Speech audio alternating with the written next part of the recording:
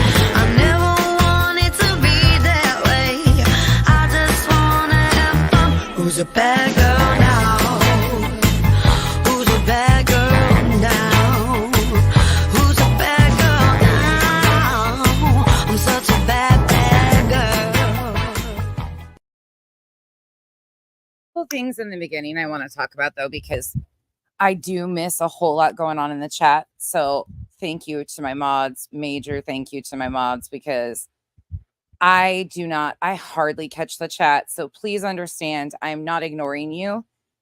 I am using one sole device for this and some screenshots on my phone of some timestamp and some written notes. So when I'm flip-flopping between screens, I'm on a completely other screen.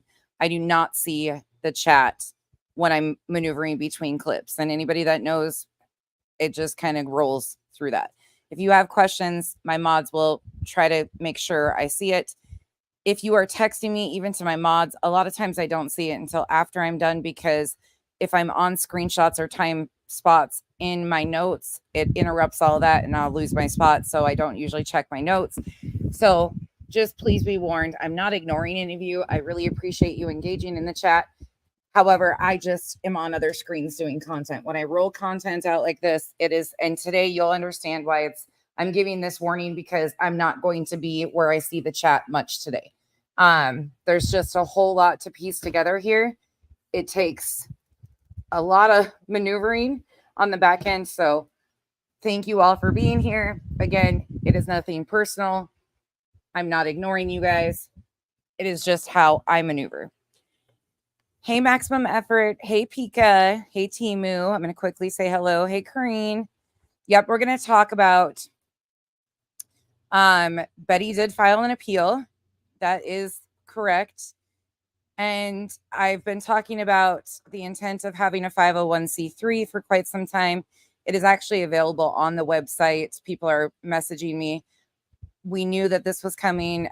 We've been talking about it for months, that was their intent, because they talked about it right away. I mean, it wasn't long after Tony came on, they started talking about needing a 501c3. So none of that is shocking to me.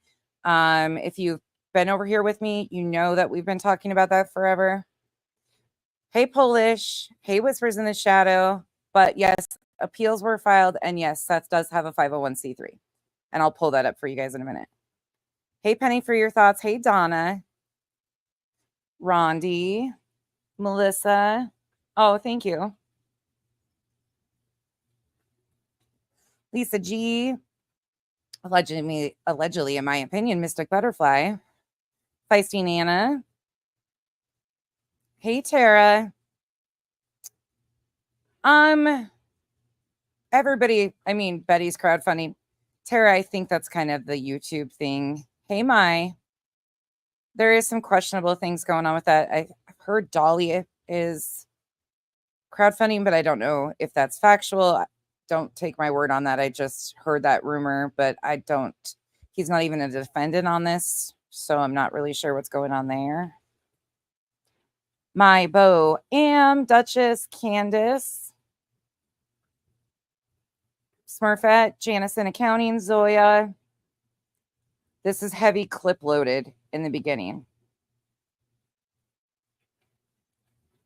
Hey, Lurker. Hey, Smiles. Hey, Proud Mimi. And I'm hoping this gets some good rewatch so people know that this is here. Hey, Aries. Hey, Casey. Hey, Laura. Kathy R. Natalie. Dirty French. Purge Jolene. Timu Swimming Pool. Sherry. Helen. Diana. Tracy. I do not have a link that I can publicly share for the exhibits. They haven't been added to the file yet the last time I talked, Tracy. But I'll keep working on that. Hey, Bartman. Maybe I can screenshot them and put them in a file for you guys that I feel safe. It's Meat Laws, the lawyer. What's that mean, Lacey? Some of y'all are fucking weird with Meat Man. What's that? Forever Army, Lip Locked KNS, Connie.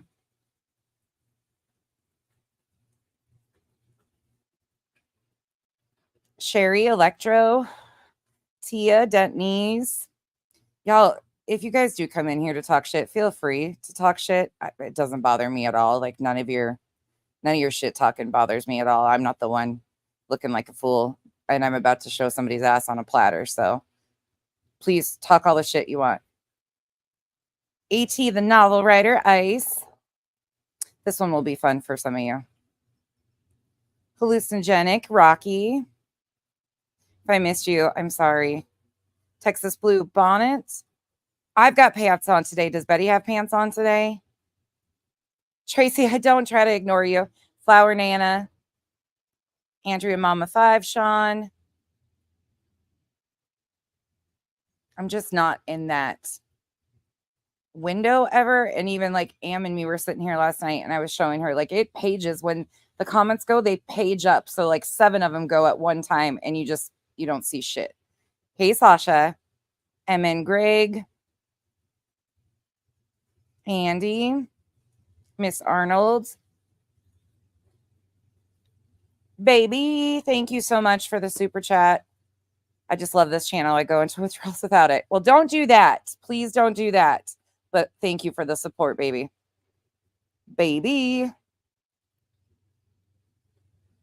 I always get their baby bop, baby boop confused all the time. So we're just going to baby. Gosh dang B. Fit and Curvy. Teresa. Darby C. Language of Horses. Yeah, they've got a 501c3. He's got a 501c3. Gotcha, traders.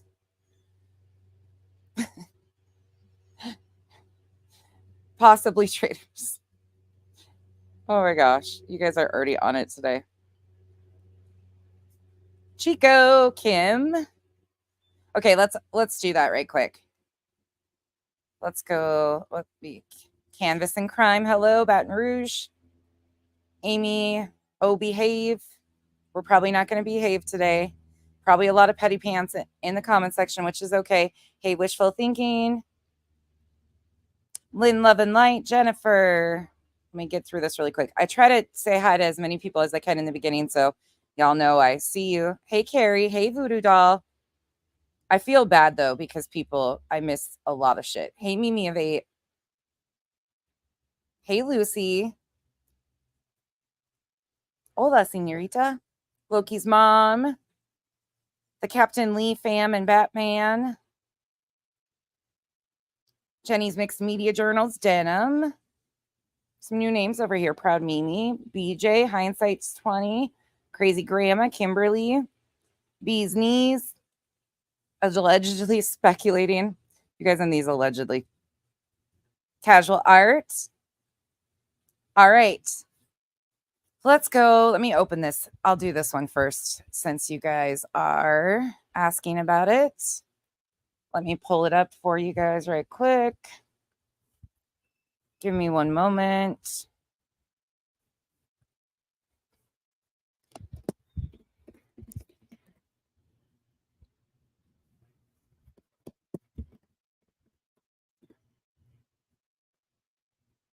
Sorry, I'm on another screen already.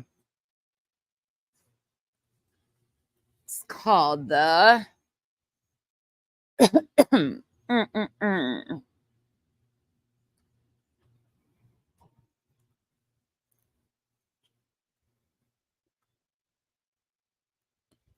This is the weirdest name ever, too, if I don't say so myself. Rogers Homestead of Family Values. Little interesting, if you ask me. But hey, whatever works, I guess, right?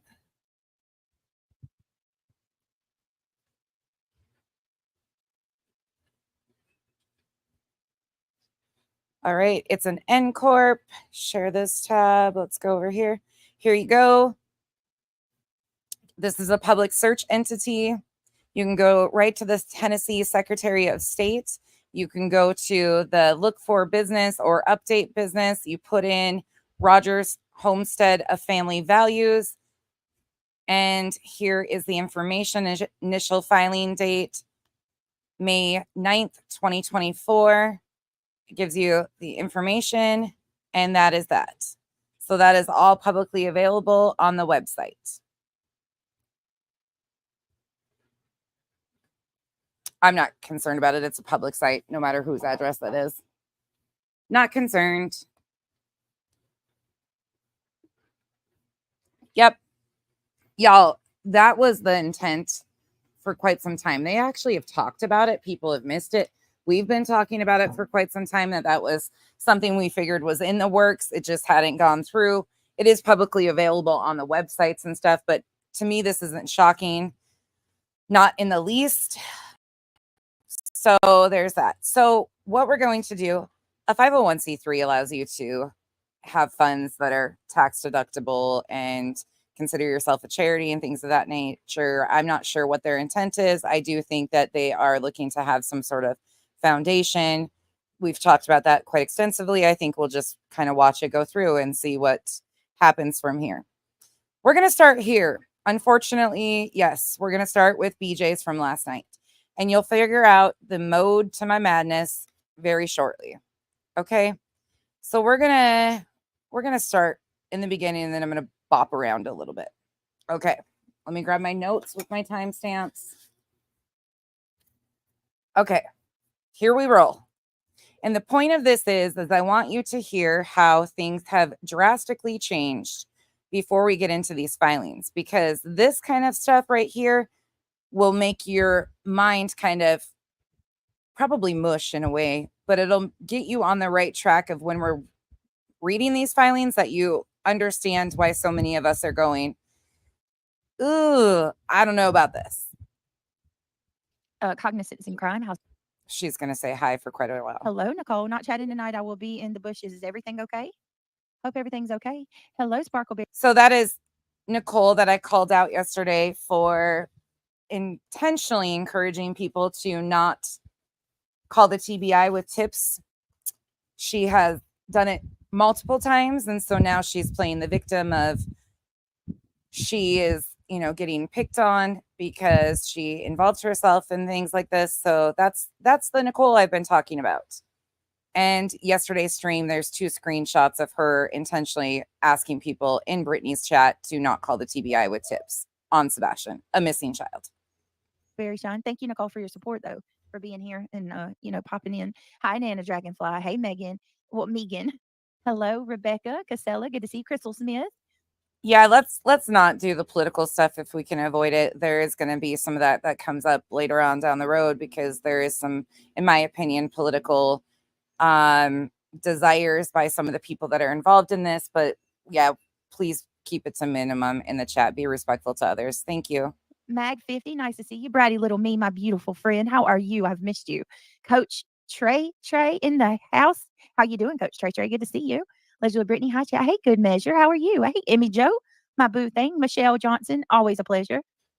Always good to see you. We have Okay, we're just gonna it all day long. I love you as well. Keep Yeah, I can't do it. That's on point right there. I can't do all this fluff and circumstance here. I find this one. Y'all know what I'm about to say? Oh, that's going to be a tough one, but we need it. Yeah, we need it. That's a conversation that needs to be had more often. And I can't. Sorry.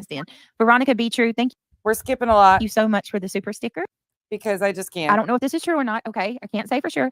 I'm hearing rumblings that it was rejected, but I don't have any proof of that just yet. Does anybody else know? I definitely am hearing rumblings that it was rejected. And I can tell you that it's not on the website. We've looked multiple times. So she's talking about SF's filing. She was trying to say that she's heard that it was rejected by the courts. Meanwhile, that's just, there's nothing to indicate that it's rejected whatsoever. So I'm going to read through it because it's honestly, I can't believe that he even did it. Honestly, I can't. He was absolutely incorrect. There were blatant lies and inaccuracies in that filing. Have you even read the filing that you're a part of is my first question. I mean, I don't know if it's due to him being ignorant on the topic or if he's willfully doing this. I don't know. Speaking of willful ignorance. I don't know, but it's weird. It's absolutely weird. Okay. Well, let me tell you guys what happened today. Okay. He flat out lied, Bushi. He absolutely did. And I don't know how people are acting like this man is God. How are y'all going to act like this man is God? He's not God. He's evil. Who's acting like he's God? Evil. He was on Illuminati talking shit. How people were going to be sorry that Seth filed a lawsuit. Oh, I'm so tired of hearing that. They just keep saying that. Like,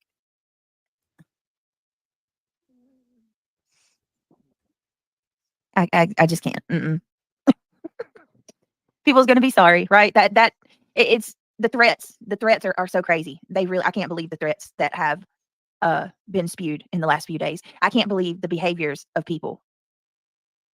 Some people have really showed who they are through this, I'll tell you. But PJ just gifted 5 memberships, guys. If you were gifted a membership from PJ, people really surely have shown who they are through this. And I'm about to show you one of those, well, maybe 2 of those people who have really showed who they are through this.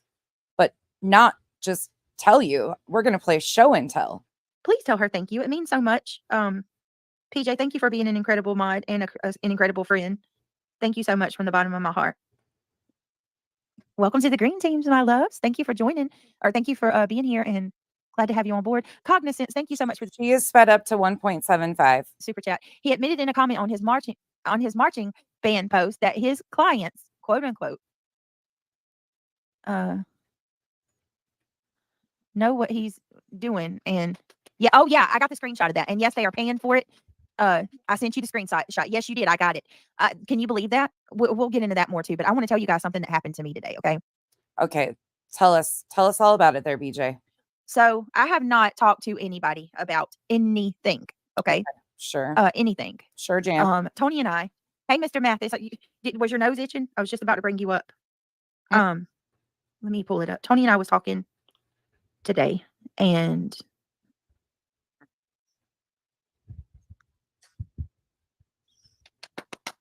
would this be phony, Tony?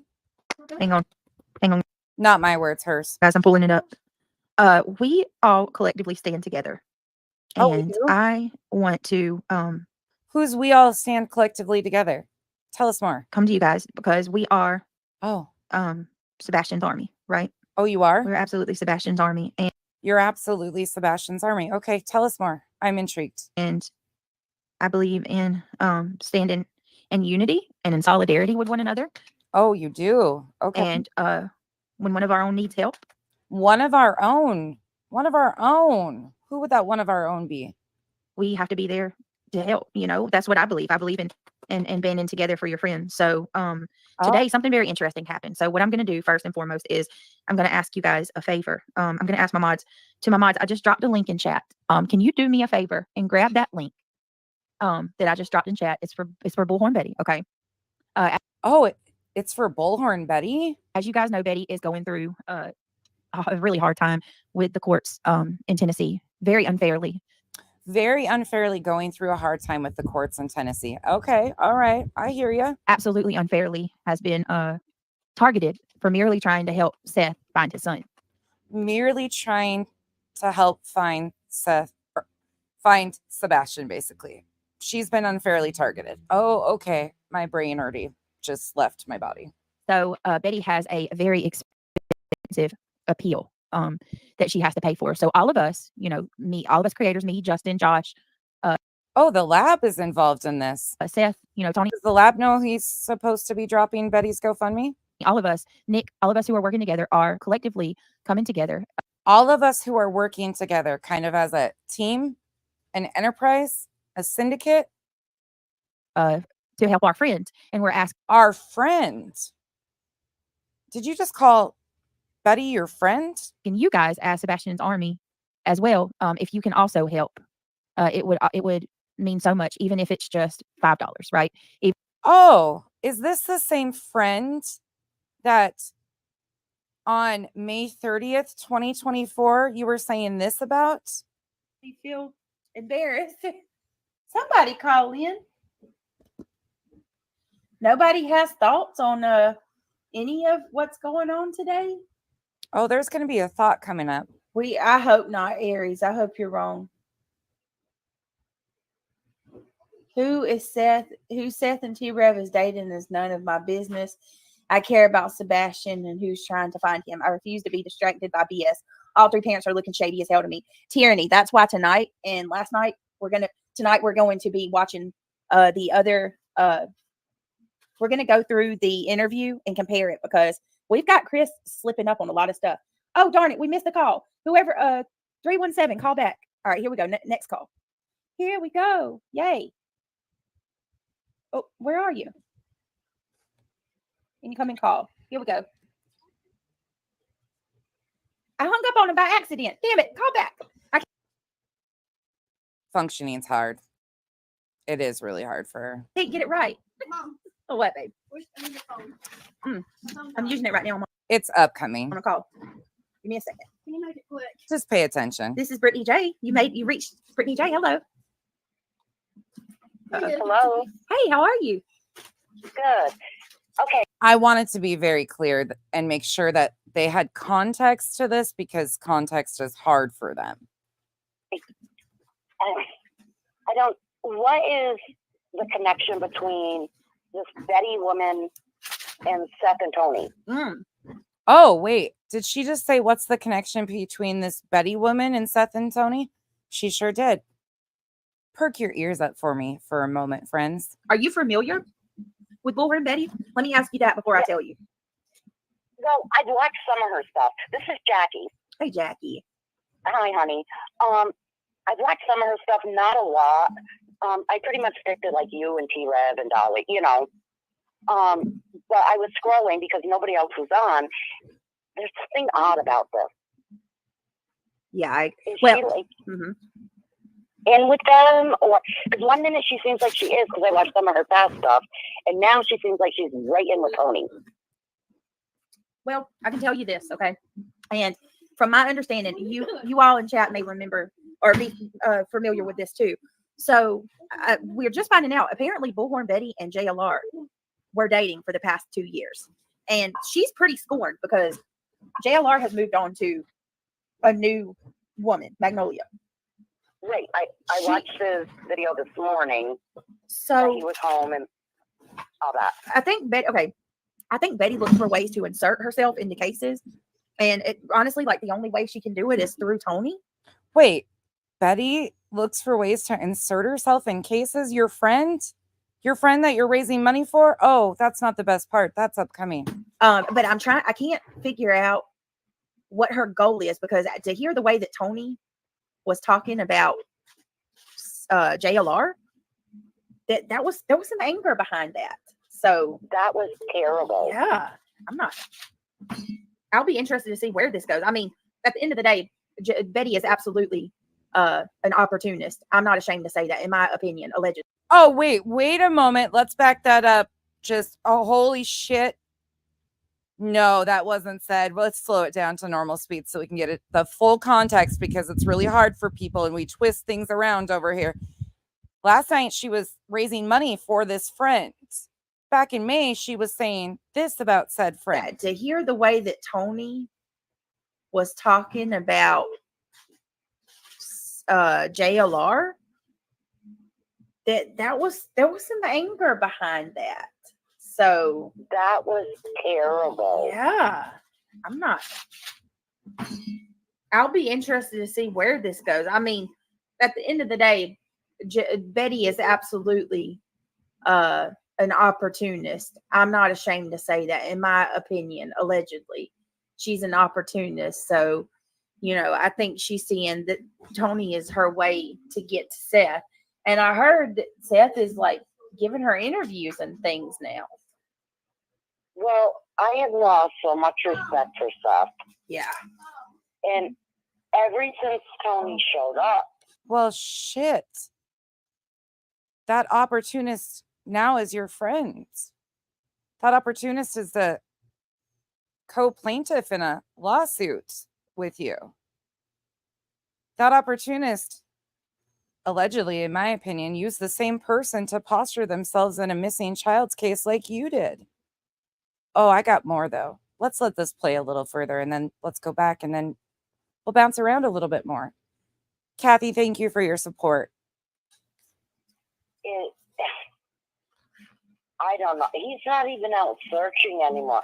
And then I was listening. I can't remember who it was. But Tony has said, well, Seth will speak when I allow him to. What?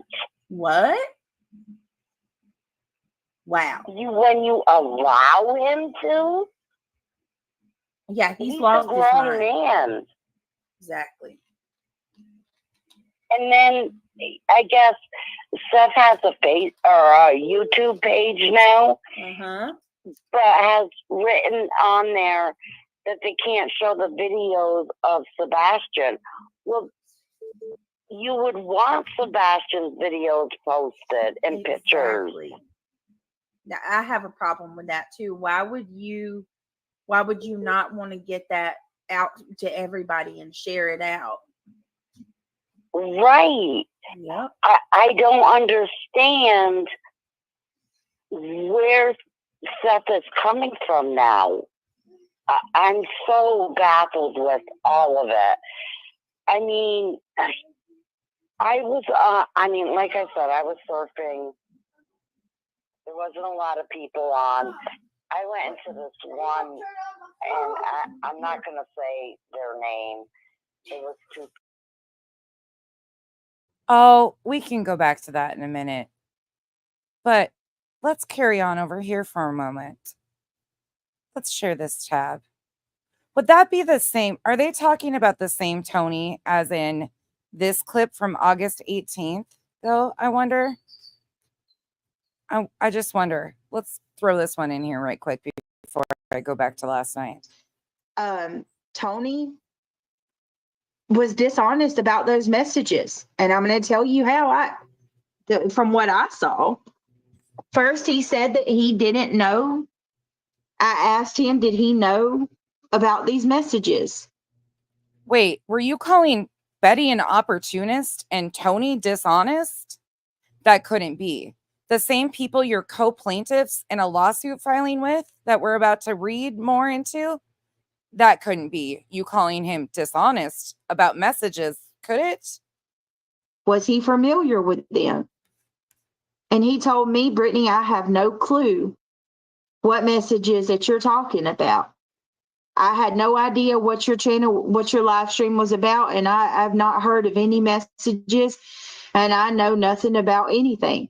So I took the time to explain them to him, right? Later on, he says, I can tell you who put those messages out. I heard it. And no, thank you all saying I had no time to prepare for this. You guys, No. that was basically improv. That was completely, that all of that happened on a whim. Him being dishonest happened on a whim. It's not a pattern of events. Let's go back to last night. Okay. Even if we can just give, even if it's $2, you know, I know that everybody's going through, you know, a tough time with it being inflation and all that. So not everybody's made of money, but if anybody can just donate, you know, even if it's just $1 or $2, it would help more than, you know, for these fees. Oh, give me a second, guys. I'm so sorry.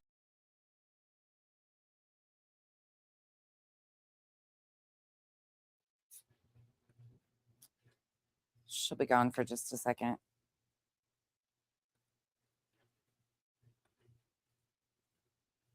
Oh, yep. There's Betty. Lord, okay, sorry about that. Okay, so what else do you guys see the link now? Dolly says, if you come for me, I come for you. I don't know what you mean about Dolly. What? Anyway, so the mod circulated the link if you guys see it. Like I said, it's no pressure. We're just trying to help out as much as we can. And if anybody wants to give, even if it's $1, it helps. So that means more. I mean, all my friends call me an opportunist. I'm sure of that. Like every day, you know, who needs enemies when you have friends like this? To me, then, you know, hold on, Tony, I'll pin it. Give me just a second. I'll pin it so people can, if you want to donate about a little bit, give me just a second. Did it let it? Give me a second, guys. I'll pin it. All right, there you go. So it's pinned at the top. If anybody wants to help, we can do this, you know. And I know that if the roles were reversed and I needed help, they would do the same for me or any of us. So that's what we do. We have to band together. So thank you. I'm sure they would be the first to sign up to help you out. To the mods, thank you, everybody. Listen, even if you can't help, if you have a community post or you have social media, and please don't feel bad if you can't. That's okay. You know, everybody has to take care of themselves too. If you can't help, you know, share it out. Share it on your social media. Share it to you know, your Facebook or your X account or anything like that. You know, totally up to you. I want to tell you guys something that happened today that really makes me angry. And I contemplated on telling you, but I want to tell you guys because I think people need to know the weird things that are going on publicly and privately. And this comment is why I let it play a little bit further. The comment on your screen is from Seth. I just want to thank those that are helping Betty. By helping her, you are helping me and Sebastian. Thank you and be blessed. How is this helping Sebastian? What are we doing here? Because Betty has protection orders placed on her to protect her from harassing Sebastian's mother and stepfather and grandparents. But Seth, the father, says that it's helping Sebastian to fight or help Betty fight these orders of protection. Okay. All right. Let's kick up here because I have so many clips to get through. Let's go to one of my other favorite spots in this.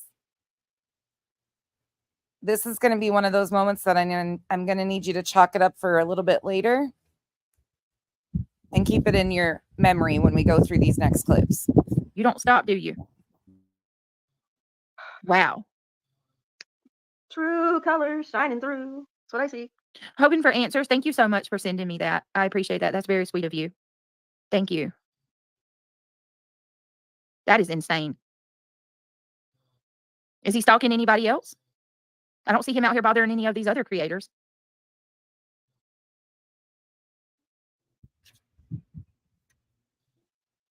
Just a reminder, this is about SF. SF was watching her live stream and made a post. So she calls it stalking, that her public live stream, he is making comments about and posts about on X. So it is now to the level of stalking. I'm sure it kind of falls into that misunderstanding of what the word threat means too. But you're going to hear something coming up that I want you to pay attention to.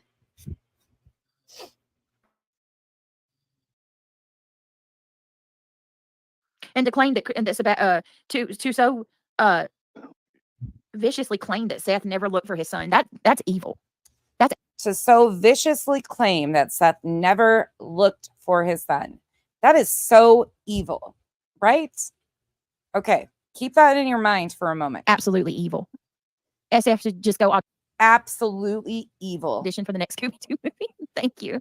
He said he abused him. He abused Sebastian, and that's Yeah, that's freaking horrible, man. Ginger girl, thank you. Another claim of abuse that Brittany doesn't push back on. She says, yeah, that's freaking horrible. Yeah. Even though we have no proof that he was abused. Okay. Especially by Chris. So much for the super chat. Get yourself some creepy swamp donkey spray. Ginger girl, you're funny.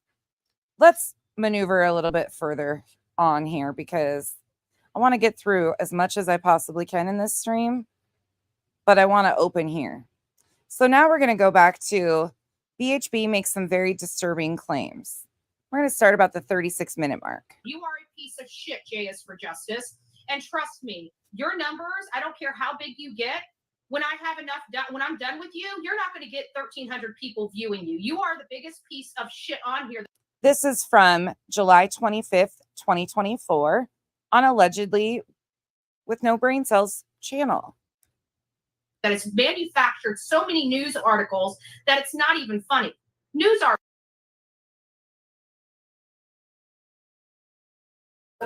What does that mean? Joe's out, Shamu is in. They watched the SeaWorld thing. So she was happy that Joe Petito wasn't coming on Seth's channel. I don't I don't think Bullhorn Betty was. I think she was implying though that J for Justice was happy about it. Or I think that's what she was trying to imply. But I don't really think that's what she meant. She was trying to be. I think J for Justice was honestly just trying to be funny by saying Shamu was in because they were watching his visit to SeaWorld. Is my speculation. But Betty's trying to flip it because she's mad at her essentially. Well, so here's the thing too. Like, here's my problem, and I'm gonna Betty. Here's where if you really have information that creators are going behind the scenes and sabotaging victims' families, the problem here, even for me, is you're mixing it with your personal beefs, right? Like, wait, did you just say that the problem for you is when people mix it with their personal beefs? Say it ain't so. You can't let personal feelings get involved in any of that. Like, I don't want to know who's sleeping with who. I don't care. You can't allow personal feelings to get involved. But BJ is a plaintiff in a lawsuit based, her part is solely based on personal beef with one of the defendants. Huh. That's not, I don't know about y'all, but I'm nosy. I'm nosy as hell. Obviously, that's why I'm into true crime, but I'm not that kind of nosy. That kind of nosy gives me the ick. I don't care about that kind of stuff. You know what I mean? As long as it ain't my husband, I don't care who you're Yeah, as long as you ain't touching my man, I ain't, I don't care what you do. Like, well, the thing is, it's supposed to be about Sebastian, and it's all about her personal life right now. Yes. It's crazy. She's lost her mind. Oh, they're not talking about Betty, are they? Her friend that she was raising money for and standing together with last night? That couldn't be. We must all be misinterpreting what's right in front of our faces. Yeah, that's the well, and going at it like that's a good way to lose viewers, because there's a lot of people like me that are like, I don't give a damn about the drama. Well, you don't want to know about who's sleeping with who. I don't care who's cheated on their husbands or who's cheated on you or anything else. It's like, I mean, it's not going to make me stop watching them. That's part of their past. I mean, you can't go back to yesterday. I was a different person then. Well, yeah, and okay, lucky lady. I'm definitely not saying this that Betty's not being truthful at all. So but I need. So where's that? But if you missed it and you need to rewind, she did say that Betty's an opportunist. Absolutely, it said Betty's an opportunist. But now they're friends. As of last night, they're friends, standing together, got a band together. That Seth, damn it, who threatened y'all? That's what I want to know. Lucky lady said, Brittany, you're basing it on the fact that Mr. Petito didn't come on because Betty said so, but Seth also said they were threatened, so it isn't just Betty. Who did that? Seth, who threatened y'all? Like, is what Betty's okay? Or a better question, Seth, is what Betty's saying true? Like, are their creators doing this to you guys? Because we got a problem if this shit's going on, you guys. But what would I think personally, Seth Rogers and Joe Petito having a conversation is good. That's good. Absolutely. That brings awareness to both causes. Oh, Jarhead Jane, hey. And just for anybody that needs to know, Joe Petito went on with Justin from TikTok the other day on YouTube, probably like a month and a half ago. And he did say that he had received a threats. It's very simple, very straight to the point. He didn't go into detail, didn't claim where they were, what they were about, anything of that nature. It was blown into this big, huge ordeal. But Joe Petito did go on with Justin and say that he had received a threat. What is tonight? Everybody's coming in that I haven't seen in a while. This is nice. Just saying hello. And my OP on Blowhard is she's done zero for anyone except cause disruption and unnecessarily before this. Anyone who knows BHB is only out for one and it's for herself. Hey, Mystique. People warned Joe about the trio and he backed out. No threats were made. I wasn't threatened, but Joe had threatening emails and phone calls telling him on not to do my show. Wow. Okay, so Seth is admitting he didn't receive any threats. He wasn't threatened, but Joe Petito. Okay, all right. Just chalking it up for memory bank. What is happening? I wonder if you would do yours. I don't understand how that hurts anybody. Oh, this is terrifying. I just got another Amber Alert, guys. Child abduction alert. Durham, North Carolina, Amber Alert. We're going to skip forward once again because I don't got time to waste on all this insanity. We're going to go to about the 30-minute mark. All right. Nighttime. Because it's so hot. I am. In the daytime. I don't take offense to vampire. Yeah, it is hot in the daytime. I can't almost stand the heat anymore. And there's a bunch of chaos going on. It gets pretty clear here in a moment of what you're about to hear. I guess you don't realize everybody you're asking that stays up on my live until 4 and 5 in the morning. We're all we do. We're all insomniacs and vampires. Oh wait, did she just say that everybody stays up till 4 or 5 in the morning on her live streams? But I thought she's losing sleep due to the emotional stress of all of this. But she's acknowledging that it's typical to stay up till 4 or 5 o'clock in the morning. That sounds like a personal thing to me. I'm not going to say I am. I'm just addicted to Brittany. Yeah. As everybody says, I'm your best friend. You know. Not like 1 to 0. I can do a real poll. Yeah. What do you want? Do a poll and say, is your blood negative or positive? Sorry, y'all, if I'm giving you whiplash already. Buckle up, because you know me. We're not even close to being done yet. A lot of people don't know what their blood type is. Well, I don't care. Just do it and see what they I don't care. Okay. Mine's negative. All right, let me do it. I can then tell you. Nighttime for so long, right? And like most negative blood people they're nighttime people. Did you know that? No. So if you're staying all nights, that means that most of the people you have are probably negative blood. Would that surprise you? I'm a positive. And it goes back, like, if you want to be scientific, right? They say this, the Neanderthals were like nocturnal, and they had better. Now I see why she needs a mute button for her spouse. I mean, if that's defamation, I guess whatever. At least Kyle is funny or adds something of substance in the background usually. Better sight at night. Like I can be scientific. I won't do it, but hold on, y'all. I can scientifically explain it to you. Okay, hold on. Shit, sorry, I'm all over the place. Like okay. Give me just a second, y'all. Darn it. Okay, I did your poll. I did your poll.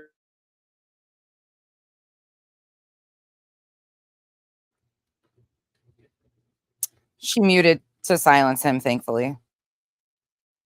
She's about to come back on and say something pretty. I swear her husband's like mine. Wait until you're on the phone or you're busy doing something and then all of a sudden they want to talk to you. Yeah, Yep. It's the same thing. It's just a guy thing. Yeah. And a kid thing, because my kids do the same thing. He told me to come to the back porch because it was raining out front. And he said, I promise I won't annoy you. I'm like, oh my God. And you're like, I want to believe that, but the evidence suggests otherwise. See why I come on here? Y'all are making me laugh. I haven't laughed all day. Thank you. I love you. Well, good. It's good for the soul. This girl isn't going to make me laugh, though. Ugh. No, she's. I don't know what her problem is. I don't want to talk bad about her for her supporters, but Honestly, she I don't talk bad off the about her. hinge I just can't sometimes. stand her I don't voice. either. Yeah, That's all it I don't is. I talk bad can't. about. Wait, is that Nana saying she can't stand Betty? No, Nana, you love everybody. Nana, the very panel that's now supporting Betty was initially denouncing Betty. Couldn't be. I don't want to talk bad about her for her supporters, but honestly, she I don't talk bad off the about her. I hinge just can't sometimes. stand her I don't voice. either. That's Yeah, all it I don't is. I talk bad can't. about her. Just, If she just toned down a little bit, you know. yeah, she's too hyped up about stuff. Like she takes it way too personal. He stepped in this case anymore, that I was going to sue him. And so now I am going to sue him. I have claims against him for a very long time. And oh shit, wait a second. Is that a threat, BJ? Why didn't you call her out for a threat? You're trying to tell people a couple days ago that a countersuit, somebody mentioning a countersuit, is a form of threatening. Why didn't you call Betty out on threatening to sue people here? Oh, because it's not a threat? And this last little dig from him and his people, I am going to sue him in Pasco County where he lives. Not Tampa Bay, Pasco County in Port Richey. That's where the man lives. That's where I'm planning on suing him.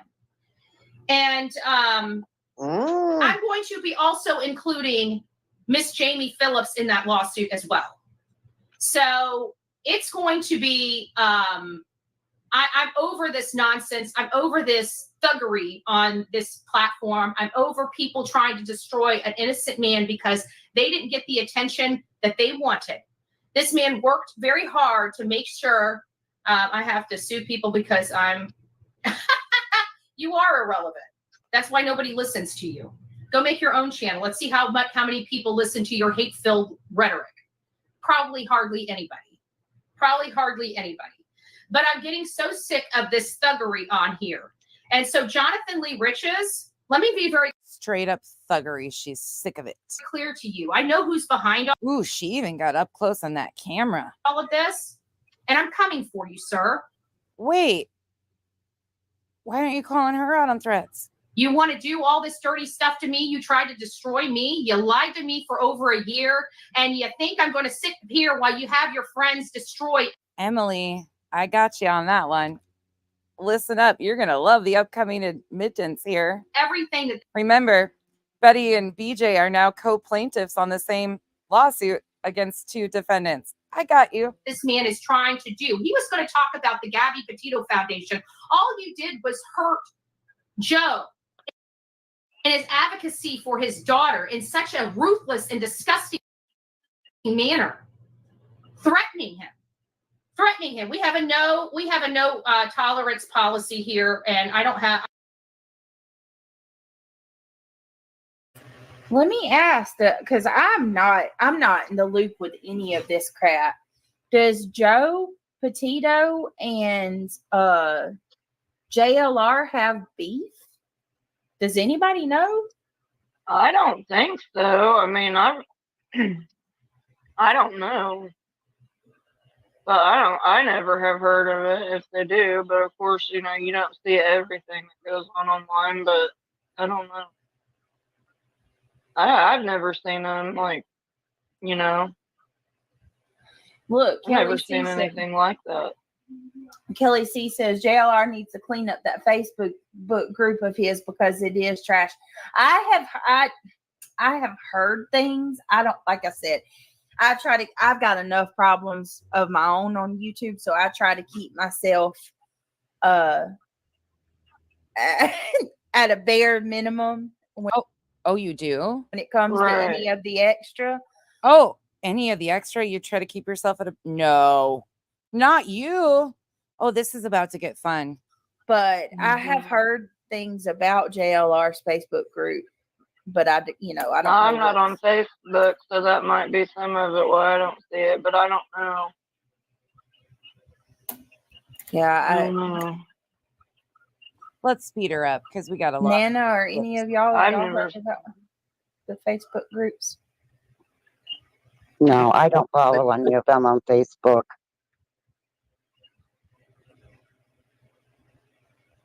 See, this is it makes me so frustrated with YouTube because like can we just talk about like just in the past month and a half alone, the things that have surfaced that none of us knew about, like people that you think are, a certain way end up not being, what you think at all. Like hey, Tiffany A.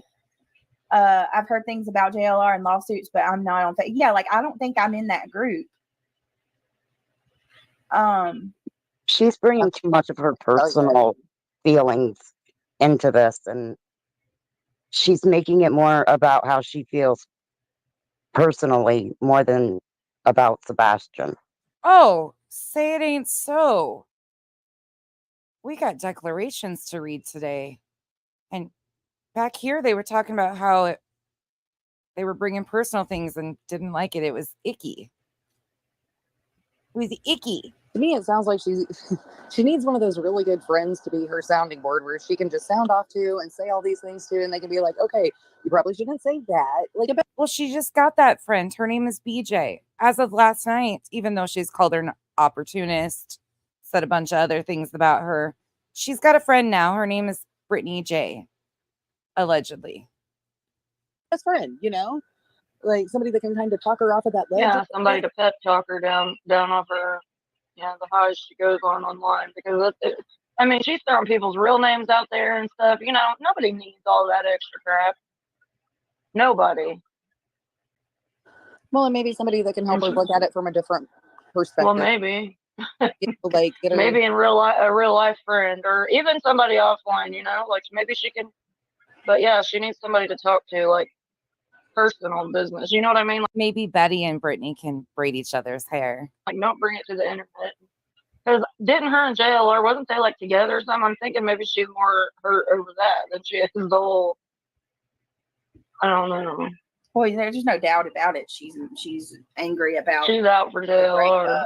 I mean, she just needs to take a breath and be like, okay, I am getting away from the main focus here, which is finding Sebastian. That's what the focus needs to be. I don't need to worry about who or what happened years ago. Let's just move forward. Right. But here's my thing too, though. Like, I don't think we should totally discount what she's saying either. You know what I mean? Just because I don't know, it's hard for me because I mean, come on, guys, look at once again, let's talk about what has transpired. This has been like the year of revelations. T-Rev. Yeah. I hate to use T-Rev for an example, but look at what came out about him. Right. Like people aren't all. Oh, the guy you rode really hard for? No, the guy that you were defending? No. Always what you think they are. And people always, shocking, these words. How many times do you hear about, the behind the scenes, what goes on behind, and there is definitely a behind the scenes in most cases. Yeah. Well, there sure is. There's even a team, an enterprise of sorts. Some might call it a syndicate that you proudly named off last night, working together to help Betty. But Seth said that Joe was threatened. So then you got to ask, who threatened Joe Petito and why? Why did they not want Joe to come on? And why are victims' families out here being threatened to begin with? Why? And that's inappropriate. Why is Seth being treated? I would argue that Seth Rogers is probably by far one parent who has been treated the absolute worst to be innocent. It's safe to say 99% of people. Wait, Seth has been treated poorly, but Katie and Chris, it's open season on? Believe that Seth Rogers is innocent. So why is this man being raked over the coals and crucified when his son's missing? It doesn't make sense. Like the way that people are treating. Life Rewinded, I got you on that too. We're not done yet. I told you guys it was going to be real clip heavy before we got into the declarations and the exhibits. But I think it's important for people to remember how this team formed and where some of them aligned. And now they're co-plaintiffs carrying on about how much they've had done to them. It's even going to get interesting in this one because there's an admission that somebody, one of the plaintiffs, didn't even know who one of the other defendants was until July. Parents. The whole reason that they're doing this to Seth is because people are jealous because he made money off of the GoFundMe. And Oh, wait. Is Nana saying that people are jealous because Seth made money off of the GoFundMe? Nana, tell us more. he made money off of getting donations. And everybody is very jealous about it. And think about it, drama, money, it all causes drama. And so that's what it's all about. And how he made his money and what he did is his business. How a creator makes their money is their business. It's no one else's business. And to call people a grifter and things like that, that is so unreal. And that is my bottom line as to why everybody is fighting against each other. It's all about money. So unreal. Because that's what's always brought up into it. Grifting, grifting, grifting. They say money is the root of all evil. So just stay out of people's personal lives when it comes to that. How they do it is how they do it. And it's none of your business. Because if people gave it to them, it was their business why they gave it to them. It's none of yours. Yeah. Like So the anyway, ones of us, you know, donated. I mean, I wouldn't say, oh, I want my money back. Like, no, that's just not right. Thor. Things that make you just think, huh? Not okay. You know, we choose who we donate to. You know, also, so, I mean, they didn't want to donate. I guess they didn't have to. I don't know. And I'm glad they did because he was able to survive and get his surgery that he needed. And yeah, and he was out there searching for his kids. Like, it wasn't like he was just sitting like, you know, Chris and Katie and not doing anything. And then everybody almost like they're not worried about where. Wait, that couldn't have just happened right there, did it? Did this panel guest just claim that Chris and Katie weren't out there searching? But last night, hold on, let's rewind that and listen. I think I heard that, but I might have to go back to last night to verify. What it's like to have a missing child. Because I would not be acting like Chris and Katie. I don't know what the deal is there, but I definitely wouldn't be acting like that.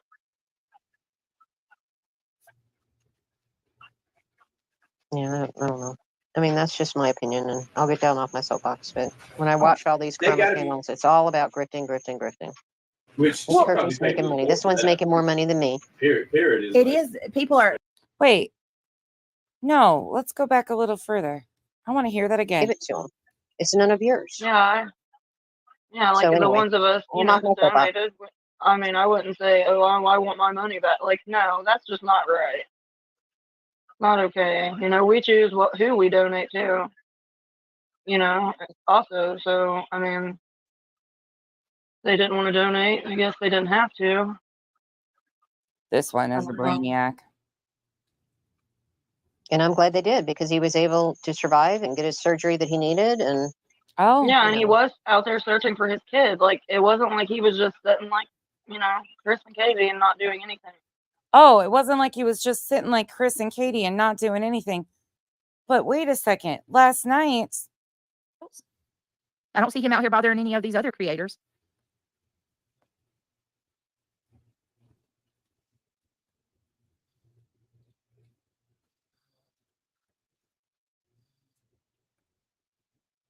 wait. And to claim that, and that's about to so viciously claim that Seth never looked for his son. That's evil. That's absolutely claiming that a parent never looked for their child when we know that they did, because even Seth talked about him and Chris searching for Sebastian together. We've also heard Seth talk about how they took Chris searching for Sebastian. We know that they've done other things. They've talked about it.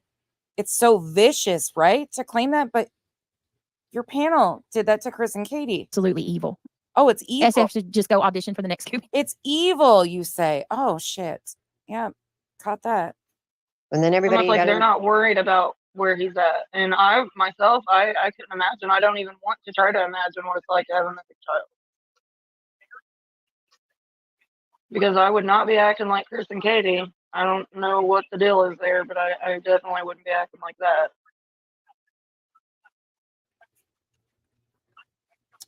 Yeah, I don't know. But that wasn't vicious, and that was being said on her panel. I mean, that's just my opinion, and I'll get down off my soapbox. But when I watch all these They karma gotta be- channels, it's all about grifting, grifting, grifting. Which This person's making money. This one's making more money than me. Period. It is. People are. I've never in my life seen people so worried about another person's bag. Like I don't give what your bag and what's in your bag is not going to make or break me at the end of the day. You know what I mean? Like what so and so over there is making on her channel, what she's getting in super chats, what she's getting in membership, you know, what she's making in revenue once a month is not going to make me or break. I don't give a crap what you do with your money. That's your money. At the end of the day, I'm worried about what I'm doing over here. Like I ain't never in my life had somebody count my money so much in the last like and the same and then not only that, like you mean to tell me you can talk about a kid and you can put his name in your tags. You can tag his parents' name, but his own dad can't talk about him. What you doing at your house? I even said the same thing about what you doing in your business? yeah, Candace Nobody said that. Wells with the same thing. I said Candace when I found out, and I wish I could go back to that. I don't know, but when I find out, It's like 8 out of 10. I remember They're worried about what you're doing more than what they're doing at their house. Like, doesn't that tell everything? Like, if you're so worried about what somebody else is doing, it means you got nothing going on in your life. That's exactly right. Absolutely nothing going on in my life. Sure. Yep. All right, let's And keep going. I'm sorry for you. And I pray for you. Like, Yep. Please send all the fake prayers you got, Craig. I need them for my petty Betty, black-hearted, soulless trash bag ass, according to your other half. God help you and lift you up, because if you're at the point where that you're so jealous of everybody else, you've got nothing of yourself anymore. Who are you? Well, Crystal Langford, I'm going to need a meme of God bench pressing me from now on, please. And it's not me bench pressing Kyle, it's God bench pressing me. Thank you. My thing is, Everybody else, she says she's so worried about Sebastian, which I'm sure she is. Everybody is. But I don't care who Jay sleeps with or JLR sleeps with. That's why bring all that into this. Exactly. You know, I seen this thing and they were saying, like, stop. Hey, birthday girl. Y'all give Mal a belated happy birthday if you see her in the chat right now. I hope you had a wonderful rest of your day. And hello, body. Comparing yourself to other people. Yep. Because as long as you're comparing yourself to them, you're never going to live up and never going to be good enough. You're never going to be happy. That's true. That's true. Don't measure your happiness off what somebody else has got. Because there's people all over the spectrum, bro. They're like, they're high, they're low. You know what I mean? Yep. So you All have right, to keep pushing. You get me? Somebody get that asshole up. Naturally, I'll do it. Pay attention to what's upcoming here. I have a no tolerance policy. Remember, these are friends now. They're standing together in solidarity. We got to stand firm. See here, I want everybody that needs to be hidden. Thank you. Thank you. We're not gonna deal with this nonsense. J is for justice. You need to keep your legs closed first and foremost. Secondly, you and your misfits need to stop harassing Seth. And as a matter of fact, he's already sent all these people cease and desist letters. I think it's time to start executing some lawsuits against these people that want to just cause him harm for no other purpose than to show that they have the ability to cause this man harm. It's disgusting. Joe Petito did not deserve to be treated like that. They didn't tell them about what kind of people they were working with. They threatened to harm him and his foundation in order to get him to not show up. Let's be very clear on what these people did to Joe Petito. I know for a fact, Barbecue Lady, which we are going to start exposing her nastiness. Oh, wait. Not another defendant on the lawsuit that Brittany is a part of, right? As a plaintiff, Barbecue Lady? Okay. Because she won't stop either. And she's obviously not.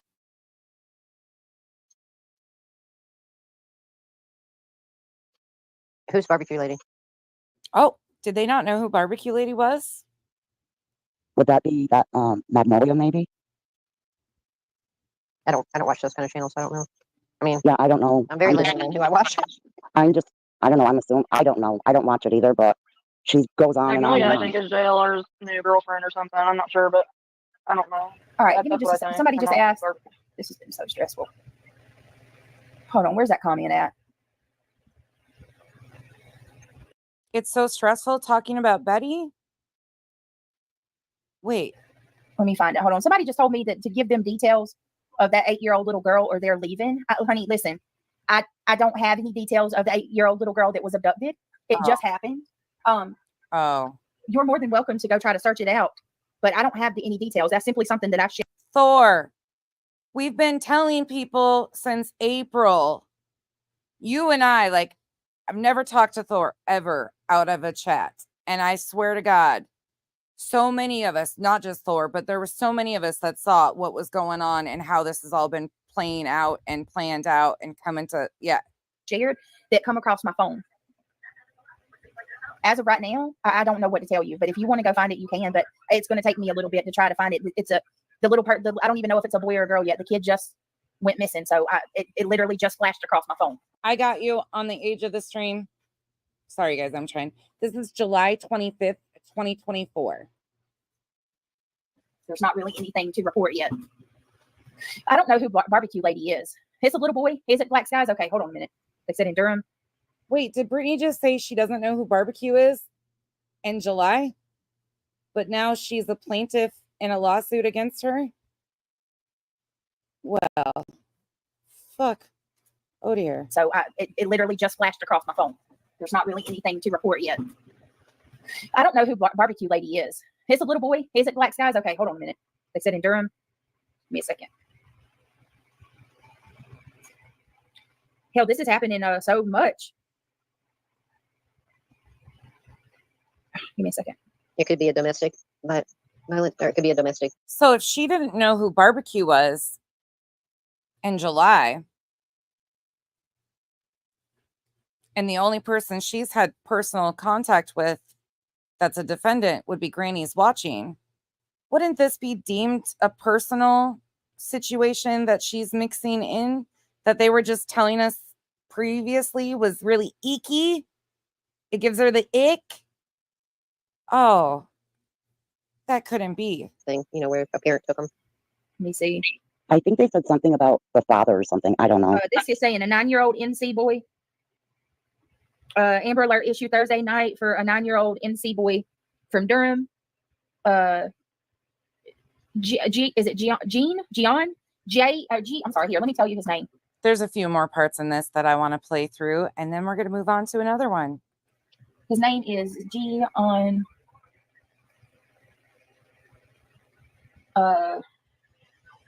King / how do you even say that? Gian Harriet? Here, you guys can tell me. Harriet? That's his name, and he's a 9-year-old little boy. Hold on. I'm writing. All right. I just dropped the details in chat. I don't know how you would pronounce that. Does anybody know? Jean King Harriet? I just dropped. Let's fast forward a little bit. Let's go up here a little bit. We can move it. All right, guys. If you don't mind, I'm just going to ask one more time. Take a second. There's 652 people here. If you can, just take a second and click that thumbs up. It's greatly appreciated. And if anybody wants to become a member, we'd love to have you on board the green team. Thank you. No, I thought you were. Oh, really? No, it's the handsome Ben from another country. Okay. No, Brittany, I haven't been here since you did Delphi. Really? Well, welcome back. That's a long time. Glad to have you back. I'm glad you're here. Hope you stick around for a while. Today says, I disagree because it's still considered kidnapping. And you never know the other parent's intentions. It absolutely deserves to be an Amber Alert. My child was found from an Amber Alert. No, okay. So I get what you're saying today, and I agree that it should still be an Amber Alert, because you're right. Like, I mean, look at all of the parents today that are doing horrible things to their kids. But I guess what I'm saying is, like, I wish it could be categorized like a little differently. I don't know. I guess you're right. Like, we would still want it to go out. You know, I'm not saying it shouldn't entirely. I'm glad that your baby was found. I'm so sorry that you went through that. That's terrifying. Nobody should have to experience that. Yeah, I saw Seth say that, Kelly. Kelly said, Seth and Tony both said he was, but I want to know how, like, and who was it? Of course, there's who's Barbecue Lady, by the way? I want to know that too. I think she's a TikToker. Like she's No, got not a on big channel on TikTok. TikTok. Yeah, somebody said she was on TikTok. I'm not on TikTok either. So I've seen the name Barbecue Lady come up in a few of the different chats I've been in, but I don't know who it is. I mean, I've never, seen them like act out or nothing. I don't know that for sure. Wow. All right, let's keep going, y'all. Let's keep on going. I guess if she sues, Barbecue Lady will figure out who she is. Right? I think she's got it out for her too. I'm going to stop until there's bracelets around her wrist, because from what I hear, she's already committed a few Oh, wait, did she just admit that Betty has it out for her too? Oh, she did. felonies in the process of doing this. So I hope whoever she committed those felonies against, I hope that they are taking legal action against her. I also found out that she was catering a party and making food while cats were crawling all over her countertop in a very unsanitary work environment. And she fed people that food. Oh my Lord. What That is the hell? disgusting to me. That is absolutely, utterly disgusting to me. But you know what? In good fashion, the show is going to go on. I can tell you that there is going to be, it sounds like we're going to be going through some stuff that you guys haven't seen, such as Sebastian Rogers' day at SeaWorld, for this horrible father that hates his son, that just deserves all of this nonsense from these idiots on YouTube. You know what, J is for Justice? I hope you get your laugh, but I also hope you get some divorce papers soon, because you're rightfully deserving. How many more men are you? Flower Nana, everybody knows over here, I don't give two shits about barbecue. I actually have been the one to uncover a lot of her fuckery. But with the tip line shit and questioned her on it, then got lied straight to my face about it. But I still am going to point out what this is about. I don't have to dislike, or I can dislike somebody and still see the bigger picture of what's happening here. You're sleeping with behind your husband's back. I mean, I'm just curious. I mean, was Jonathan the only one? How many more were there? How many more were there, Jay? How many times did you smile in my face, young lady? I'm just curious. You are disgusting. Human. I mean, just a hollow piece of shit of a woman. You have no care for your own children, let alone anybody else's. Why did you leave the children in it? Jay? Does the whole world know that when you left your children? Yeah, she shouldn't be doing all that. That's wrong, right? You left kids for a man, and then you cheated on that man. And you want to come up here and have a laugh on Seth, a father that's missing his child, when you left yours? Yeah, leave the children out of it, Betty. Keep going. And you guys are happy that you hurt not only, like, you don't even care who you hurt anymore. You guys hurt Joe Petito. Where every single one of you assholes got your name. And just for clarification purposes, because people have a misunderstanding of this, I'm not saying it's a call-in tip line. It was an email address by the title tipsforsebastian@yahoo.com. That is still taking tips and shouldn't happen in any missing child's case. Period. Point blank. End of story. The TBI, the FBI, the investigative agencies, Sumner County, should be the only ones fielding any tips over a missing child. Anything else is dangerous. You guys make me sick. Absolutely, utterly sick. They were going to be talking about Gabby Petito's foundation tonight and all the great work that they were doing, but you guys have to ruin everything. Everything. Why? Because it's not your fake bullshit that nobody's listening to, except Jonathan's bullshit, which is half right, half wrong. It depends on what day you have, what mood he wakes up on the side of the bed. What a lowlife. You guys have just turned yourself from actually being decent people into being no different than the hate channels that used to attack you. You've turned into everything you used to hate.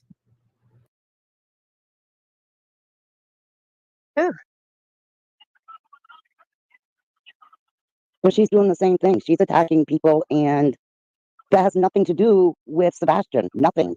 Right, like people's kids, other people's kids. But I hate when they do that. That's crossing the line. And she doesn't have any biological kids, does she? Just asking. I don't think she does. I just know that it's not cool to be bringing people's kids into it. It's not at all.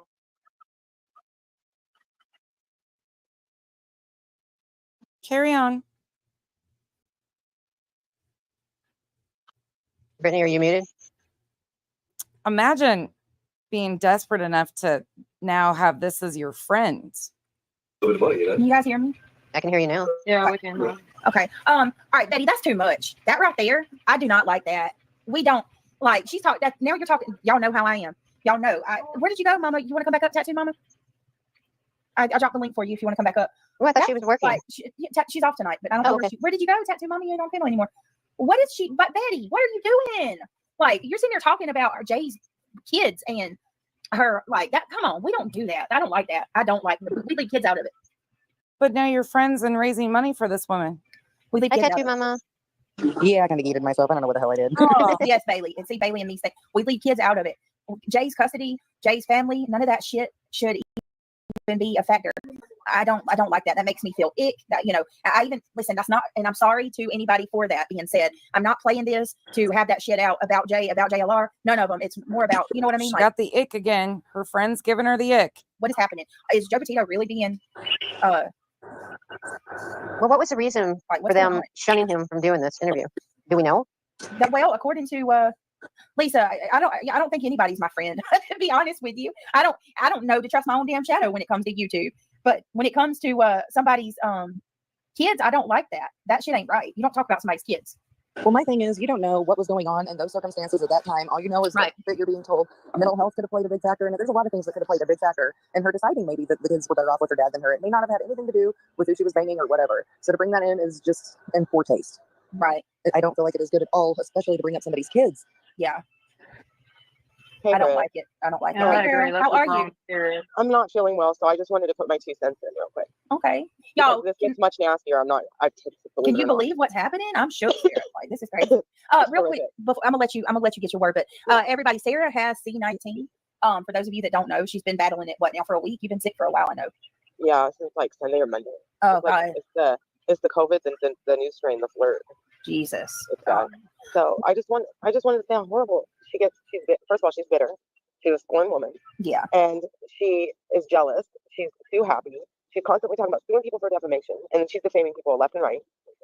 Slow down, Betty. And then quit looking so desperate. Well, shit. The panel said more about Betty. Oh, no. That's all I got to say ahead of time. But this is horrific. This should not have been what her video was not supposed to be about. You know what I mean? Like how all that other extra stuff got thrown in there. I don't even know. Right. Thank I was you. blindsided. I was like, wait, what is this about again? I thought this was about Joe Petito not coming on. That's why I asked, why was Joe Petito not coming on? Because I haven't heard anything as to why. It's making it hard for me too, because it's like, damn, every few seconds I'm over here wincing to myself because she's saying some really bad stuff.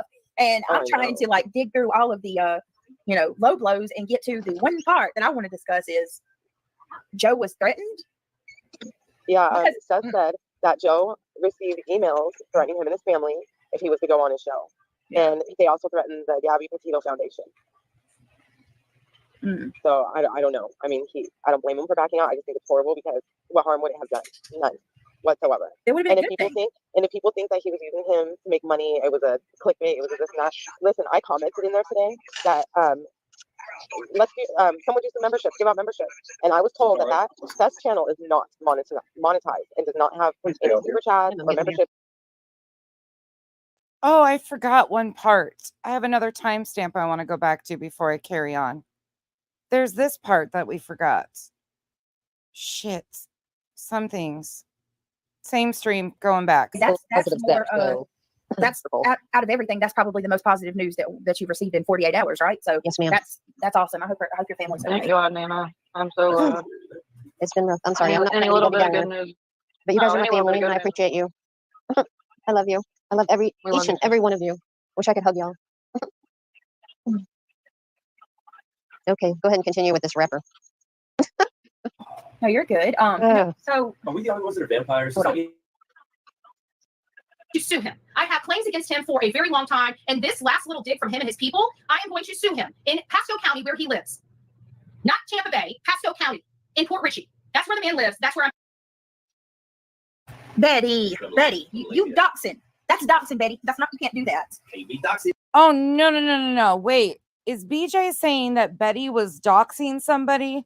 The co-plaintiffs, Betty and BJ, they couldn't have been doxing somebody. BJ can't be calling her out on doxing somebody. We had to have misheard that. Let's back that up. Wait, they're friends now. Long time, and this last little dig from him and his people, I am going to sue him in Pasco County where he lives. Not Tampa Bay, Pasco County, in Port Richey. That's where the man lives. That's where I'm. Betty, you doxing. That's doxing, Betty. That's not, you can't do that. Can't be doxing. Can't be doxing. She just straight up. She does that though. Oh, Lord. She does that a lot. Not good.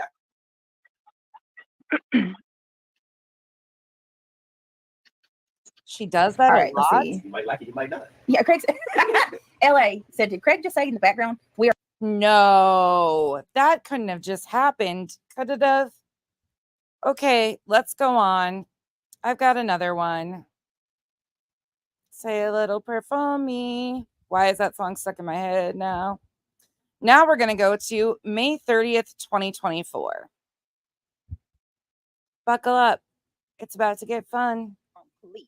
Did I not hear it right? That I'm trying to remember. Doesn't Seth, Katie, and Chris all claim that Sebastian has no access to the internet? Because tonight Seth said something that was interesting to me, and I think I caught absolutely Lee Bird. I don't know why Seth is continuing to use Tony. I don't think Seth understands what this is doing. It's not helping him. This is doing him no favors at all. Oh, wait, is she talking about Tony? Another plaintiff that she's sitting next to in the lawsuit? Oh, couldn't be. Okay, tonight Seth had said something on Bullhorn Betty's that remember Katie says, right, educated opinion, I don't know anymore either. You know how Katie says that Sebastian has the switch and that's what they give him, and that he has no access to. Let's get to the fun parts though. Let's go up here to the 141 minute mark ish. It's when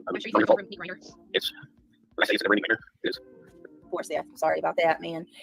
Yeah, phony Tony. Listen, Seth walks away. Tony starts talking about his zoo Oh, she read a comment calling him phony Tony and said, "Yep." Oh no, that didn't happen. crew again, right?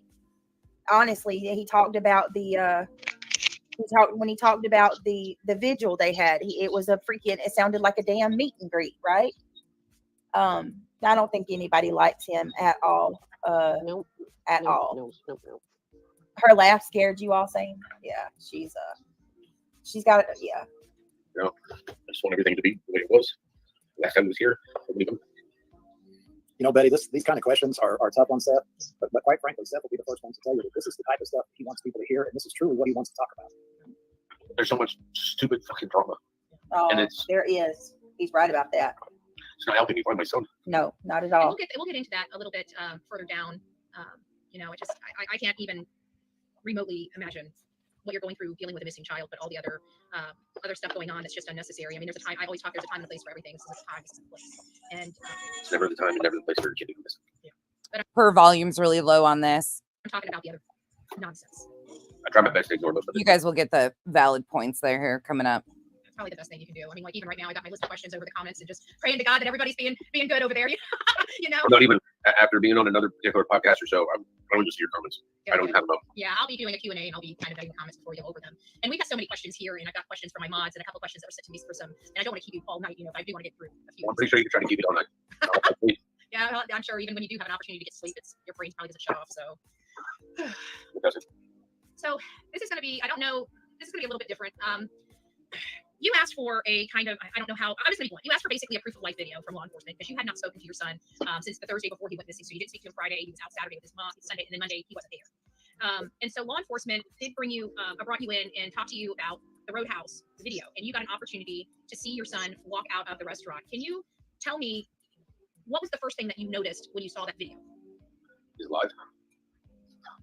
It was literally just a proof of life video. What was his demeanor like? There wasn't enough for me to tell. How about the clothes that he was wearing? Were those, I think you've already answered this, but just for my clarification. Chris answered that question. Huh? Chris answered that question. What did Chris say? Chris said that he used his clothes from the night before for the set off. Okay, gotcha. Did anything appear odd or out of place when you were looking at that video? I didn't pay that much attention. I was just happy to see that.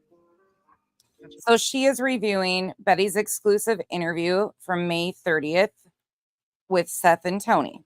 That is what she is playing right now in the background. Do I wish I had? Yes. Do I wish I had that video so I could sit there and just look at it? Yeah. But I'm not law enforcement in this case. I'm a suspect. And you have not been cleared. The upcoming parts are what you're going to be paying attention to, and then we're going to flop through a few. No, nobody has. If you had a list. All right. I want to point that out too. I'm not trying to compare, but I mean, it has to be said. Look how Seth simply said, I'm a suspect. He has no problem admitting that he's a person of interest, that he's a suspect in the case, because that's the process. Chris Proudfoot, he goes out of his way to tell us how he's not a suspect. Do you think anybody bat an eyelash at him saying that just now? So why does Chris, as soon as he say, you know, if he was today, he won't say that he won't even utter those words. But why does he go out of his way to prove to us, to say that he's not? You know? Or law enforcement needs to clear them.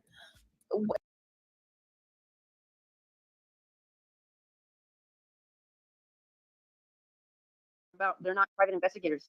There are plenty of other people that are looking for Sebastian who are not. Yeah, I guess he's saying that nobody's allowed to look unless they're a private investigator. No, it doesn't work I that way. know. Wow. Look at this one. He uses Seth Rogers' self-admission as a suspect. Seth, oh my God. Because Seth said he was a suspect one time. Talk about context. Everybody knows what Seth meant when he said that. He hasn't been cleared. He didn't mean anything by it. Like he's acting like that's an admission. Self-admission as a suspect.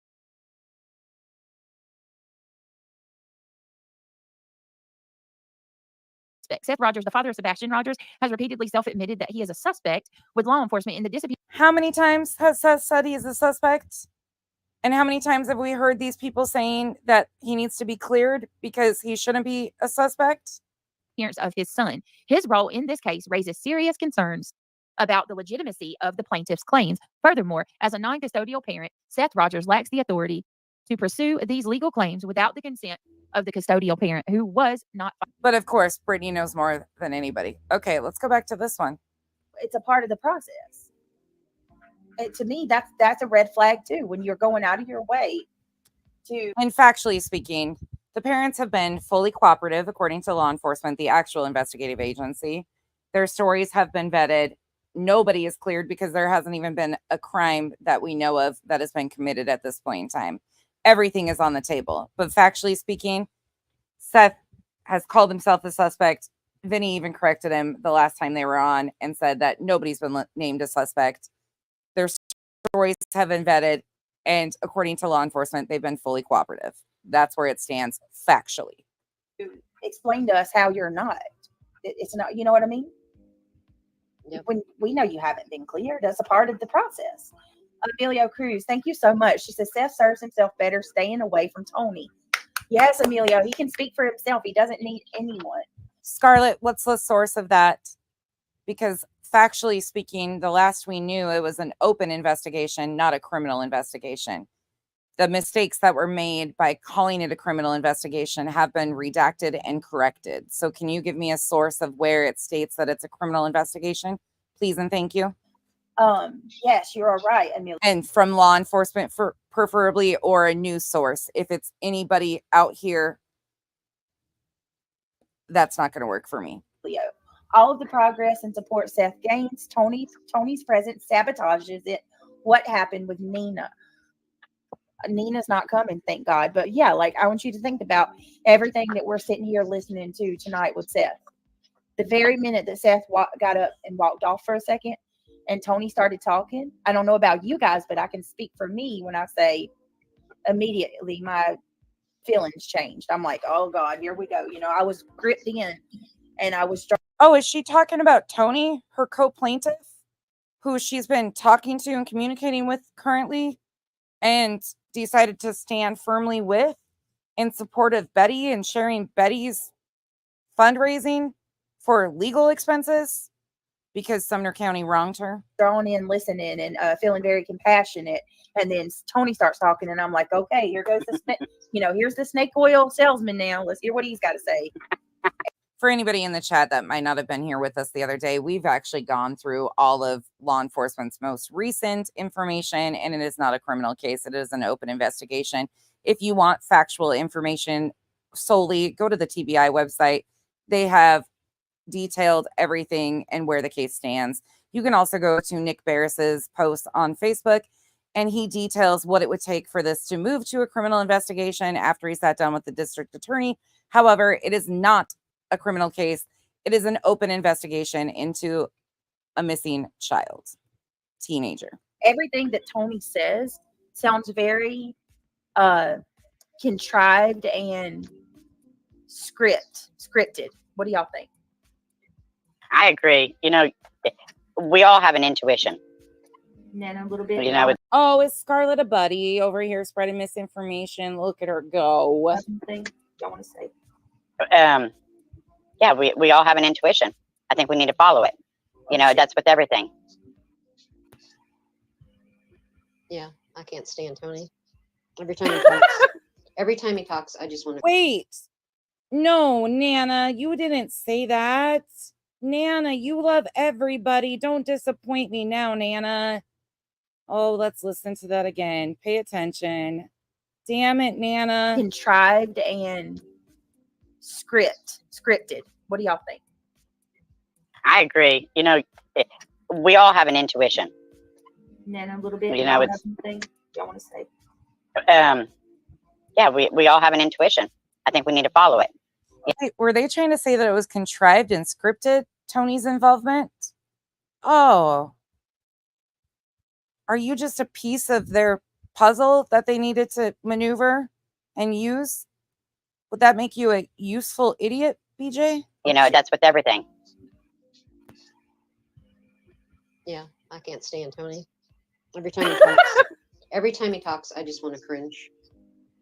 Right. If I talked over anybody, I literally could not hear y'all. I just had to reset my my headphones, but I can hear you now. Tony makes you want to cringe. Mm-hmm. Me too. A snake oil salesman, yeah. Right. That's what I'm saying. Here goes the snake oil salesman. That's what he. Yep. Oh, they're calling Tony a snake oil salesman? No, the man that she has no reason to question his honesty about. All right, here we go. Let's carry on. I'm gonna give her. I got to give her credit. I think Bullhorn Betty, like regardless of how. Which part, Revival? Which part do you want to hear again? I'll gladly play it again. You just tell me which piece, Revival. Nana saying that she can't stand him, or BJ saying that he's a snake oil salesman, or agreeing that he's a snake oil salesman. Oh, yes, we can hear that again. I know that you like that part too.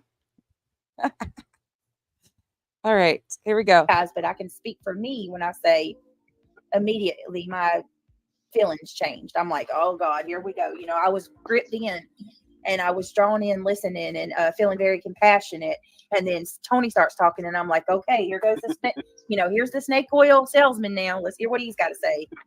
Everything that Tony says sounds very contrived and scripted. What do y'all This couldn't be the plaintiff that she's sitting next to and standing so firmly with. think? I agree. You know, we all have an intuition. Nana, a little bit. You know, Y'all it's have anything y'all want to say? My intuition gives me the bubble guts. Yeah, we all have an intuition. I think we need to follow it. You know, that's with everything. Yeah, I can't stand Tony. Every time he talks, I just want to cringe. Right. If I talked over anybody, I literally could not hear y'all. I just had to reset my my headphones, but I can hear you now. Tony makes you want to cringe. Mm-hmm. Me too. The snake oil salesman, yeah. Right. That's what I'm saying. Here goes the snake oil salesman. That's what he. Yep. All right. Here we go. Let's carry on. I'm gonna give her. I got to give her credit. I think Bullhorn Betty, like regardless of how you feel about her, she's doing a really good job on this interview so far. I can't fault her or find anything wrong with it. No, me neither. And Really, I can't stand her voice, but tonight she kept her voice down. Wait, Nana, you can't stand her voice? Where did that loving Nana go that loves everybody? She didn't giggle all the time. She let them talk. She's not. And her questions were phenomenal. Yeah, a lot of the times in these interviews, the interviewer talks a lot, and they don't let the person they're interviewing say what they need to say. I've noticed. Let's go to a funner part. We've got more fun. We of course we got the fun. I got the petty pants on today. All right, 2:56. Let's roll. Here though, all And, jokes you know, I know aside, you're a smoker. If you need to light I it up, go ahead. appreciate you know, I guys mean, more but, than you know. You know, I know this is gotta be Yeah, just awful. I While he's mean, taking a go break, I just want to do forward, a check in chat to make sure everybody is doing well in chat and everybody's, you know, being good as good as is expected with 2,800 people. You know, so Just for full context purposes again, because I know that's hard for a lot of their group to understand, and you know they'll be pissing and moaning because I'm reviewing their own words and statements and not adding context to it, because how dare I twist anything or turn anything? You know, I don't need to. I can just play the clips and take you to timestamps. Anyways, they are listening to Bullhorn Betty's exclusive interview with Seth and Tony from May 30th. That is what they are reviewing.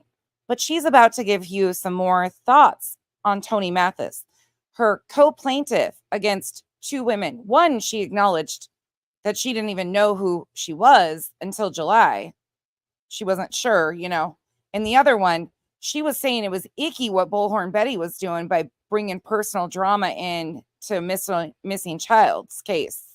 But now her and these plaintiffs, Tony and Betty and Seth and all these people, are best buddies, raising money because Betty has been wronged by Sumner County. I do appreciate everybody being here. If you guys are getting something out of this, please consider hitting that like button. And again, Tony, I do appreciate, you know, all this. I know this has got to be crap. We appreciate you. We appreciate the format. We appreciate you keeping this predominantly about Sebastian. I mean, like I said, these questions aren't easy for a grieving father, but this is really what he wants the world to focus on is Sebastian. And he says that 20 times a day. I think you would agree. after seeing him tonight, but he clearly means that. Yeah. Well, I gotta tell you, it's been hard. I mean, I'm thankful for these glasses, and one of the reasons why I'm not taking them off, because you'll see my eyes are like they're tearing up. I'm having it's hard for me, to hear this, because it's just a bad situation. Nobody wants to be here, and we are. So what can we do to help? At this point, I don't know. I really don't know, except keeping his name out there and letting people know who Sebastian is. Well, I mean, you said it 100 times on your show. What we would ask of everybody that has a heart, that doesn't want to go through this, that has some compassion, is that we focus on the child. We focus on Sebastian, and either do your part and pray, do your part and keep the word out there, or just move on to another missing child that needs a platform. Wow. And I mean, listen, I can get on board with the like looking past the drama, getting like I can. If Tony's saying, don't engage in the drama or attack people, I'm with you. But sitting there like so smugly telling people to move on and stuff like that. Well, then Tony needs to move on because he's not getting Right. out of the drama. I'm sorry. Oh, yeah. Hold on. Dolly did what? I can't believe Dolly would do that. Mama, what are you talking about? What did Dolly do? They said that Dolly thought. Thank you for letting me know.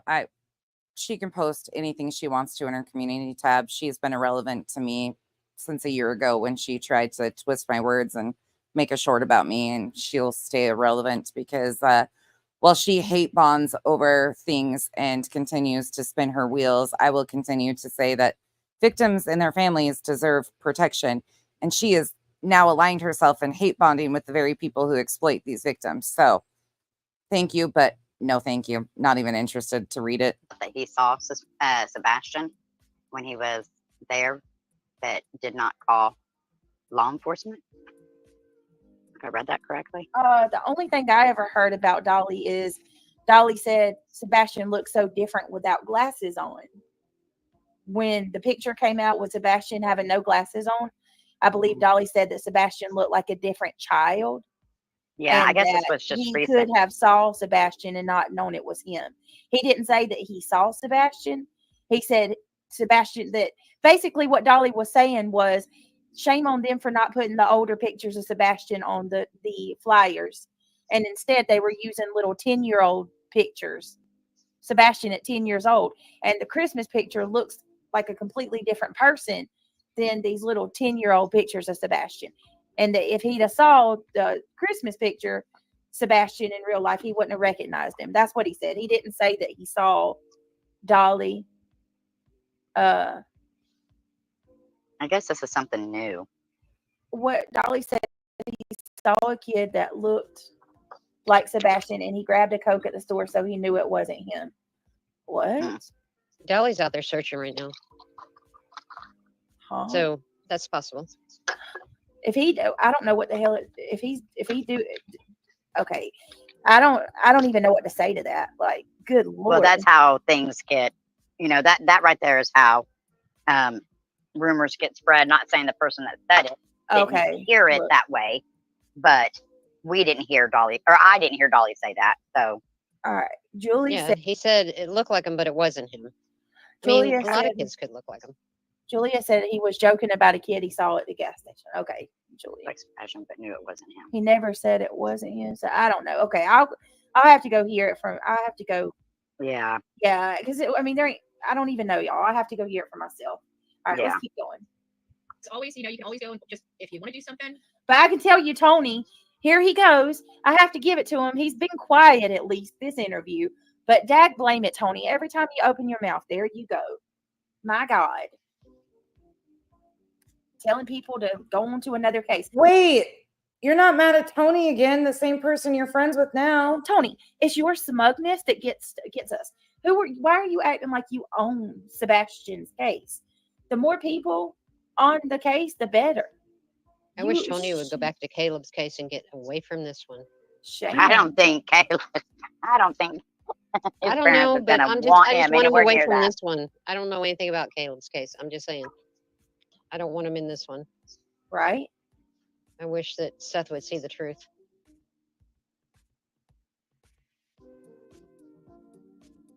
Well, and what's crazy is because they're in active litigation, they can't take things down like this. What's up there has to sit up there. You're in active litigation, and it's here for the world to see. I just want to shake Seth and say, yeah. Look at this. No, I know. Oh yeah, no, you're good, Genevieve. You're good. We're good. All right, let's keep going, y'all. Go post a flyer on your pole right outside your home. That's probably the quickest and easiest way you can help. You know, I just got back from, as you know, I just got back from North Dakota like 15 minutes before we got on. Tony couldn't be smug. Nah, they're buddies. He's an honest, forthcoming man, right? Let's see what, and he acts like he's owning the case. Let's go up here. I'm sure there's got to be something else in here that might be fun. Let's listen.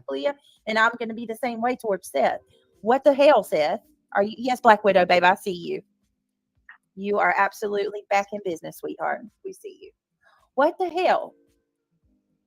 Why? I thought Tony's definitely the issue, Samantha Joy. Because let me tell you something that T-Rev told me that makes all the sense in the world, okay, of what the problem is.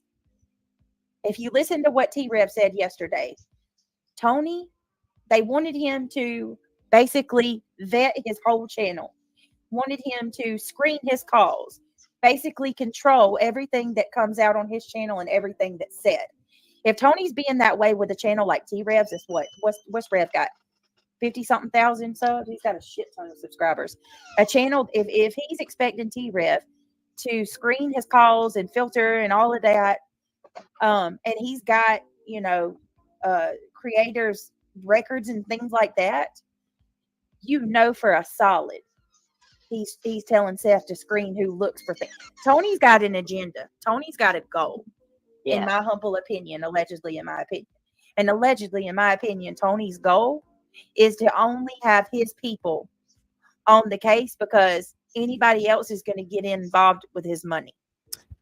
Just for anybody that might want that clip, because I think it might be important, you're going to go to the 3:26-minute mark on let's review this interview with Seth and Tony. I just caught something.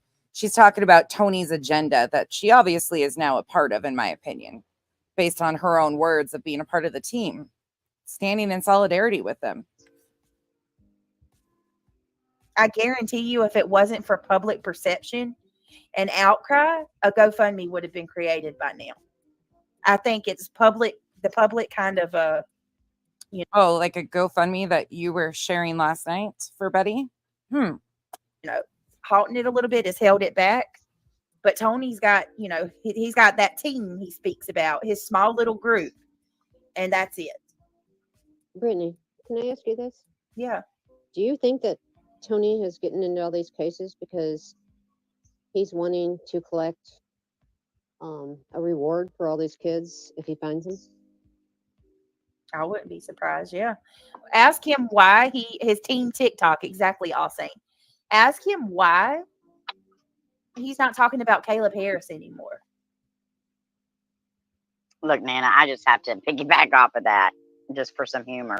But maybe Tony needs to start bringing everybody's kids back, because that was funny when you said that. I get what you were saying, but I had a vision of him holding all these kids and then start returning them with his other people, like have somebody else go and return this child to get the money. I could see Tony doing that. Stop. I could see that. Ouch. Is that being claimed on BJ's panel? Oof. No, but stop. But that was funny. I didn't mean Lord. it that way. Oh, I didn't mean it that way. Stop. No, I could see him. No, listen. Two high-profile cases is red flags galore. And then you look deeper and you find out that he was touring Moscow, Idaho, for God's sakes, y'all. And then we got Miss Nina Glass, who was on the Drunk Turkey show back in December, talking about Savannah Soto. And then you got where she's been kicked off of multiple search. Yeah, these people are a bunch of fraudulent SOBs, in my opinion. I think the thing that got me was all the go. Wait, did she just say that Tony was a fraudulent SOB, allegedly, in her opinion? No, couldn't have happened. I didn't hear that. He had out there Yes. on all these What people. what PR ever would put With their his name name as on the it. middleman? He's the middleman for GoFundMe's. Two different people. And she's not claiming that he's the middleman for GoFundMe's. Meanwhile, Tony talked to her yesterday and they decided to push Betty's GoFundMe for legal fees. fuck, this doesn't age well at all. Let's just continue on. There's more. Works with one being Caleb Harris's father. He put a $50,000 GoFundMe up for Caleb Harris's father. And then he puts a GoFundMe up on behalf of a person he works with as well. I've never seen a PI put up a GoFundMe. Well, you know that people can take On life behalf of insurance anyone. policies out on anybody. It Oh doesn't my have to be God. anybody you know. Yep, God, I I'm hope he aware of doesn't do that. that. I'm hoping he doesn't do that on all I these am kids that he's aware of trying to work that. with. I mean, Alyssa, when whoa. you say I think you all were hired by Mhm. CP, were maybe not like me, Brittany, and Nana in chat, but yeah, that's what I was saying, Nana. That one day, and that I think there was something else going on. That's how I felt too. You know how they say, I think it might be a good segue back to this really quick, just because I find it so fucking funny. So funny that this happened. We'll go back to that one in a minute. Let's remind everybody what was being said last night. Let me pull it up. Tony and I was talking today, and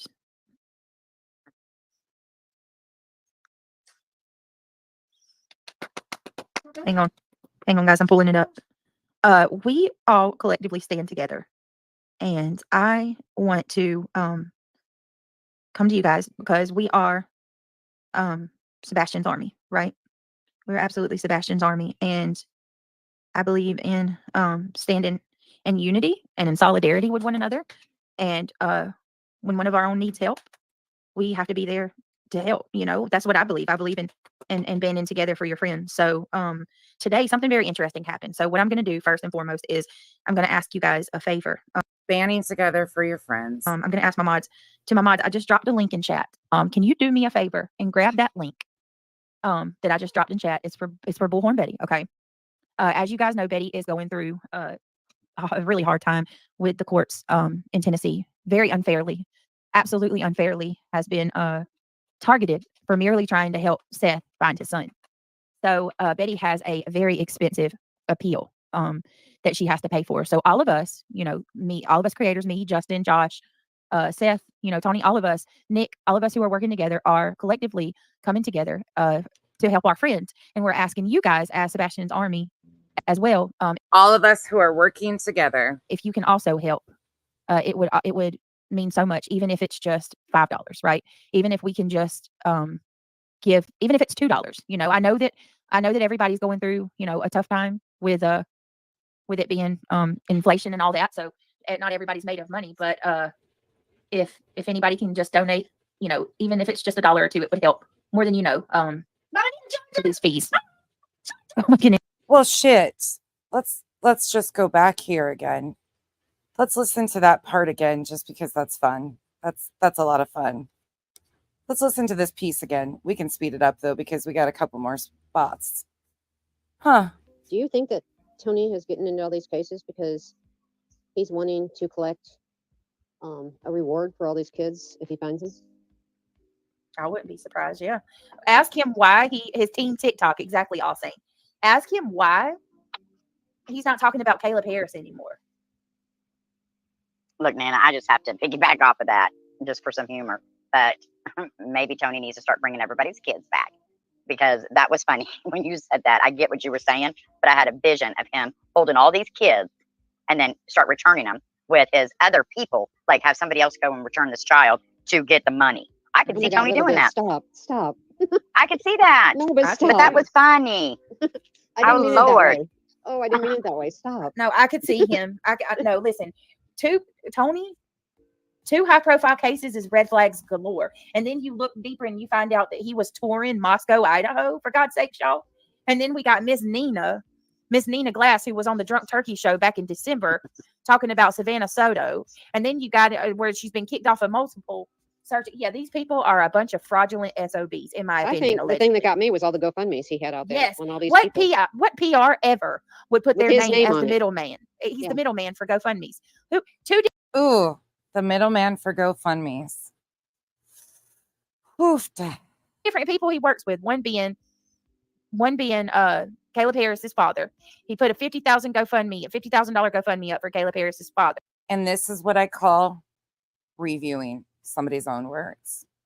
This is what I call commentary over somebody's own words. I don't have to inflate them. I just have to let you talk for yourself and just remind people of what you've said out here. That's it. And then he puts a GoFundMe up on behalf of a person he works with as well. I've never seen a PI put up a GoFundMe. Well, you know that people can take On life behalf of insurance anyone. policies out on anybody. It Oh doesn't my have to be God. anybody you know. Yep, God, I I'm hope he aware of doesn't do that. that. I'm hoping he doesn't do that on all I these am kids that he's aware of trying to work that. with. I mean, Alyssa, when whoa. you say, I think you all were hired by Mhm. CP, were maybe not like me, Brittany, and Nana in chat, but yeah, that's what I was saying. Nana, that one day and that I think there was something else going on. That's how I felt too. You know how they say, keep your friends close, but your enemies closer. I hate thinking that, but I just see But so much that corruption. Yeah. Oh, I don't know. I just hate thinking that. Like I went, ugh, what you said. I was like, no, stop it. Julia said, when a person runs somewhere, they often will disturb the ground of whatever they step on. They also will be dropping sweat, skin cells, etc., which the dog can detect that lasts a lot longer. So I would imagine that these parents are aware of this. I would imagine, being that they believe, specifically Chris and Katie, right? They believe so wholeheartedly that Sebastian left on foot. Well, if you believe that, you would think that you would want every dog handler you could get to look anywhere you possibly could imagine. And Seth, I don't know what's going on with him, Julia, but I'm not giving excuses at all. Oh, wait, you're not giving excuses? You don't know what's going on with Seth? Is this the same dog handler that you took panels and saying, like, trying to diminish her story? Is this the same plaintiff, not only dog handler, that you tried to say that she reached out to you about being missing or something at one point in time and brought that all publicly out here, who is now a co-plaintiff in a lawsuit against two defendants? That couldn't be, could it? He's a grown man. He is responsible for the decisions he makes. But I have to tell you that I really do genuinely believe that, oh my Lord, you're so sick. I believe that it's got something to do with Tony. Look at this. This is sick. I tried to order off your wish list that cream you needed for your, I don't even know what the hell that is. Between your skin folds. I know it's bad. I want to get it for you ASAP. Can you add it back? Where is this? This right here, Mr. Holland. That was my cream. They're trying to be fucking funny. You're real. No, he was on the wrong wish list. That's mine. And it's on there in bulk. You're not Bitty, hurt. Bitty, you're funny. Like, you're funny. Okay. I really want to just say that. You think that bothers me? They're trying to say that I'm fat and I need cream for my folds. Okay. That's what they're saying. I know what they're saying. Fucking bothering me. People are fucking stupid. Jesus Christ. I need that cream for my face. Because when I do go to that property and ask to go search that property, and the owner is telling me somebody's already been here and in my name has searched their property, and they were not law enforcement, they were not SAR trained, they did not have it, and they tell me no. Now I can't search this property for my son, so I don't know if that property has been properly searched or not. Right. You don't know who did it. I don't know who did it because I'm not having communication. Who is on my team to find my son is my choice. I'm the one building the team. I'm the one that's responsible for him. As the gentleman here has already said, I'm the boss. I'm the one that asks things to get done. I ask Tony to do things for me. I ask him to put his feelers out to get things that I need. When I sit there and I ask people, if you want to help and you can't come and help search, send me an address to send flyers in. Oh, that became a cue. Seth's asking for your address. Oh, wait, is that Seth admitting that he's in control of this team? He's the boss? Oh, okay. Address. Yeah, I got 1,000 flyers that I'm getting ready to pick up. So I can sit there and hand them out to people who want to hand out flyers. And let's just be honest with you. The people that want to participate can give their address. The ones that don't want to participate don't give their address. Go over to TBI and print off your own damn flyers. I mean, it's simple. But some people can't do that. Some people don't have the monetary sources to go do that. Let me ask you something real quick. And it's kind of talking about your team. Now, this is kind of like a little sore subject because, there's been a lot of criticism about Tony being on your team. I can get over it. Yeah. But, a lot of people are just, concerned that he's taking advantage of you somehow. Is there a way for Tony to take advantage? Does he have access to money, fundraiser, your credit card? I mean, how is he taking advantage of you? I don't know. Tony, how are you taking advantage of me? I think it's those secret late night calls, Seth. Oh, you mean right after I go to sleep when you call me to tell me that somebody's running their mouth? Or the late night calls where I call you because I want to see how everything's going so I know what to prepare myself for the next day. There's nobody taking advantage of anything. He's a volunteer. If he wanted to, he could tell me, hey, I'm done with this shit. I can't do it no more. And I tell Tony, thank you very much and I appreciate it. I know he would. Do you have a TikTok account? No, I don't. You don't have a TikTok account? Okay. I don't have a Facebook. I have a YouTube account, which people have looked. I've had this since 2006. Yeah. But 2006 when I made my Gmail account. That was 2 years before my kid was born. Oh, he does have a Facebook account. Okay. But He said he didn't have a Facebook account. Okay, I'm getting whiplash again. And before this, I use YouTube to listen to music. Right. Yeah. That's the way I was before I became full-time. Seth, let me ask you a question. When you're with me, forget you paying for anything for me or me taking any money. When you're with me, do you even pay for anything for yourself? No. Oh my God. Who the freak Tony won't let me. cares, Tony? I mean, Tony won't let me. With my team, we've gone out to dinner at times, and I get the third degree when I start reaching for my wallet to pay for shit. And it's like, I was raised to be a gentleman. Right. You know, I had a particular female got mad that I bought her dinner. So everyone was splitting up the bill. And I was like, well, you know, I'll pay for these two people here, this one and this one. Right. And I got the third degree because I was told not to. And I got yelled at because I left the lady a tip. Damn if you do, damn if you don't, right? You know. Okay, why do every single time? Wait, Tony, I don't care. Seriously, like what? Why? Let me tell you something that I was taught, and the Bible says this. Whether you believe or not, whether you're a believer or not, you can take this lesson. Is a BJ about to hit Tony with some Bible verses? Her team member? It makes sense. Okay, when you do something nice for someone, you don't expect. You don't tell people about it. When you go and you tell people about it, what you've done is basically void at that point because you're expecting people to reward you for that. I cannot believe he just said that. The reason that you do it is because you're supposed to be out of the kindness of your heart. You want to help somebody. And this man, not supposed to keep score. No, and he's keeping But that's score. what this whole thing is about, though. That's what the whole interview is about. I'm glad Seth was able to come on and give us more information about Sebastian. At this point, we don't know what's true and what's not true. We're just on people's words. But this whole thing tonight that we're listening to was orchestrated by Tony. And yeah, she's doing a great job. Did Little Bit just say orchestrated through Tony? Huh. But is she aware that is she another Seth to Tony? I mean, let's just keep real. Right. There's the motive behind this interview. Yep. No, I agree with you. And I just don't know if, and I feel like Seth, I feel like he knows some, but I don't feel like he knows all. I feel like I think that he can be PhD is trying to get persuaded. on the team. Yeah, she's trying to get on the team. Well, that getting her on the team, Is Nana saying Betty was trying to get on the team? No. Helping Tony do some damage control because of what he's already done, and then now also the same. You know what? It's all orchestrated through Tony. It's there. Tony does not have. We just lost her.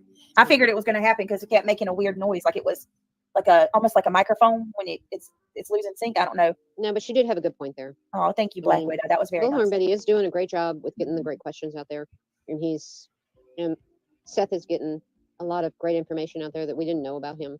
But there's an alternative motive to this with PHB.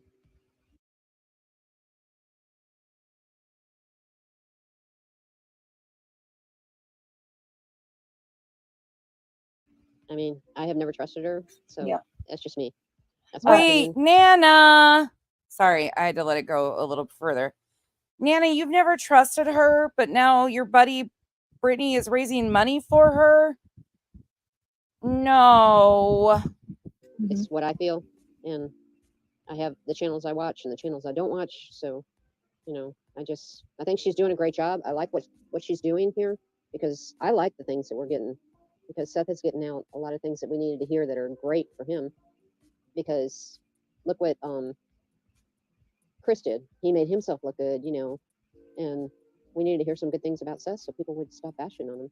But come tomorrow, I'm scared to see what's going to go out there and how they're going to just bash him. It's already started.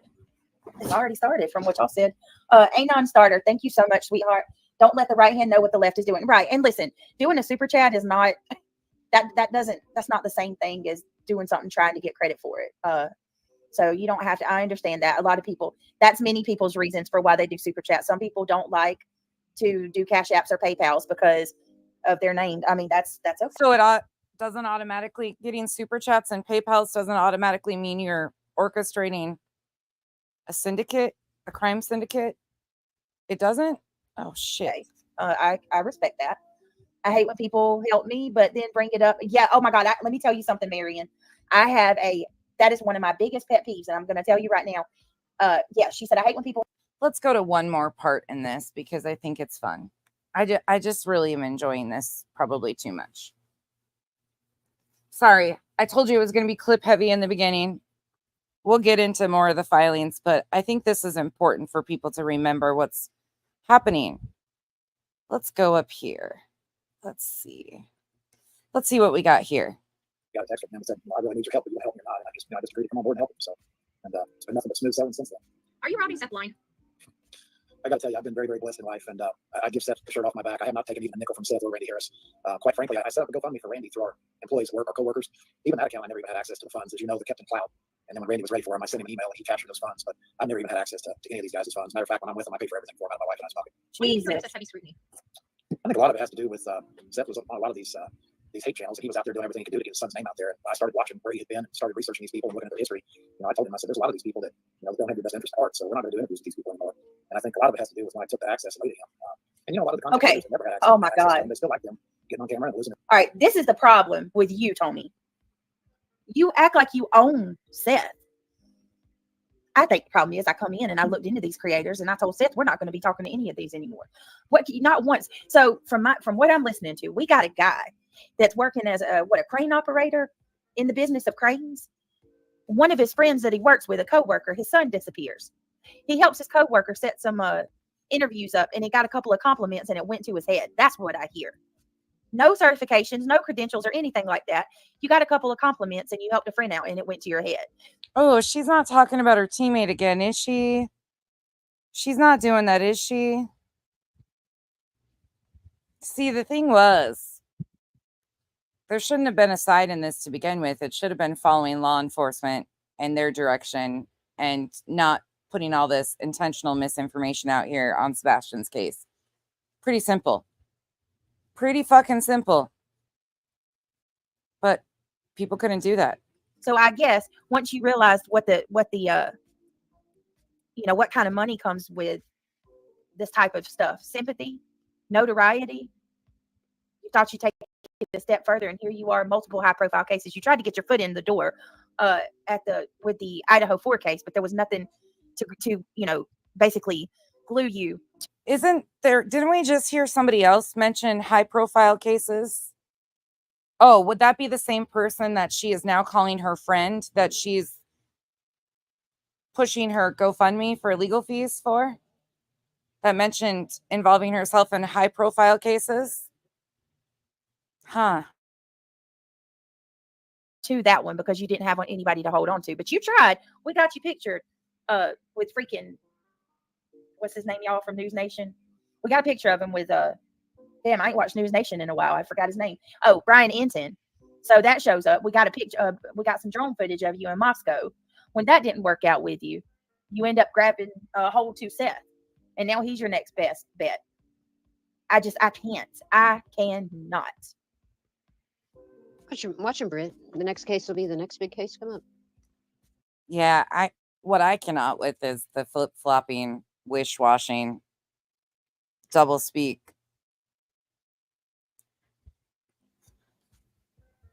He's making money off of these people, and it's ridiculous.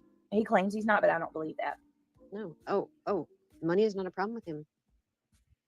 He's living his life with the money he has. And he keeps talking about how blessed he is. Yeah. And then, he pays for Dear Terms of Service, this is from, let me go down here, May 30th, 2024. everything for Seth. Seth doesn't have. God, I can't So believe we he said really that. are supposed to believe that you do all this for nothing? I don't believe it. No, I don't either. That's cool. I don't trust that man. Whatever, because it splits and views. And I could see it made me sick. yeah, it made me sick too. And I just tried to give him a plan. People love to see Seth Rogers in the raw, and he can be in the raw like he was tonight. He can be himself, but he can still be in an environment where people and platforms care about him. And there's a difference between being in the raw where people are laughing behind his back and being in the raw on a show where somebody has passion such as yourself. And I wanted to control his environment, not what he says, but I wanted to control the environment.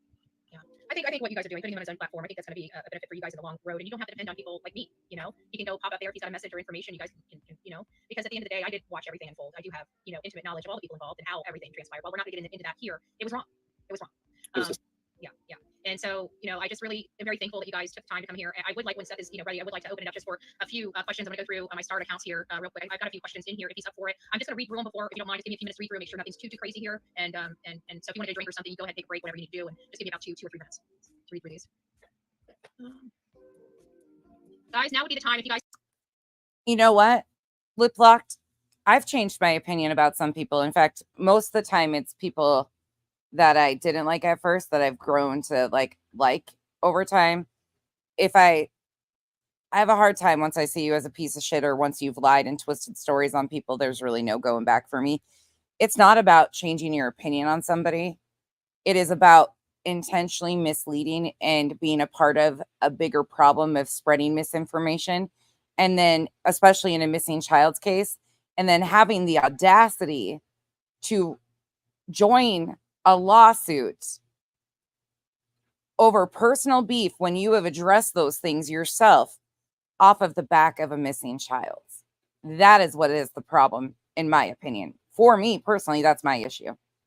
If Seth was defending himself, if things were being done to him, like Katie and Chris, I would 100% support. If there was proof of all these things, like we've seen with what Betty has done and filmed herself, I would 100% support it. But the fact is, they don't have that. They have all this muddy mess. And they're throwing everything at two women in a state because, in my opinion, they needed two defendants that they had jurisdiction to try and claim that there is this organized syndicate, while telling all of us that they are a team. They're an organized, what would the word be? Syndicate? Guys have any questions, now would be the time to get those in. There's a lot. I'll try to go check down at the bottom so far. Oh, you guys were really sweet. I saw some. All right, I've got a few questions. I'm not gonna. You've been here long enough, and I know. All right, let's move on. Let's do one more before we get into these filings. Okay, some of you might remember this when August 17th, when Tony went up, there was initially going to be pushback about messages that were released on Brittany's panel. So let's go take a look just for full transparency.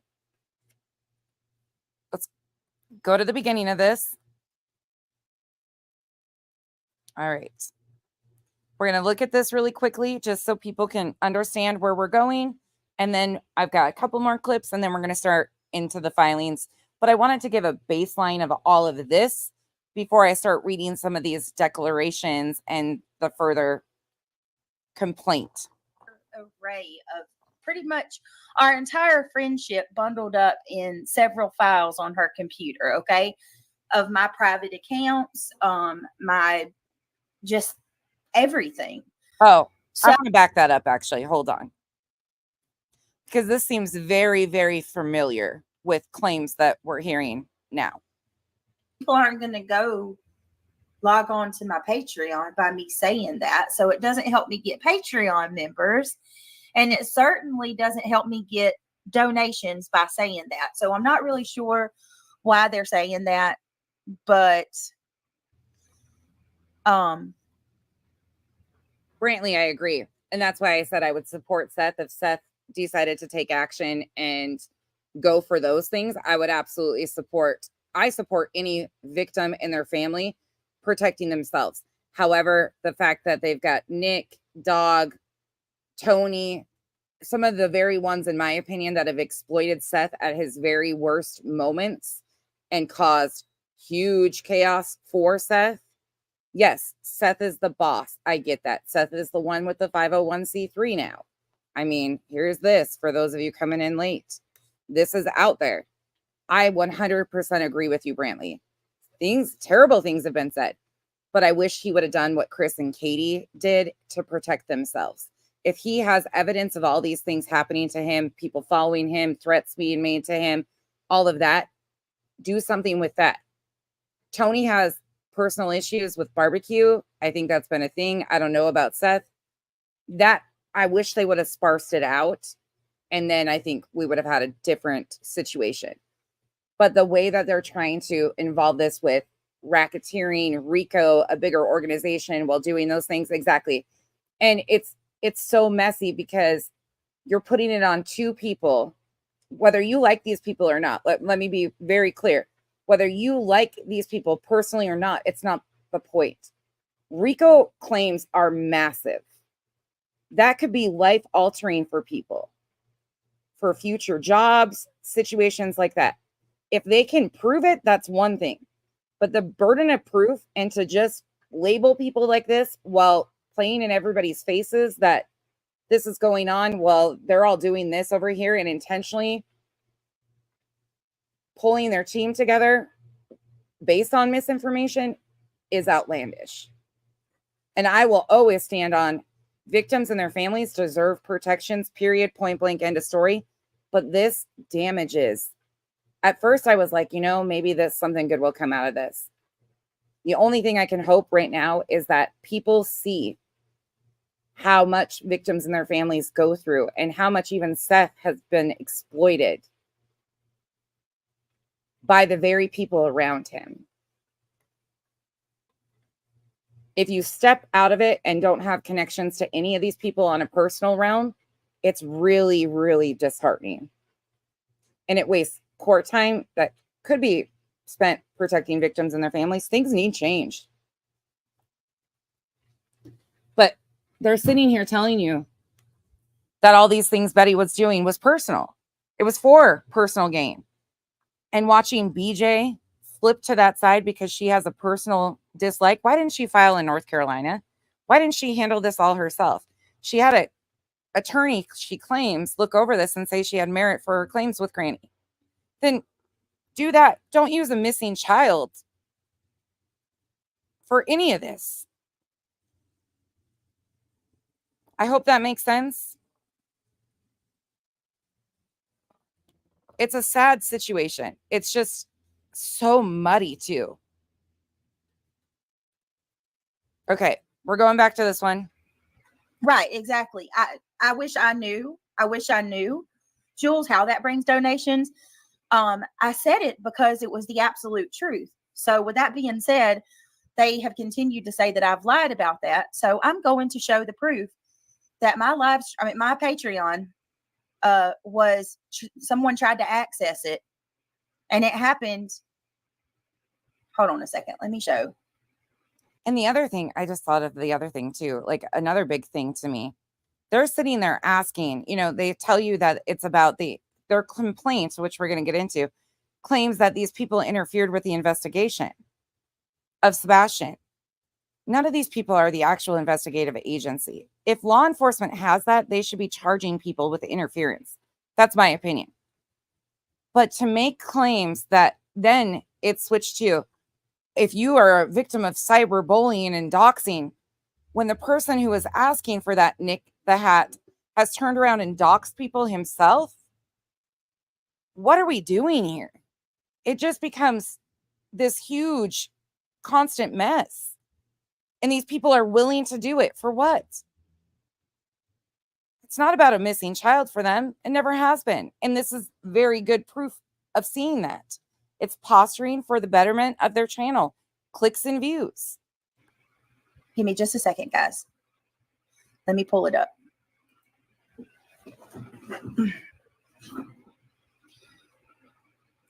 So, one moment. And I have a real hard time, one more time, too, defending his actions that have re-victimized the mother of the missing child. Unfortunately, multiple things are true at one time in these arenas. And they have intentionally weaponized misinformation. Like the neighbor supposedly said all these things that Chris said 7+ months later. That is on its surface hearsay.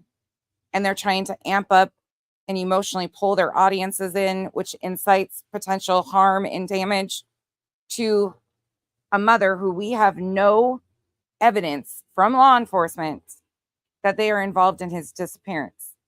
This continual incitement is dangerous and scary for the victim's family, in my opinion. So the first thing I want to show you guys is exactly, Joe. Nobody wins. This isn't a winning game. We dropped some. Nothing Hold about on. winning. Lord, we dropped so much stuff. I got to scroll up. The first thing I'm going to show you here, and I want you to keep this date. I want you to remember this date, okay? So this is a live stream she did after Mal and I had done our live stream, okay?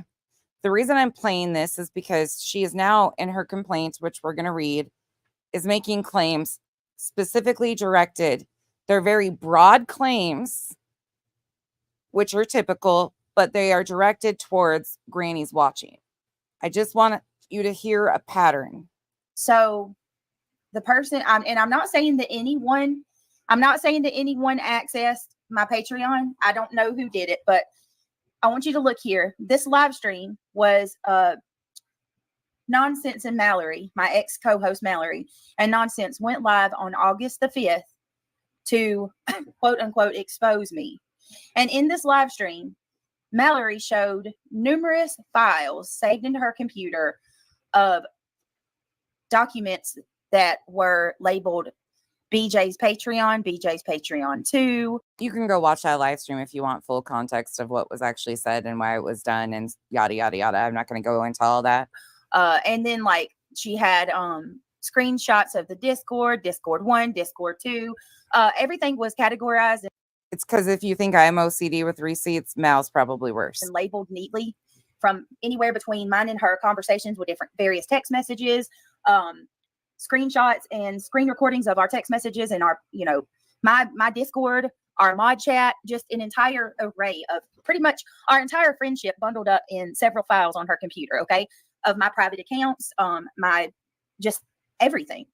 So that pay attention to that. Okay. I'm not saying that anybody is guilty because I have no proof, but what I can tell you is I'm not going to sit here and lie when I say that my Patreon, someone attempted to log into it. Thank you, God. When it happened, I sent it to my mods and I showed them, hey guys, someone just tried to get into my Patreon. I had no clue that she was going live at this time.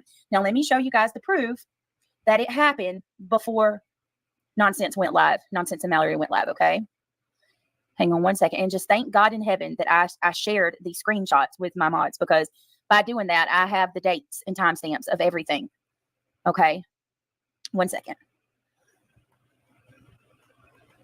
Damn it. Hold on. I got to send them to myself. I forgot they're in my phone. Bear with me, guys. And for those of you that don't, you're here to see the live, pretty sure you don't care about this. Just hold tight. I got to get this out because I don't want to waste my time doing an entire live stream. Which she did. She did multiple. I'm going to fast forward it some.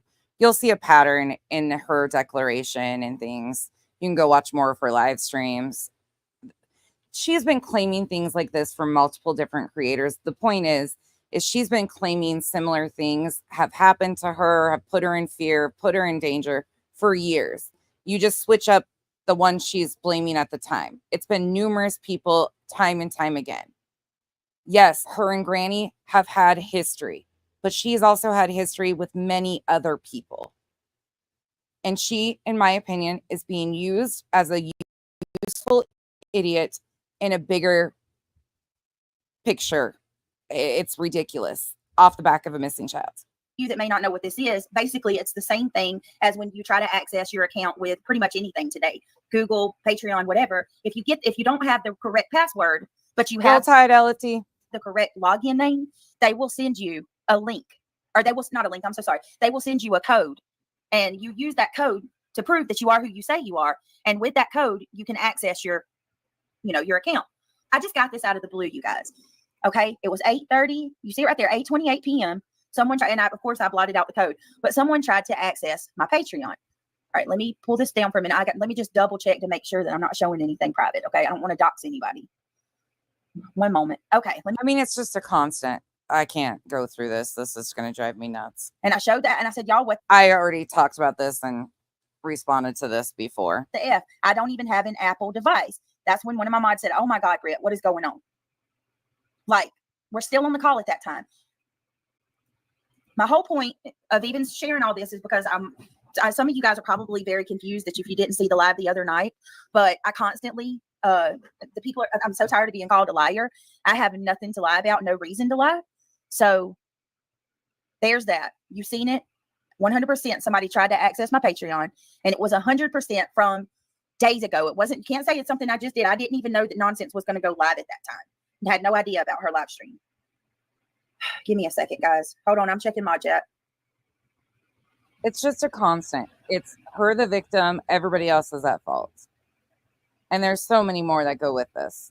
Okay. All right. So Seth, the reason that I'm hashtagging you in this was in hopes that you would come in here. Okay, now here is when Seth and Tony enter this live stream. Because listen, I want to support you as much as I can.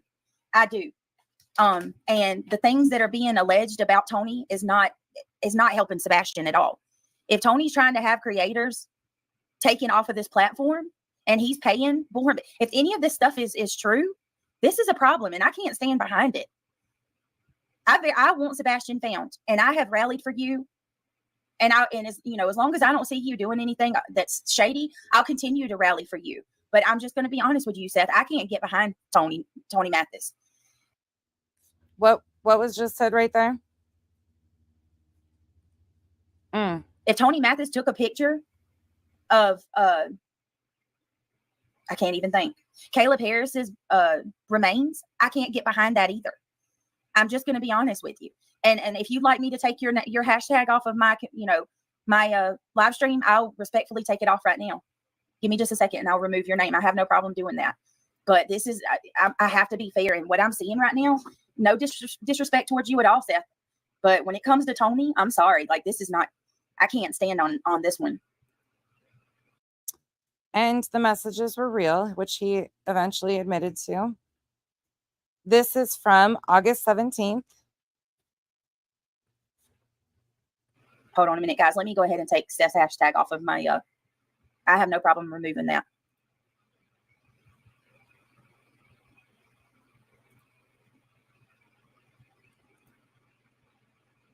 Give me 1 minute. And this to me is when they realized they didn't have full control of this channel and they needed to get this channel back in control.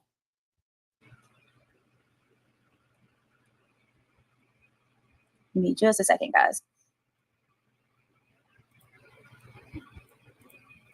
Tebow, about now. About this. Jeez, Louise. And I hope, you know, I don't want to upset anybody or make anybody feel any type of way, but hey, at the end of the day, I have to stand on what principles and what I believe in. I hope it is, Seth. I hope it is. If it's not standing on principles and what she believes in, okay, true, that this is a bunch of slander and these people are wrong for it, 100%. I really hope it is, and I hope there's a way that Tony can prove that it is not true.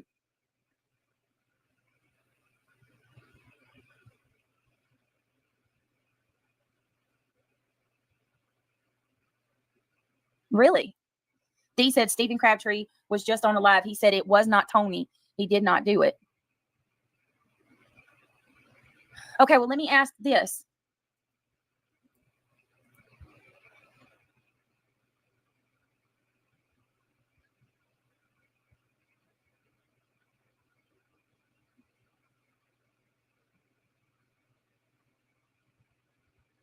You'll see. Right.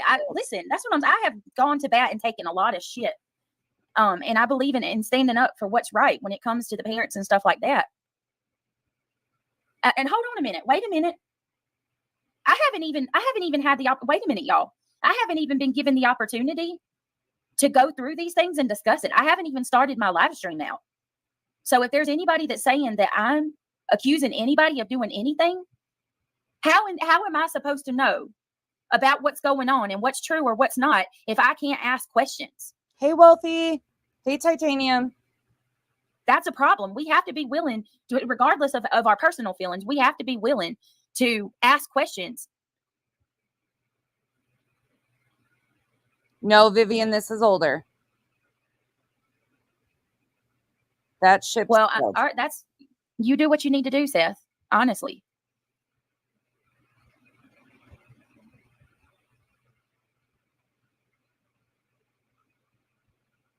Am I not supposed to ask questions? That's what honorable people do, is take a lot of shit. That's exactly what Tony and Seth do, is take a lot of shit that serves no purpose but to stress someone out. I feel like Tony is Seth, I think you're very strong without your team. However, I understand just wanting to help so bad you take it from anyone. I mean, am I just supposed to not ask questions? These screenshots they're damning. Screenshots that he later admits are real. His words are damning, but now she's a part of this team. Okay, what Steven said was that Tony did not take the picture. He didn't say he didn't send the picture out. This is horrible.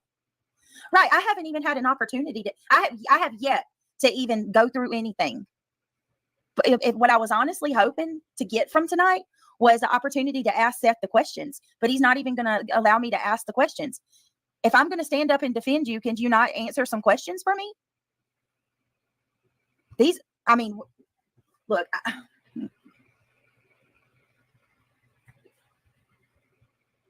this is insanity. I'm disappointed. I'm really disappointed. And it's not, and that's the sad part, Ginger. That's the sad part of all of this, Ginger. Ginger says, I'm sorry, but trust is earned. And Tony. BJ was asked to be a part of this lawsuit. She talked about that the other night. They asked her. Seems to me they knew what she was doing, but they needed to be able to, in my opinion, bolster claims against 2 defendants that they had jurisdiction over in Pennsylvania. Again, my opinion, I'm not illegal, nothing. But once upon a time, when she started to push back, things started to kind of change up a little bit. Tony has done nothing to earn my respect or trust. I really hate that Seth seems to trust him so much. Right. That's the thing. It's not even about Seth. How did I start my live out tonight, you guys? I said it's not even about Seth. Everybody be respectful towards him. This is more about Tony. And I have questions. I saw some things today that I'm very uncomfortable with. Very. If you, and I'm not even given the opportunity. Seth said you could email him. And then I'm still going to sit here and be lambasted publicly. I don't think people realize how much us creators, we take a lot of heat for continuing. See how easy it is to manipulate some and get them to be a useful idiot in your games? My opinion. You and the support. And the worse it gets, the more these allegations come to light, it looks like we support this stuff. And I don't. I've sat silent for a while. Tony is a manipulative asshole.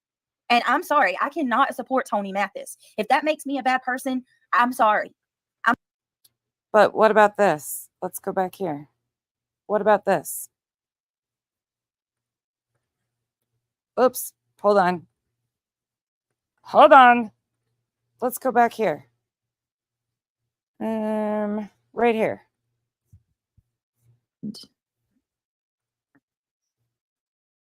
This is last night for those coming in. Hang on, guys. I'm pulling it up. We all collectively stand together, and I want to come to you guys because we are Sebastian's army, right?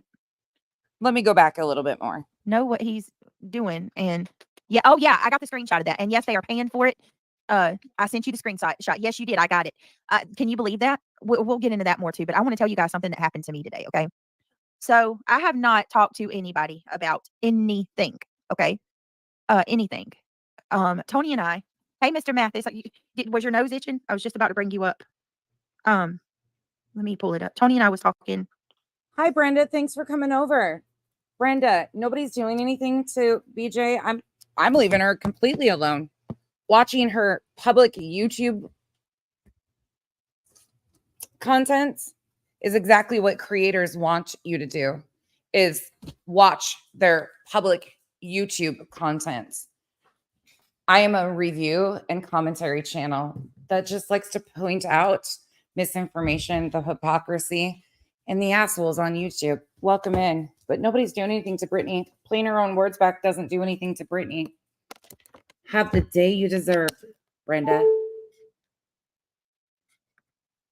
Go stomp your feet somewhere else. Today. And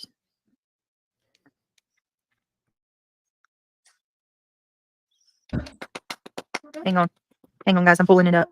Oh, is this the moment that I should say, welcome to the island, where we stand on what we say with clips, their own words, and can walk it back like a motherfucker?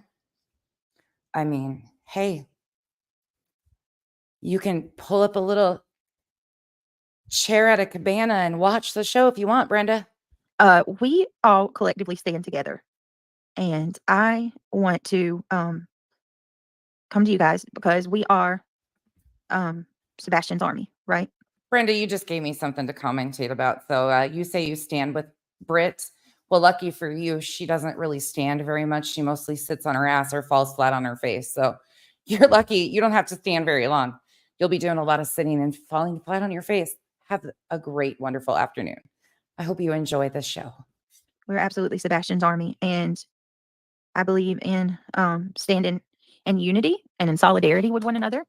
And when one of our own needs help, we have to be there to help. You know, that's what I believe. I believe in banding together for your friends. So today something very interesting happened. So what I'm going to do first and foremost is I'm going to ask you guys a favor. I'm going to ask my mods. I just dropped a link in chat. Can you do me a favor and grab that link that I just dropped in chat? It's for Bullhorn Betty. Okay. As you guys know, Betty is going through a really hard time with the courts in Tennessee. Very unfairly, absolutely unfairly, has been targeted for merely trying to help Seth find his son. So Betty has a very expensive appeal that she has to pay for. So all of us, all of us creators, me, Justin, Josh, Seth, Tony, all of us, Nick, all of us who are working together are collectively coming together to help our friends. And we're asking you guys as Sebastian's army as well, if you can also help. It would mean so much, even if it's just $5, right? Even if we can just give, even if it's $2. Oh, wait. Did she last night say that they're all working together and they're banding together and, yada, yada, yada, yada, yada? Okay, let's go back over here because I think I want to hear this again. Let's listen to this piece again right quick because it's fun. It's just fun. Let's do this. Wealthy, we already are. Ginger says, I'm sorry, but trust is earned, and Tony has done nothing to earn my respect or trust. I really hate that Seth seems to trust him so much. Right. That's the thing. It's not even about Seth. How did I start my live out tonight, you guys? I said it's not even about Seth. Everybody be respectful towards him. This is more about Tony, and I have questions. I saw some things today that I'm very uncomfortable with. Seth the Welsh. Unfortunately, for the majority of these people, they're not true crime. They've never been true crime. That is my opinion only. And by the way, I am not true crime, so don't let anybody give you that. I dabble here and dabble there. We talk about the harm that's done to victims and the intentional misinformation by the true crime channels. I'm an asshole with a lot of opinions and a really good memory. That's it. That's all. Very. But I agree with you. There are so many people that need awareness brought to their missing loved ones, but because of YouTube creators who refer to themselves as true crime when they're really true crime, that doesn't happen. They only touch the high profile cases, the famous missing children, quoting Jennifer Coffindoffer. It's really, really sad. But thankfully, we still have amazing people like Duchess and Arctic and Chico and other people who will bring Mind of Monsters, will bring awareness to those people. And we have people like Duty Ron who are true crime, who do cover cases with integrity and ethics. But they get a bad label because of people like this. And I'm not even given the opportunity. Seth said you could email him. And then I'm still going to sit here and be lambasted publicly. I don't think people realize how much us creators, we take a lot of heat for continuing to support. And the worse it gets, the more these allegations come to light, it looks like we support this stuff. And I don't. I've sat silent for a while. Tony is a manipulative asshole. And I'm sorry, I cannot support Tony Mathis. If that makes me a bad person, I'm sorry. I'm sorry. It breaks my heart that Seth is so trusting of this man.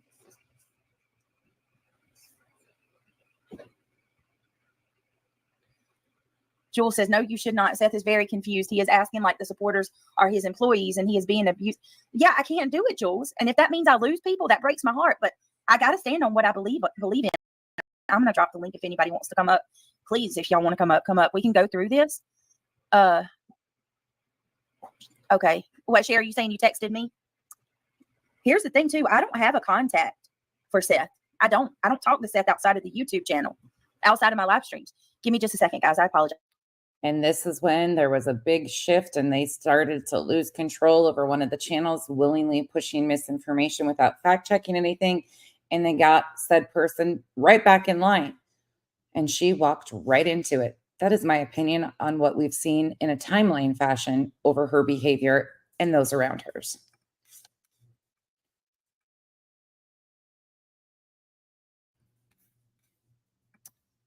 Yeah, Granny.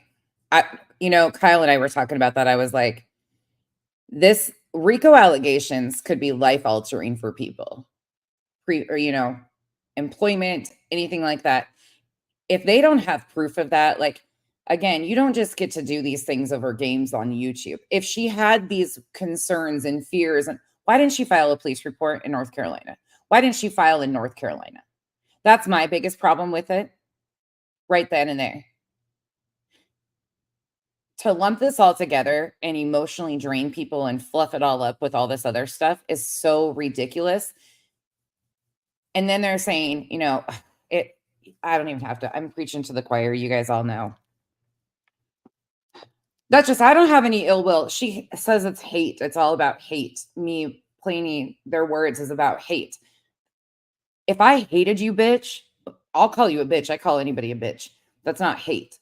If I hated you so bad, do you think I would have freaking hunted down, spent hours of my time to get it back to exactly where the false allegations about you started that were spread, that you talked on Kathy's son? Do you think I would have invested my own time? No, because I care about the facts and people not being accused of shit that didn't happen. That you didn't do that. And I invested time going all the way back to the very initial comment, finding the initial comment of where it started and how it got added to and manipulated. If I hated you, I would have laughed and gone along with it. That's the difference between me and you. I don't get personally invested with this shit like that. I see you, Yankee Kyle. And in these screenshots, it's talking about they paid Bullhorn Betty to chase down the Bowerfoots, and Tony was trying to get several creators kicked off of YouTube for speaking out against Seth. I'm sorry, the shady dealings behind the scenes. It's just, we're gonna go through it. Like, hey, ATS News, I can't. People can say what they want to say about me. Fine. If you don't like me, fine. But I stand on the principles and things that I believe in. And where'd those go, Brittany? Where'd those go? Where'd those go? If you want to handle stuff with Granny, don't do it off the back of a missing child. You know that Tony was behind a bunch of the BS that is intentionally causing Seth harm too. You know that. You've said these things out of your own mouth, and now you are signing up and promoting the very opportunists. Let's go back here in case those of you coming in didn't get to see this one too. Let's go back here to remind everybody. She promoted BHB's GoFundMe last night. And not long ago, she was saying this. To hear the way that Tony was talking about JLR, there was some anger behind that. So that was terrible. Yeah. I'll be interested to see where this goes. At the end of the day, Betty is absolutely an opportunist. I'm not ashamed to say that. In my opinion, allegedly, she's an opportunist. So, I think she's seeing that Tony is her way to get to Seth. Seth, you are welcome here, but you won't like it here because I don't deal with exploiters, fearmongers, misinformation, destruction of victims and their families, pieces of shit who have called me and made veil threats to me when I never did a fucking thing to her except review her own words. But most importantly, who waste court time that should be used to protect victims and their fucking families because she's an entitled fucking bitch who can't control her anger, aggression, and she masks it all as advocacy for missing children.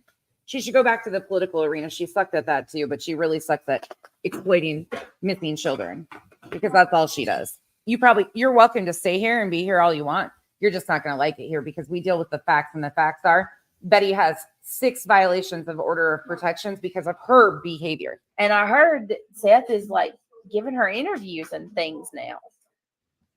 Well, I have lost so much respect. And I agree with Brittany. She's an opportunist. Unfortunately, Brittany became an opportunist too. Herself. Yeah. But I just thought I'd remind everybody of that little gem too there. Let's go back to this one.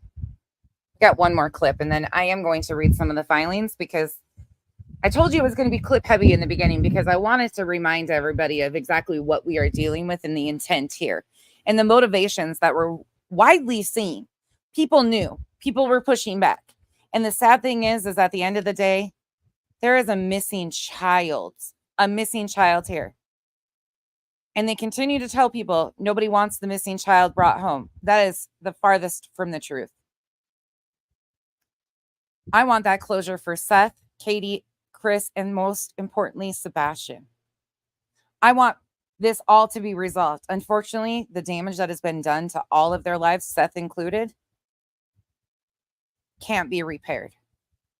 It will forever change their lives. And the allegations that have been made against Seth are gross, but the allegations that have been made against Chris and Katie, because people on the internet don't like their tone of voice, don't like the way they've breathed during interviews, don't like the way that they've answered questions when we're not entitled anything.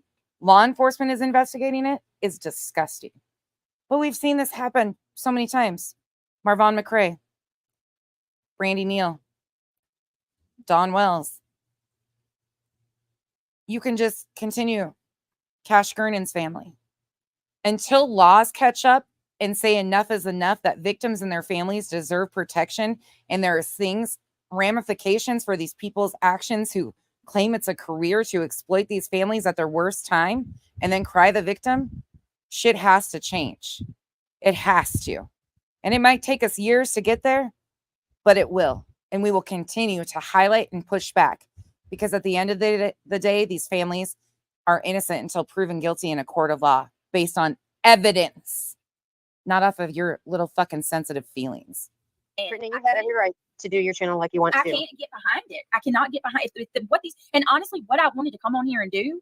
You guys can list all the families in the comment sections. List them all. Feel free. The Long family. We can go on and on and on and list families that they've done this to off the backs of.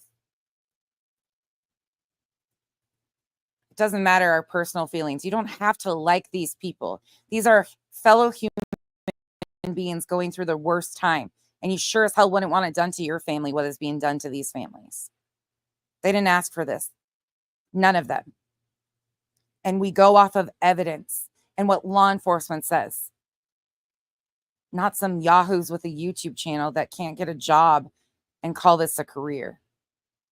Because I know Seth was a mod here. I was hoping he could come and be like, Brittany, give me some explanations. So then I could be like, hey, this is this and this and this is that. And they won't even, he just dipped out before I could even talk. Brittany, there's something that's concerning me. And anti-slap started in Pennsylvania in July. And yes, I did text you privately just so you take a peek at that. But something is kind of worrying me because I've asked it 3 times in chat now and it's been ignored. Seth, I'd like a yes or a no question. Have you been made to sign anything between Bullhorn Betty and or Tony Mathis? Just a yes or a no. Have you signed something that's keeping you from speaking up? Because I feel like you are, especially since you and I have gone back and forth. You have been in my comments. I've been, actually kind of changed my mind on you. All right. The date of this is August 17th. Does anybody know, based on the exhibits, when the documents were signed between At Night and Seth Rogers? Can anybody tell me that's seen the exhibits off the top of your head?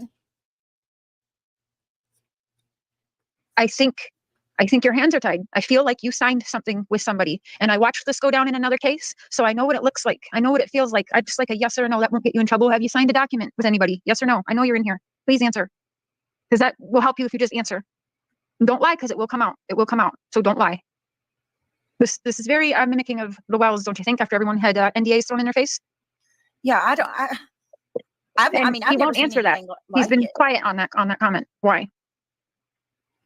Honestly, after all of the stuff that has come out, everyone's thinking I'm crazy, but I've watched it go down in other cases. You can think I'm crazy. I'm asking the question for a purpose. Well, with that thing, and listen, guys, don't think about Seth. Think about Tony Mathis right now. And that's what I'm talking about. I'm saying Seth has his hands tied. I'm not putting nothing on Seth. I think Seth might have got into something that maybe he can't speak up.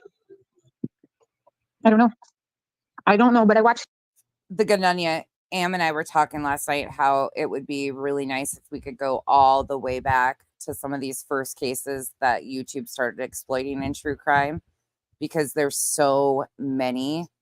And even though this brought out a lot of people realizing some of the depths of it, you're right. They are defendants and they are plaintiffs.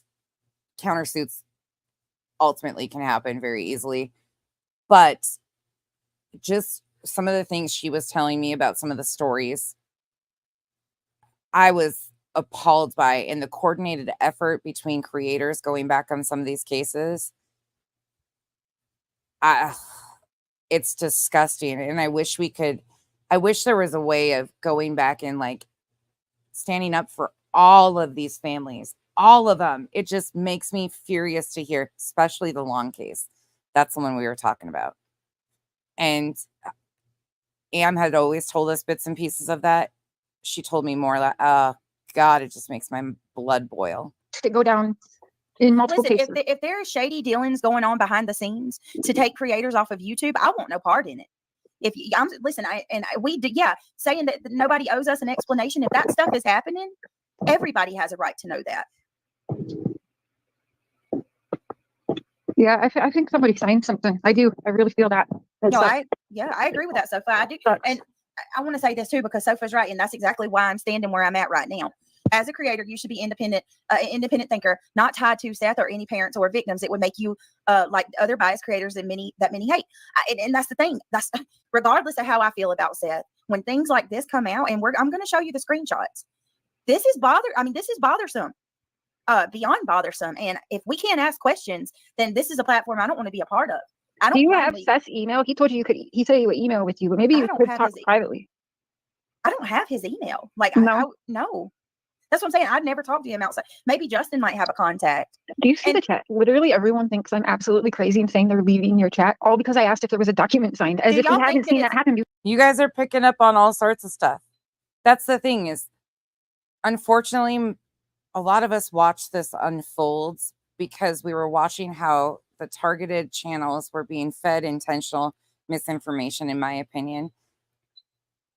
And it created this whole noise situation. The sad thing is, in reality, the baseline of Sebastian's case, there has been no new information in Sebastian's case since he went missing. And it's all been noise. All of it. The flip-flopping, the posturing, the back and forth. Like, it just really just... Do y'all really think it's out of the realm of possibilities that someone would sign something for another? I mean, it happens all the time. Listen, I'll never forget the call when Benny called me and said he caught freaking the other dude going through his backpack.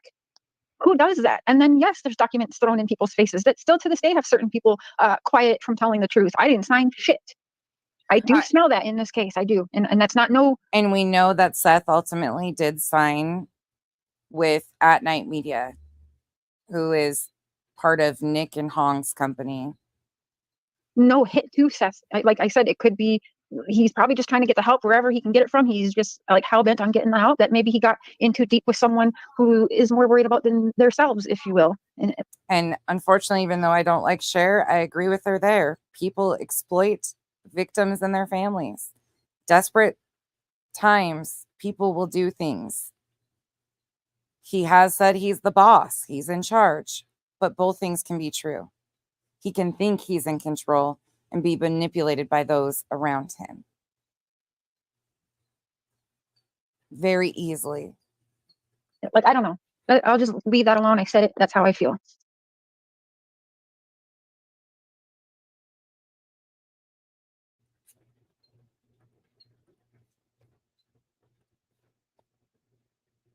Oh, Granny, if that's being said, that is like, this is too far, just too far. Okay. Busby said, Brittany, I personally wouldn't ever add a parent of any case as a mod. Let me explain that. The only reason that I ever added him as a mod wasn't because it was to get, special treatment from one of the parents. Mercedes girl, I have a major problem with that too. I have a major problem with that. And then doing it under the guise that it's protecting a victim. No, they're not. That very attorney came out here and reposted, in my opinion, dangerous narratives about using truth serum on parents of missing children that never should be in contact. Like, if they're working with law enforcement, that's all they need to be doing. There should not be a third-party entity coming out here trying to exploit their grief and going to get to the bottom of it by using truth serum. And that attorney reposted it. And then, like, made adjustments to it and shit. We added him as a mod because there's about 50 Seth Rogers fake accounts. Seth was added as a mod, so we'd know it was him when he came in. And it That gives was- them a fair playing field too. Yeah, so it wasn't because You know have what I mean, Tony was in trying your to get him chat. good. Tony's in your chat. You want to make sure that's legitly him. He's Is saying that- nobody has signed anything on either side. Why is Tony in here answering that, not Seth? Okay, if that's really Tony, I That's want to weird. know. Would Tony answer these questions regarding the screenshots that have come out? I'll just mute because I'm good at biting my tongue. I haven't checked today yet, but has anybody in the comment section checked to see if this filing has even been accepted by the court? I haven't checked. I can go do that in a minute. I'm just curious if anybody has seen if that has been. Right now, we have a filing. That's all we have. We don't even have an injunction in play. And at the end of the day, too, the injunction is asking for the threats and defamation to stop. However, the people that are claiming these things, it's a very personal situation. And again, if it was pieced out and it was protecting Seth and things that were happening to him being the parent of a missing child, like they've claimed that somebody was stalking and harassing him and doing stuff to him, following him around. If that happens, he's got the right to protect himself and his safety. But I know for one, Granny hasn't even been to Tennessee. If you feel you've been defamed, file for defamation in civil court. Lumping this all in and calling it a criminal enterprise and it just is so fucking much. I'm going to skip through to where Tony comes up for a moment. I'm going to get to the part where he comes up and then I'm going to pop to her rebuttal. We have supported Seth. I still support Seth. I don't think, I think Seth is the one that has been trying to find his son. I've seen him out here pleading with the public. So, I'm not coming at this from a nefarious standpoint. It's just really concerning when you see things like that. But what they're alleging is there was someone in a group with you who has taken screenshots of some group you were in and shared them with another content creator. Okay. Again, we're going back. And the reason I'm not doing this for any other purpose, but to show the bigger picture and hope people can kind of navigate some of the reasons why these filings, to me, are very questionable and very personal vendettas. That is why I am doing this and going over these filings and even taking interest in it. Laws have to change, but doing stuff like this and taking court's time when you don't care about protecting victims, in my opinion, whatsoever, is not the way of going about it. When you flip-flop and posture for the best views on YouTube or what's going to best serve you and your channel, your career, you're not for the victims. Because if you were for the victims, you'd realize that we have no evidence of foul play, that all three of the parents are considered innocent until proven guilty, and they've been working or cooperating with law enforcement, according to law enforcement. And in these screenshots, it's basically they're accusing you of paying Bullhorn Betty to follow the Bower Sox. They're saying, So let me give you a little background. We were in a Facebook group. Just another troll. Please just exit. Like I don't want to do this with you again in another case. You did this shit to me and Marvon. I ended up blocking you. I unblocked you. And here we are again. Nobody's out here going ape shit over anything. But your friends, right? That you were pissed at me for laughing at the fucking bullshit lies being told on her yesterday. Somebody bringing highlight to these people's own words is a problem for you. We're going ape shit, right? Playing their own words is a problem for you. I think it's best you just exit my chat and probably stay the fuck away from my chat. Let's see if I can get a light on in here. I'm sorry it's so dark. I'm sitting in here watching a football game. I just appreciate you coming on to clear it up for us. You didn't have to do that, so I appreciate it. Did he say he came up here? He has not seen these pictures yet? Yeah. Because I do think that's a little shady. Like I'm no fan of Tony. Sorry, Tony, but I do think that could be easily manipulated. Like, why would Tony go on Facebook and send pictures like that? Like, obviously, it'd go back to him. So I'll give him that. So let me, and I appreciate that. So we were in a Facebook group of a bunch of TikTokers that supported Seth that I created a group with. We had 2 or 3 ladies that were in that group that left the group. They them and the other girl. They're cut from the same cloth, in my opinion. JLR and Betty were team hooves on the ground for the longest time. They're no different. They just had a personal falling out. They do the same shit, in my opinion. I don't care for either one of them. I'm one of those people that you don't have to pick a side. They can equally be as awful. Girls had a falling out. As you guys know, I seem to somehow get the blame for everything. So when they left, they took a lot of that frustration out on me. And there was 5 or 6 groups, subgroups that these girls created that I was not in. And what created the falling out is a couple of these girls went and they chased down a content creator's mom in her hometown and connected with her mom. And they did a bunch of really wild things that I did not know about because it was all going on in a group that I was not in. And they told me that was. Is he admitting what they did? Is this what happened to Barbecue's family or Barbecue by other TikTokers? Is that what he's talking about here? I'm pretty sure. For my protection. The TikTok stuff, just, I can't do it. It's fucking messy and ugh.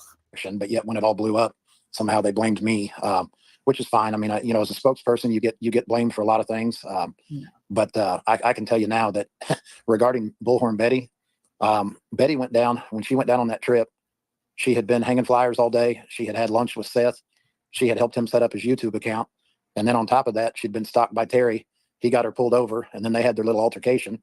And I knew that she said on her live that she was getting ready to go have a steak. So I bought the woman a steak, and it was because of all she had done for Sebastian and Seth that day. And it was due to what she had experienced with Mr. Bowersox. And I sent her $50 to buy her steak, and that's the extent of it. And the memo on it said for beating up the bee socks.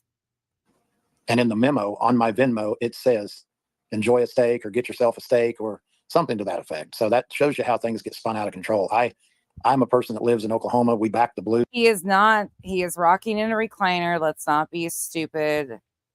No, he is not doing anything. He has got a chair that's rocking a little bit. That's it. Come on now. Strongly. I don't do things that break the law. Would you be willing to share and be transparent with your Venmo and Cash App and stuff, at least towards, I don't know if you know her name's not Betty, it's Andra. Yeah, but it's Andrew Griffin.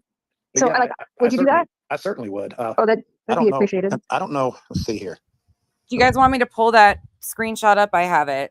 I can pull it up and show it again. It's also in a lot of videos that I've done. Let me see. I don't want to. But you don't got to do it tonight. I was just wondering, would you be open to doing that? Yeah, absolutely. I mean, I'm not gonna pay somebody to stalk somebody because that's not what she was there doing. I mean, if you watch the live, she's a close friend of mine, and whether you like her or not, she's very close to Seth and I, and she was not there to stalk anybody. She got in an altercation with Terry after she noticed that Terry was following her and taking a picture of her license plate. You can clearly see it. She saw him in her rear view mirror. But I'll share a Venmo. I mean, I have receipts for my claims. The sad thing is that people don't have to prove guilt. It seems that we are always having to prove innocence. Regarding Caleb Harris, I had an administrator of our Facebook group that sent me a picture and a video that I did not care to see. I was not involved in the case anymore. And I can assure you that I sent that to nobody. And I had many people ask me for it. And I told them that Randy was a coworker and a friend of mine, and there was no way in hell I was going to be sharing that information. And quite frankly, when it was sent to me, they didn't even know if it was him at that point. So, that didn't happen either. I mean, and Brittany, the only thing I will say, and I have no, you can have my cell phone number. I gave it to Josh the lab the other day, and we had a great conversation. If you ever want to ask me a question, I would much rather make myself available than to be tagged and have a video with that kind of a title on it, because I'm not hard to get a hold of. I'm glad to talk to you at any time. Right. It is a little disenchanting, to hear you just make up your mind that I'm an asshole when we've never even had a conversation. I don't think No. She's just questioning it. I don't think that's She's fair. just questioning it. No. She's honestly gone privately for me being too hard on you, and Seth privately. Like this is not fun for her to do tonight, Tony. I'll tell you that. When you were talking about Brittany here, you were talking about someone who has put her butt on the line. She has had faith in Seth. She has been there 100%, and she's not done anything questionable. So that doesn't work. I get that. But Brittany, am I incorrect here? Was it you that said I think Tony's an asshole, or was it somebody else on the I may have said that. I said that. I said you're a liar and you're an asshole. I said that for sure. Okay. Well, my apologies. And I thought it was you that said it, Brittany. No, I did say that I want to be able to ask questions because I don't That's fair. blindly follow anybody, you know, Yeah, because that's fair. That's fair. Completely fair. honestly, Tony, there have been some horrible things that have come out, and if it is things that Okay. I grabbed it. Sorry. 1 second. Here you go. Look at that. Look at that hair from being out here in the wind.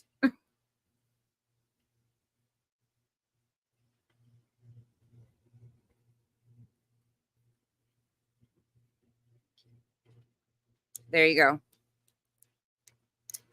There you go. That is what they're referencing as far as the $50. All right. And now, so we're just going to listen to a few more minutes here. And then I'm going to play you one more, and then we're going to read her declaration and Seth's.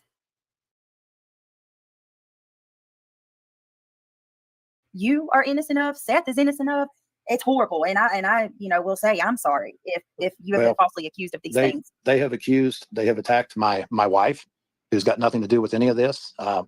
You know, they've sent emails to my work. They've sent emails to my family, content creators, and it's one that's doing it. We finally snatched his IP address when he sent an email. Believe it or not, the same person was sending emails to the pet rescue that we're donating money to, and he got a little bit careless, and one of the IP addresses got captured. But you know, we've been through it. You know, the pictures you're talking about on TikTok, that did not happen either. What nobody talks about is I went back and replayed the live. I showed a recording of me going into my TikTok lives, pulling the video up from the night before. They said it happened at the 13-minute mark. I was with my best friend, who's a 60-year-old stage 4 cancer patient, fishing in Minnesota. Okay, couple notes right here. This just got brought up. I showed it earlier, but I'll show it again.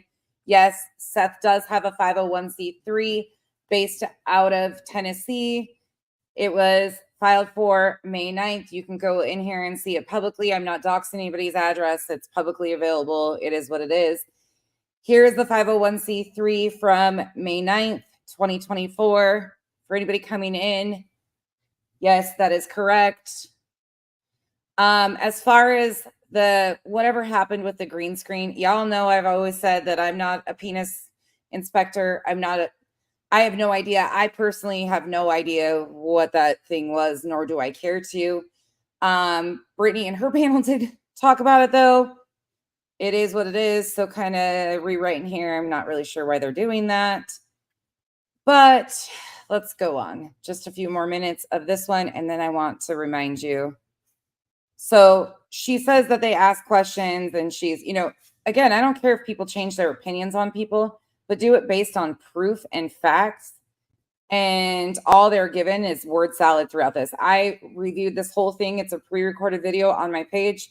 I broke it all down, put clips, laid it through just like I do on live stream. If you want to watch that, I can link that below. Minnesota, when I did that live that they put that overlay on, it's the same person that sent the emails to my work and to this poor lady at this pet rescue, who also sent emails to Joe Petito. But another concerning thing for me right there is that they're claiming that they're grabbing people's IP addresses. This is why I would hesitate to email places and so on and so forth. They said it happened at the 13-minute mark. I went back and played pretty much the entire live so that people could see the real live unedited. It was not an overlay either. It is absolutely not an overlay. There were people that were recording and broadcasting it live on YouTube as it happened. It was never an overlay. That is one thing I know for sure. What happened with the green screen glitch, I'm not sure. I don't know if it was his anything, nor do I care. But to say it was an overlay manufactured and done with intent is factually incorrect, because you can go to Crime Critters Crazy, I think is her name.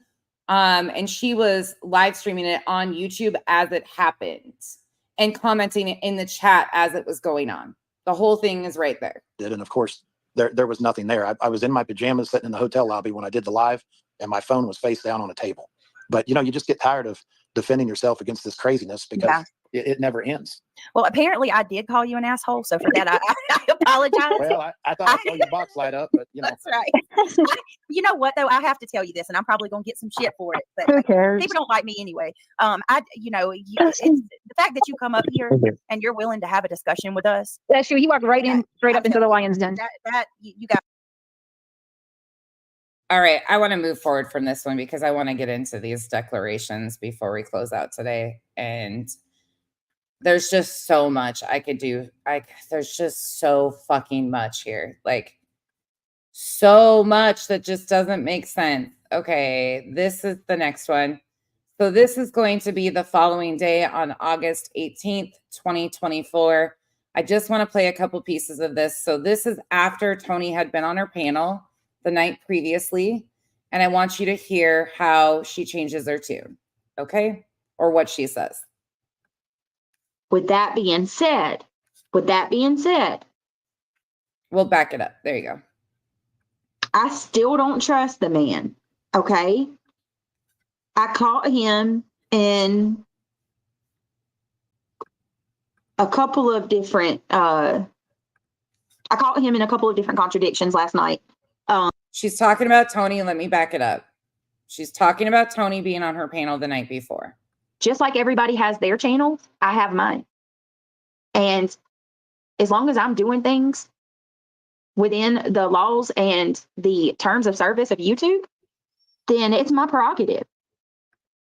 Are you going to tell me that not one of these creators that criticized me today, do you think that not one of them? Granny, you don't need to apologize for anything. Not at all.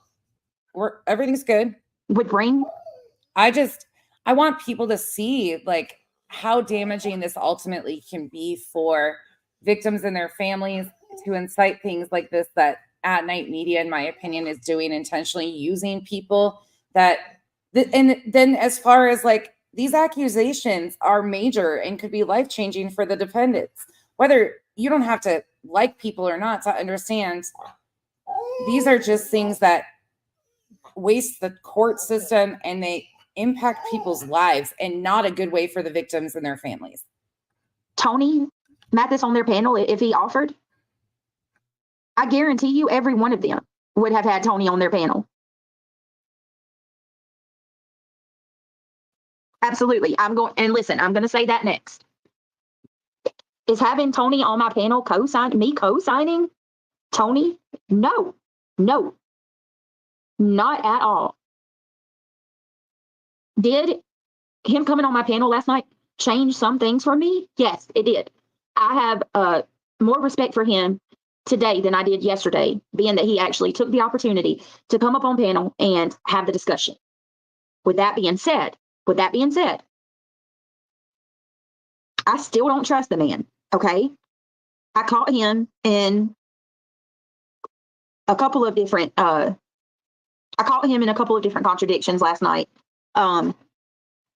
He was dishonest with me about some things. And I'm going to get to Jaden too, drawn to silence. I'm absolutely going to get to Jaden because I'm disgusted and I can't believe that people aren't calling that out. I'm mind blown. I'm mind blown that more people are more wound up tightly. Their panties are more in a wad regarding Tony coming on my panel than the fact that Seth Rogers was lied on. He was slandered. That's slander in the most vicious fucking way.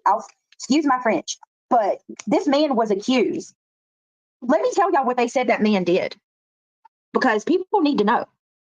And I can't believe that nobody is calling this out. Seth Rogers was accused of telling that Jaden guy. It was alleged that Seth, and I want to be clear, Jaden has said that this did not happen. Jaden came in my chat last night, said that was a complete lie. It never happened. And these allegations were helped by JLR and T-Rev. That's factual speaking once again. I don't know. I can't speak if Granny talked on it or if Barbecue Lady talked on these specific things. I know that T-Rev did. I know that JLR made allegations of the sort of inappropriate stuff with females. But that's all the further I know as far as that. Happened, okay? That's defamation. It's absolutely defamation.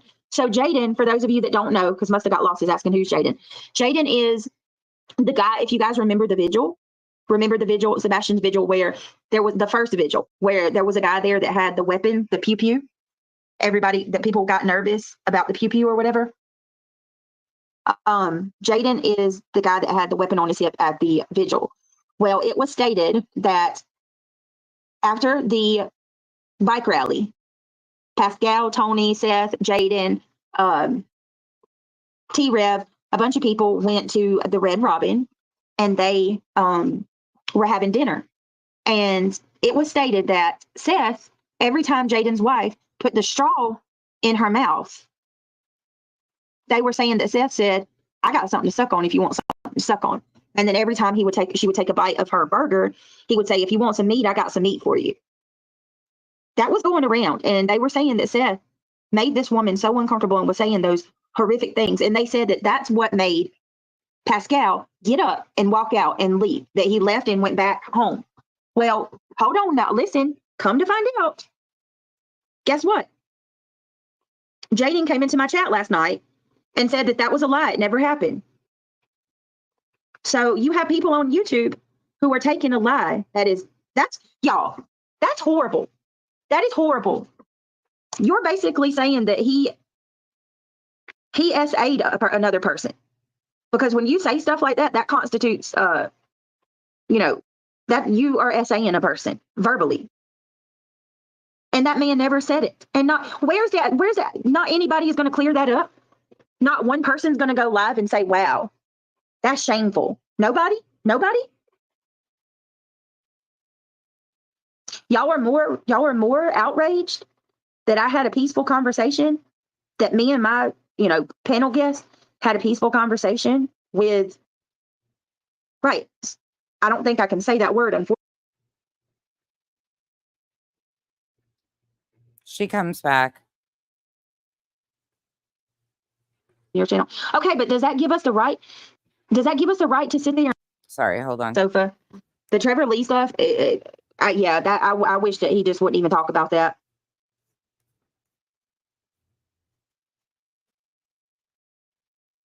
T-Rev 757 did a whole lot, has said a whole lot, has made a whole lot of claims. The very initial team created an absolute shit show, in my opinion, in this case. The misinformation was horrendous. Sweetie Pilo, Donna Serafina, T-Rev 757. The list goes on and on of the very the very extensive list of people who created a ruckus. JLR was a huge source of misinformation in the beginning of this. Why can't we say the important words that bother me? We've heard Seth and Uncle Taco talk crude in your channel. Okay, but does that give us the right? Does that give us the right to sit there and say, who would go around saying that somebody did something so heinous without proof? So are you going to tell me that it's okay that somebody can accuse that man of something so heinous with no evidence that he did that?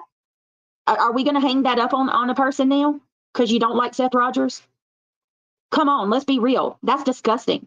That's absolutely disgusting if anybody's okay with that. If you can't look past your own... Yo, BJ, I got a quick question because I know you have mods in here. Y'all, I want to know something. Who's texting me right now? Or whoever's... Hold on, let me put this on just so your stuff doesn't come down. I just got this. I just fucking got this. Look at this.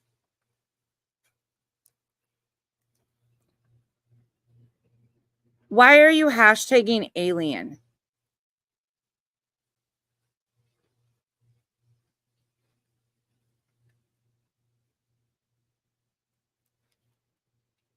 Sebastian Rogers, Seth Rogers, Sebastian Rogers case, Tony Mathis, Nick the Hat, True Crime Community, AWBJ, Alien, alleged with Brittany J. What are you doing, dude?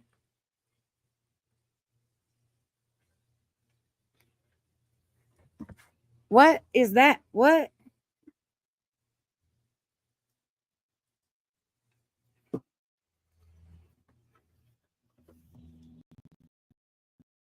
Are you okay? Are you okay?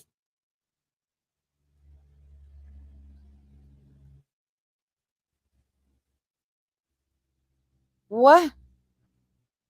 Okay, I'm just gonna. I don't even know what to say about that. Like, what? Why? Hatred and say that it's okay that somebody can go around and put those types of allegations on another person without proof? That's effed up. I'm so confused.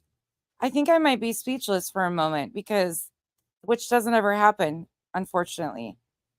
But alien? Hashtag alien? What? Okay, well, let's say this. If that wasn't Jaden, and Jaden's really, and the real Jaden's really upset, if the real Jaden if let's say that Jaden's really saying that, okay? Let's say that Jaden is really saying that. I'm going to fast forward. This is just rehashing. He said, she said shit. Oh, allegations like that can ruin people's lives, like the allegations that Sweetie Pilo made against Chris, some of the allegations that have been made against Katie, the allegations that have been said on her very panel about Chris being an abuser, things like that. Let's Talk. Have you clipped me anymore? Let's Talk is also the one that likes to clip me and say that they're threats when I said I was going to hurt her brain or beat up her brain or something like that. It's in my community tab. Is my audio breaking up, guys? No, unfortunately, we can hear you. Oh, God. Let me know if y'all can hear me. That actually just made me nauseous.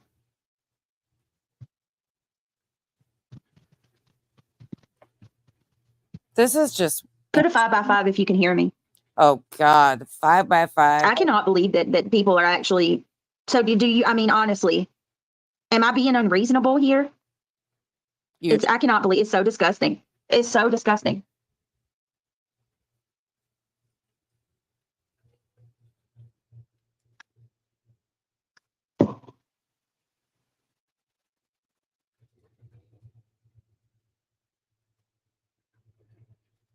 Brittany, I see it like this. This is your channel, and you can have whomever you want on your panel. All the negative losers should go find a channel more up their bitchy alley. Okay, this is what I want to ask. I guess this is where I'm confused. Many women have come forward about Seth being inappropriate with them. Are they like, where are these women at? Show me. Thank you, Ren. Who are these women, Coffee Addict? Where are they at? Go ask JLR. He's the one that kicked that off. I think there's two people that have an agenda. They're trying to derail and deflect everything too. You know what's sad? You want to know what's really sad about all of this? We have a child. There's a 15-year-old little boy, and nobody gives a F that he's missing. They much rather do this, do all of this. And then they say, I'm the problem. Even though I asked Tony to come up last night in hopes that maybe we could get some answers to dispel some of the rumors so that we can move along and actually focus on what matters, and that's Sebastian Rogers. Everybody wants to get hung up on destroying his father instead of actually focusing on the fact that this kid has been missing 170-something days. Why is it so hard to say everybody's focused on destroying his father, his mother, and his stepfather, and his grandparents? And majorly him. Why is it so hard to be fair? That's true crime, right? You base your opinions off fact, right? It's sick. I haven't seen any of these people actually come on this platform and talk about that night. Talk about the facts of what could have happened. Why aren't you talking about how he went missing without any one of those dogs tracking his scent? Where's the conversation about the actual details, the small amount of facts that we do have? And as we all know, there was a scent. It wasn't verified because it didn't lead to anything. This was August 18th, and she still hadn't figured that out. Meanwhile, reviewing stuff involving this case daily since she started covering it. You know, me and Justin, we get our ass rode about looking at a flashlight video. Well, at least we're trying to keep his name out there. All you want to focus on is if his dad has sat there and spoke to two women at Red Robin in the most inappropriate way with zero proof that it happened. And then in the same breath, you want to call us tragedy pimps and say that we're here to exploit children while you sit there and slag on his father the whole time and do absolutely nothing to bring awareness to finding him.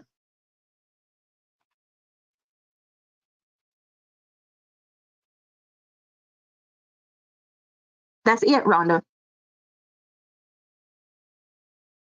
And they all look past the one major detail that sticks out like a sore thumb. The dogs have no scent of Sebastian. They have no evidence that proves he ever even left that house.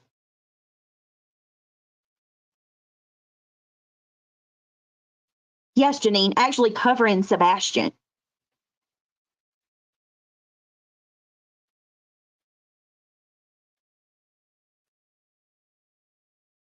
Kelly, did you listen to the whole stream?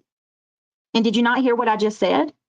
First of all, I did. I asked him about the flashlight video, which I'm still shocked as all get out that he don't know about that. You don't know about the flashlight video with the bite marks or anything like that. I asked him what he thought happened to Sebastian. I asked him if he believed Sebastian ran away. There were several questions about Sebastian last night. But also, the major reason for having Tony come up was to try to ask questions about all these stupid rumors so that maybe we could get some answers so people can move on from it. But stupid, naive me, I should have known better. Nobody is ever going to be okay with anything to move on.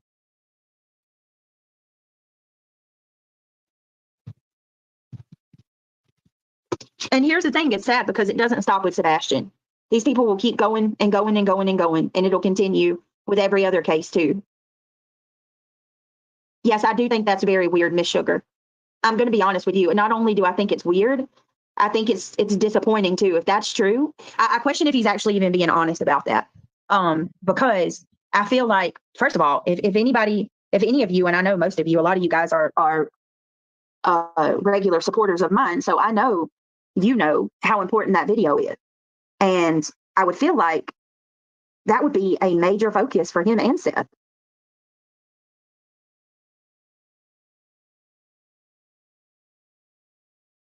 Wrong. The main reason Tony came up was because Seth whined. Had you removed his name, then Tony didn't call Tony to cry. Well, regardless of what his reasoning was, Nisi, I'm telling you what my reason was. My reason was hopes that he would actually. What's going on now? Jesus, hold on. I think you guys get the point of what I'm trying to show. I think we can tail off for a moment into a couple of these declarations. I think that would be a great place to wrap up. And I think it would be a great place to insert BHB's declaration and Brittany's declaration. You guys good with that? I think we've had a really heavy clip segment for about 3.5 hours. But I'm really like, that is so important to me for people to see the back and forth, the up and down. We can go back and date this stuff in a timeline fashion. You can look at how things have changed, when people came in, how things have intentionally moved. And I really think it's important to look at all of this when you're looking at this complaint and these exhibits and these declarations and seeing that these very people don't like each other. They're not doing this for victims and their families or to stand up for Seth.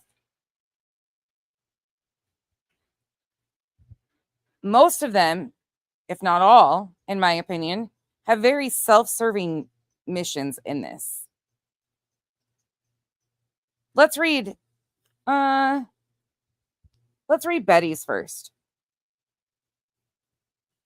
These are the declarations in the filings.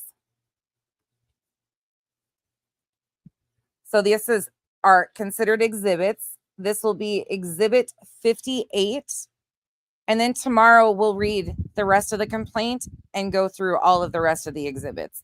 Hopefully that will work for you guys, because I have clips that go with some of that too. But I think we got about another hour, 45 minutes, and then we'll end this one out and leave this where it's at. And then we can go into the rest of the complaint.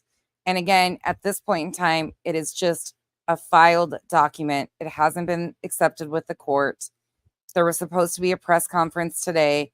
They canceled it because of threats of a marching band. I mean, okay. I have heard and seen you guys commenting that there is a news source. I think it's probably Nashville. Is it Fox 17. Is that who it is that did something about the and Betty did appeal. I don't know the status of that appeal or how that's going to go. I'm not sure what's all going there. And okay, so we're going to start with Exhibit 58. I'm not going to put it on the screen just because of the fact that I don't want to dox anybody out. I'm sure you've seen other people put them on the screen and read them. But I do want to finish the final complaint. Y'all just know me. My brain just trails off and I find all these clips as I'm trying to pull stuff out. So, all right. This is the declaration of Andrea Griffin. She is a public person and uses her full legal name, BHB, Bullhorn Betty. I, Andrea Griffin, being duly sworn according to law, hereby depose and affirm the following. I, Andrea Griffin, residing at 5822 2nd Street, West Bradenton, Florida. I just doxed her. I just fucking totally did and didn't even mean to. Jesus, Becky. I'm just reading it. Here we go. What time is it? 3:25:05. I gotcha. I'm going to go back and mute that because my dumbass just started reading it. Well, fuck. There we go. Well, I always tell you guys when I fuck up too.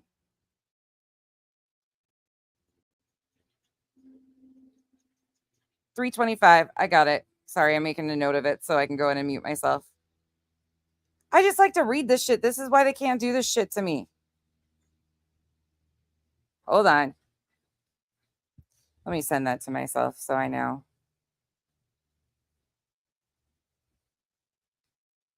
I tattle on myself too. I could have just rolled on that part of it.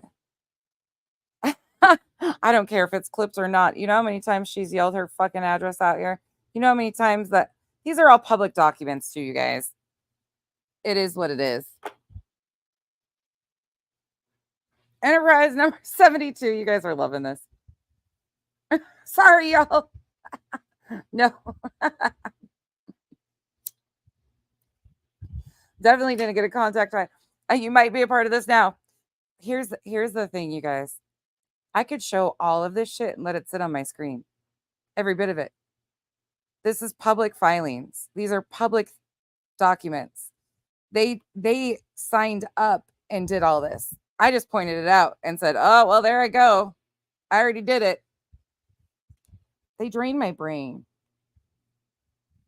I said, I'm not showing them on screen so I don't dox anybody as I continue to read the address. Jesus. Okay, carrying on. Declare under penalty of perjury under the laws of the Commonwealth of Pennsylvania, pursuant to 18 PA.C.S. 4904, relating to unsworn falsification to authorities, that the foregoing is true and correct to the best of my knowledge and belief. I affirm that I am ready, willing, and able to testify to these facts at trial. The fuck? This declaration outlines the profound harm I have endured due to an organized campaign of harassment, defamation, and intimidation initiated by two individuals, Granny's Watching and Barbecue Lady. This campaign was not an isolated incident. It was a well-coordinated, sustained effort that involved multiple people acting in concert to tarnish my reputation, disrupt my work, and incite fear in every aspect of my life.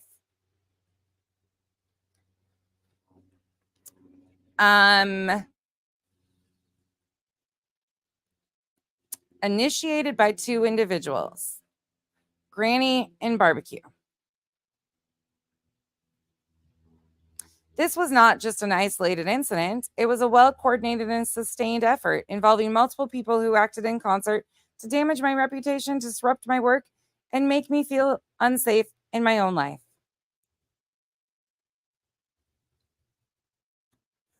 I first became aware of Granny's Watching in 2021 when I was covering the high-profile case of Summer Wells. At that time, she was relatively unknown. But as I began reporting on other cases, particularly Quentin Simon's case, her attacks on me became more frequent and malicious. It seemed that as my reach grew, so did her hostility. Granny started using her platform to spread false and defamatory information about me. I would see her rallying her followers to discredit me, questioning my motives and my work, despite the fact that I have always approached every case with sincerity and care. It wasn't just casual remarks. There was a clear pattern.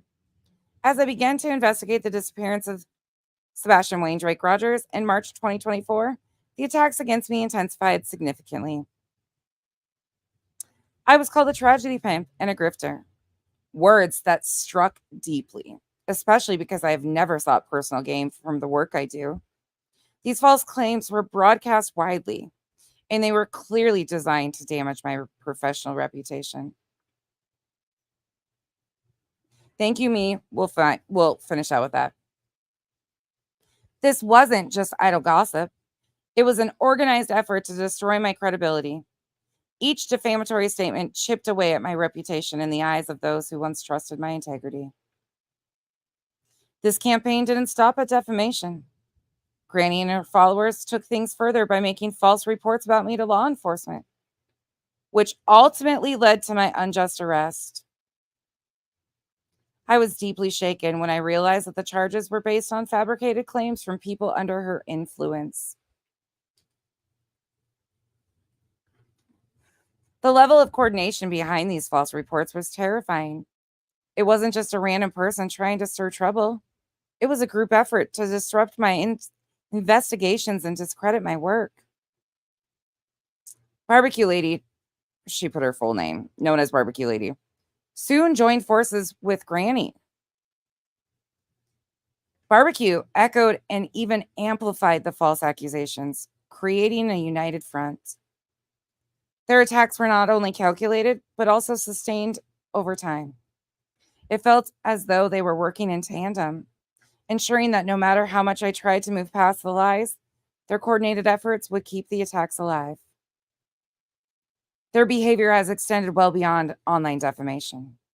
Together, they have rallied their followers to participate in a broader conspiracy of harassment and cyberstalking, involving multiple online creators who seem to operate under their direction. One of the most frightening aspects of this ordeal has been the doxing. At one point, my home address was posted online. Ma'am, this isn't in here, but I'm ad-libbing right now. She screamed her address out numerous times on live streams. It's in public documents. It's attached to mugshots. All of the above. I began receiving messages that made me fear for my safety. The idea that strangers might show up at my home has caused me to live in constant fear. I've had to take extra precautions to protect myself and my family. On or about July 27th, 2023, Burnt Now, another individual involved in this coordinated effort, posted a comment on X, formerly known as Twitter. The post referenced another online creator, Dolly Vision, stating that Dolly Vision would be able to use the lawsuit against me to his advantage by going through my personal texts and details during depositions. Attached here too is labeled Exhibit 1 is a true and correct copy of the post made by Burnt Toast. This just isn't just internet drama. It has escalated into a campaign of stalking, threats, and harassment, much of which is incited by Granny, Barbecue, their associates, and followers. Beyond the emotional toll, these attacks have deeply affected me financially. Granny and Barbecue spread false allegations that I was involved in fraudulent schemes, claiming I had inappropriate relationships with others involved in the investigations, such as Seth Rogers and Tony Mathis. These baseless accusations were meant to undermine my credibility and sabotage my professional work, especially in a sensitive, high-profile cases. Hold on, you guys, just one moment.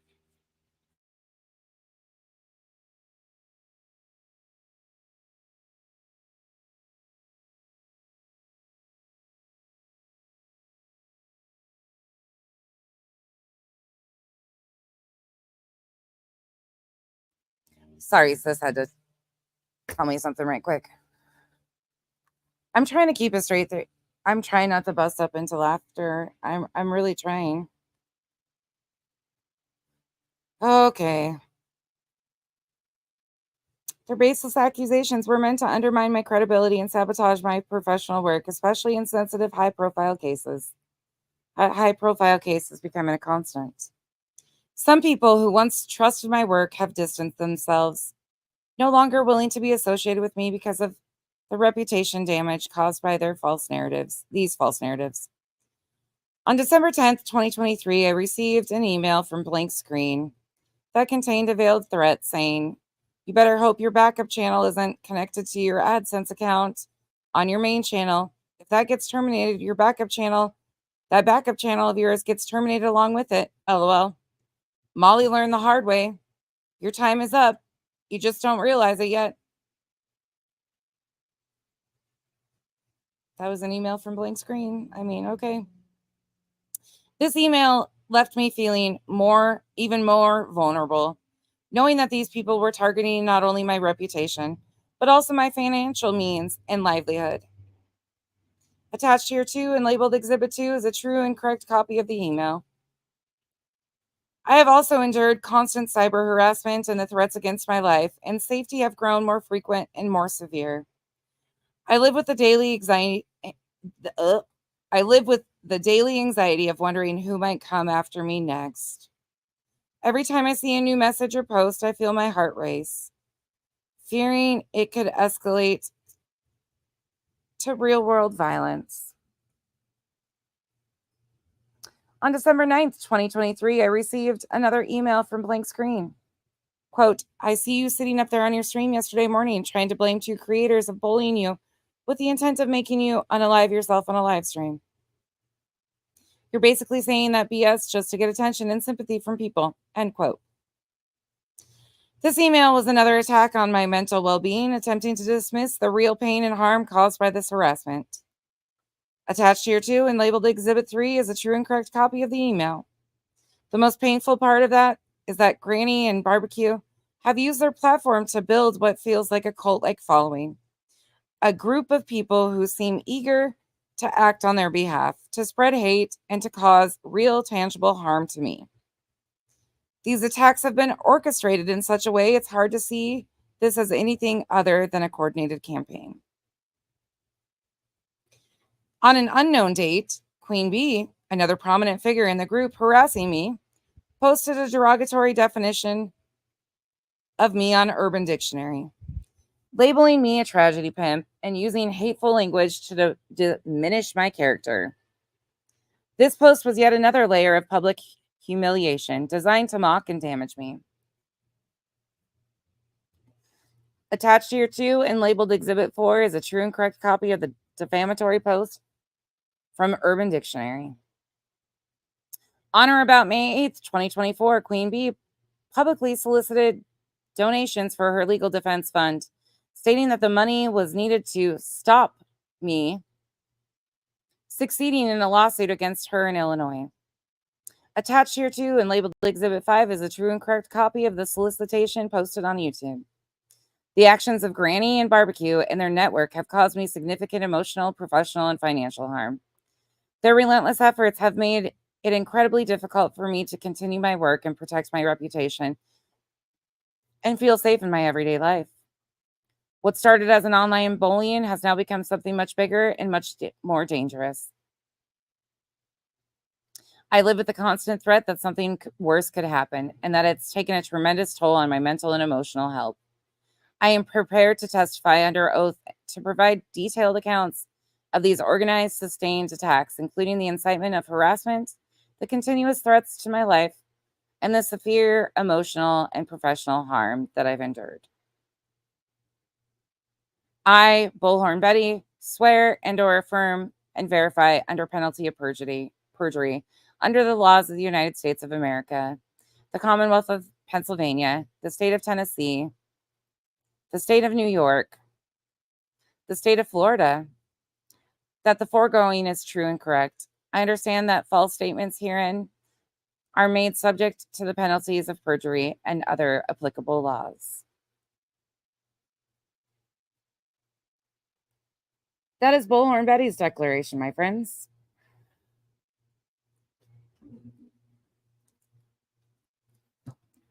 Okay.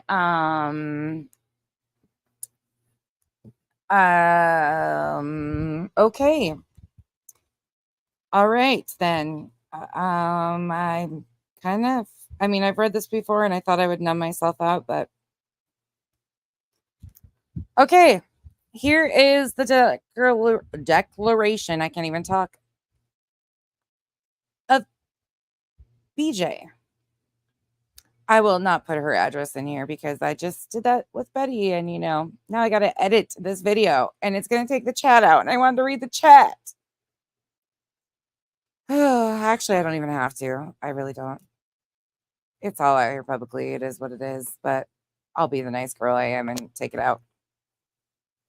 But I'm going to read the chat first. And then after we read BJ's, I think you guys might find some similarities in this. And then we'll close out with the news segment from WKRN. I, BJ, declare under penalty of perjury under the laws of the Commonwealth of Pennsylvania pursuant to 18 PCS, whatever. I affirm that I am ready, willing, and able to testify to these facts at trial. I am writing this declaration not as a lawyer or someone engaged in a legal dispute, but as a mother and a human being who has endured unimaginable pain, fear, and suffering due to the relentless harassment and defamation perpetuated by Granny, along with her friends, followers, and cult-like network. I think somebody else just said cult-like network. What they have done is torn apart not just my professional life, but my personal life as a mother, a daughter, and a person who values kindness, honesty, and peace. I have lost count of the number of times I have woken up in a cold sweat, terrified that someone might follow through on the threats that Granny and her followers have made against me. She didn't just stop at insults or gossip. She looked straight into her camera and told me, quote, "I will make you a fucking victim," end quote. These words haunt me. It's not just fear for myself. It's the gut-wrenching fear that I may not be able to protect my children. How can I explain to my kids that their mother is being targeted by strangers on the internet? People who seem intent on ruining our lives. I try to hold it together for them, but inside, I am broken. The words of Granny uses to describe me, a lazy, wasteful piece of shit, aren't just casual insults. They cut to the core of my identity as a mother who works hard to give my children the love and stability they deserve. When she says these things publicly in front of thousands of people, I feel the walls of my world closing in. My children have seen me cry because of these things. I try to hide it, but they notice. How can a mother explain that strangers are attacking her, saying horrible things, calling her names, and trying to destroy the life she's worked so hard to build? The most painful part of this has been watching my children ask if they are safe. Granny and her associates even implied that I neglect or harm my children, saying things like, quote, "You won't ever catch me driving with my children unbuckled standing up," end quote. Those comments go beyond personal. They attack my ability to be a good mother. Oh, I've spent sleepless nights wondering if someone might actually believe these lies and come after me, or worse, my children. As a mother, there is no greater terror than the thought of your children being hurt because of lies and hate spread by strangers. This campaign of hate has also impacted me financially. Before this started, I was proud of the work I did, and I was able to support my family. Now, people who once trusted me no longer want to work with me. The lies, the accusations, the threats, they've destroyed the professional relationships I've worked years to build. And the worst part is, I'm not just losing business. I'm losing the ability to provide for my children. How am I supposed to rebuild my career when my reputation has been torn apart by people who don't even know me? My mental health has been shattered by this. Every day I wake up with a knot in my stomach, wondering what new attack will come. I'm exhausted, not just physically, but emotionally. I feel like I'm constantly walking on eggshells, afraid that one wrong move will lead to more lies, more harassment, more attacks. This anxiety doesn't just affect me, it affects my family. My children have seen me cry more in the past year than I care to admit. I've had to cancel family outings, miss important moments, and withdraw from the people I love because I'm so consumed by the fear and stress of what might happen next. At times, I've broken down completely. I've sat in my car in the driveway of my own home and just cried. I don't know how to protect myself or my family from this kind of hate. I'm a mother, just trying to raise my children and do my best for them. I've had to tell my kids why people are saying horrible things about their mom online. I've tried to shield them, but it's impossible with this campaign of hate. Is so public and so vicious. Your Honor, as I sit here writing this, I'm asking you, not as a plaintiff, but as a mother who is desperate to feel safe again. I want to wake up one morning without the fear of what might be said about me, or worse, what might be done to me or my family. I just want to live my life, raise my children, and provide for them without this cloud of fear and hatred hanging over me. I am asking for justice, not just for me, but for my children who have seen their mother's spirit broken by the relentless cruelty of strangers. I, BJ, am not just fighting to clear my name, but to protect my family from the very real and ongoing threats that this coordinated campaign of harassment has caused. The psychological, emotional, and financial damage has left scars that may never fully heal. I am pleading with this court to recognize the very real harm that these actions have inflicted on me and my children, and to hold those responsible accountable for the destruction they have caused.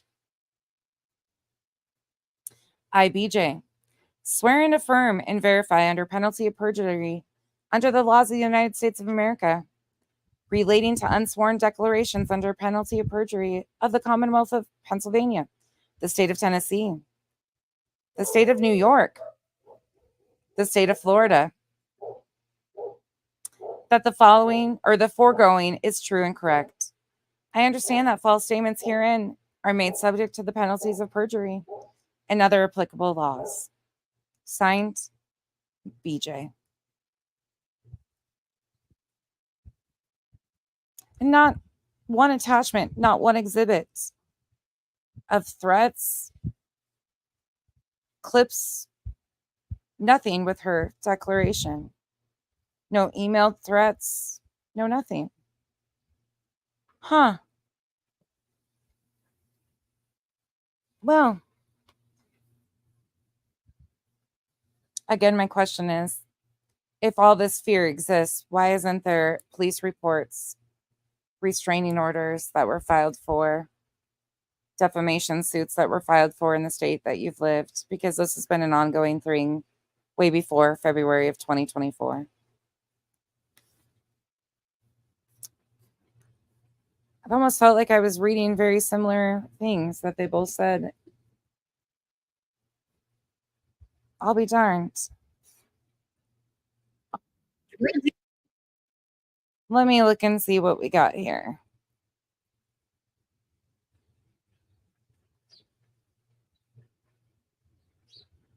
Oh, well, shit.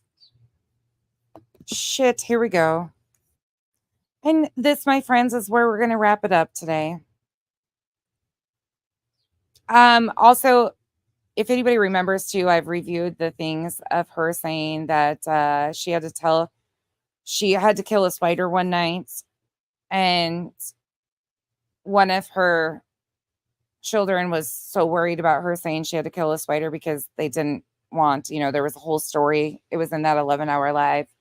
If you need clips of those things, I don't know if her lives are still up that I reviewed in that, but That's a whole interesting moment too, if you want to see how it was claimed that other people were causing that fear before, and now it's, I guess, all grainy.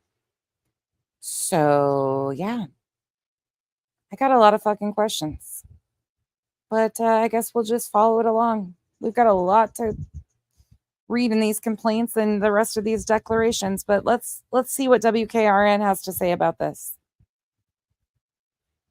For a missing teenager are going back to court. Dog, the bounty hunter, and Sebastian Rogers' father filed an injunction against 2 social media influencers in Pennsylvania. They claim the YouTuber and TikToker are obstructing the search for Sebastian Rogers. News 2's Caitlin Quisenberry breaks down statements included in this lawsuit. An 18-page injunction backed by a 323-page list of exhibits and testimonies was filed last. Sorry guys, I'm reading some of the comments. I'm not going to unlist it. It just takes a moment to blurb out that little like 3-second segment. It's just going to lose the chat. So you guys just know that I'm not taking the chat down. It might go down while it's temporarily fixing that. I'm just going to mute that section where I read her address. That's it. It'll be right available for all of this, but it is timestamped, and I'm sure that people know where I'm getting all this from. It's all up there. Every bit of it's up there. But this is all here. But it will not. The only thing that's going to go down is your guys' comments in the chat, the live chat. So feel free to make any comments under the video when you guys are done. But that's all I'm going to do. Yeah, I know. Remy, I know. That's why I'm like, do I even care? Last Friday, the plaintiffs include Dog the Bounty Hunter, Sebastian Rogers' father, Seth, and the father's spokesperson, Tony Mathis, as well as YouTuber Andrew Griffin. The lawsuit alleges 2 influencers, a YouTuber and TikToker, created a, quote, coordinated campaign of cyber harassment, false allegations, and witness intimidation. The lawsuit ties back to the search for missing Sumner County teen Sebastian Rogers. He was last seen in February at his family home in Hendersonville. Dog the Bounty Hunter joined the search for Sebastian in September and added $75,000 to the reward for. Okay, I'm gonna let this play, and then I'm gonna go back and piece this out for a moment because I gotta push some questions here. For information, now totaling $125,000. The plaintiffs claim the influencers encourage their subscribers to flood tip lines, and law enforcement with false reports have threatened Dog the Bounty Hunter and other searchers, allegedly slowing down critical travel and coordination for search efforts. A spokesperson for Sebastian's father said one of the influencers threatened to, quote, take him down, while Sebastian's dad wrote, quote, I'm fighting against a coordinated group of individuals who seem more interested in destroying me than helping to find my boy. He went on to say, quote, if my son dies out there, they'll have blood on their hands. The lawsuit urges the influencers to stop any disparaging comments about the plaintiffs, remove any previous video content doing so, and ask their subscribers to follow their example. A press conference was scheduled for today in Pennsylvania, where the influencers live, to address the filed lawsuit. But according to At Night Private Intelligence Agency, the conference was postponed due to, quote, reports of individuals arranging for a marching band to interrupt the conference. How could she say that with a straight face? Along with other suspicious messages. In a letter included in the court documents, the lawyer for the YouTuber writes the allegations are, quote, baseless and without legal foundation. News 2 reached out to all parties involved and has not heard back. If you have any information to the whereabouts of Sebastian Rogers, you can find a list of numbers to call on our website at WKRN.com. Okay, we're going back. People searching. I'm gonna say a whole lot right now. It's going to get paused a bunch because this is absolute. Okay. All right. So it says obstructing the search for Sebastian Rogers. Thank you guys for all being here with me. We're going to do this and then we're going to wrap it up. This has been a long one again. And we've got more to do with the complaint and all the other bullshit tomorrow. I'm going to need a freaking value-sized bottle of ibuprofen after this. Holy shit. Hi, baby.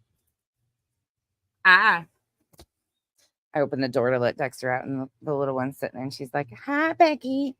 They're so cute. They're so cute. Okay.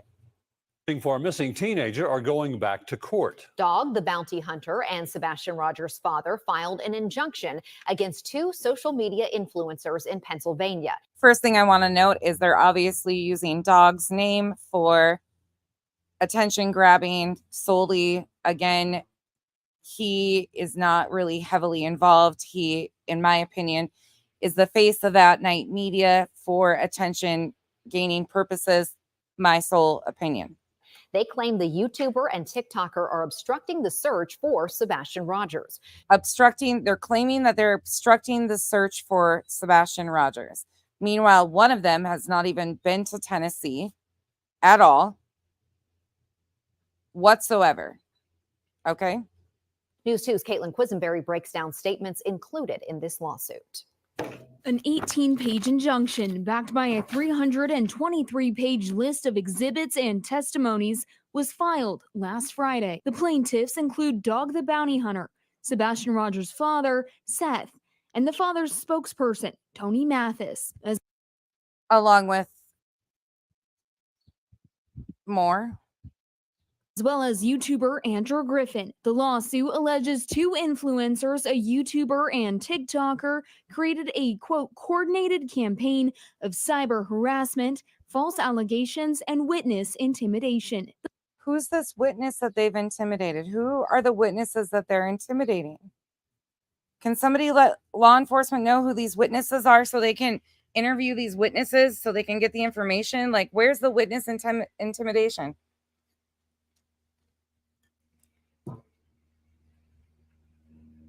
What? The lawsuit ties back to the search for missing Sumner County teen Sebastian Rogers. He was last seen in February. Oh, this actually, I am so mad right now and trying to keep it together. So mad. So freaking mad that they're using Sebastian for this. At his family home in Hendersonville. Dog the Bounty Hunter joined the search for Sebastian in September and added $75,000 to the reward. Dog the Bounty Hunter also called the missing child Nicholas and the Seth Rogers Sean. Dog the Bounty Hunter has also made very blatant allegations in his interviews. For information, now totaling $125,000. The plaintiffs claim the influencers encourage their subscribers to flood tip lines and law enforcement with false reports. Speaking of flooding tip lines, BJ, do you remember that one stream I reviewed of you when your chat was calling the TBI hotline, flooding the TBI hotline, saying that they couldn't get through? Oh, that exists. Do you remember that? Because I sure do. For those of you that don't know, BJ is one of the plaintiffs in this. Threatened Dog the Bounty Hunter and other searchers. Threatened Dog the Bounty Hunter and other searchers. I think we're going to need to be specific about who these other searchers supposedly are that are being threatened.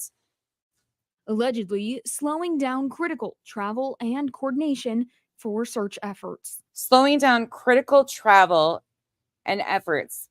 But Nick the Hat's own words said that they had 24 assets on the ground in Tennessee already. So how did anything get slowed down? And the first and foremost question I'm going to ask about all of this is, they're not law enforcement. They're not working with law enforcement. They're not working on behalf of law enforcement. So how did any of that impede the investigation into the disappearance of Sebastian? A spokesperson for Sebastian's father said one of the influencers threatened to, quote, take him down. The spokesperson has also given misinformation on the disappearance of the missing child, such as claiming that the missing child was in direct contact with Katie's mom. The spokesperson has also said things like, or intimidated other folks by saying stuff about Dolly's brother.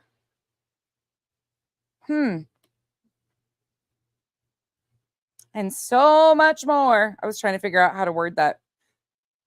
While Sebastian's dad wrote, quote, I'm fighting against a coordinated group of individuals who's a coordinated group of individuals, kind of like the team, your hand-selected team there, Seth.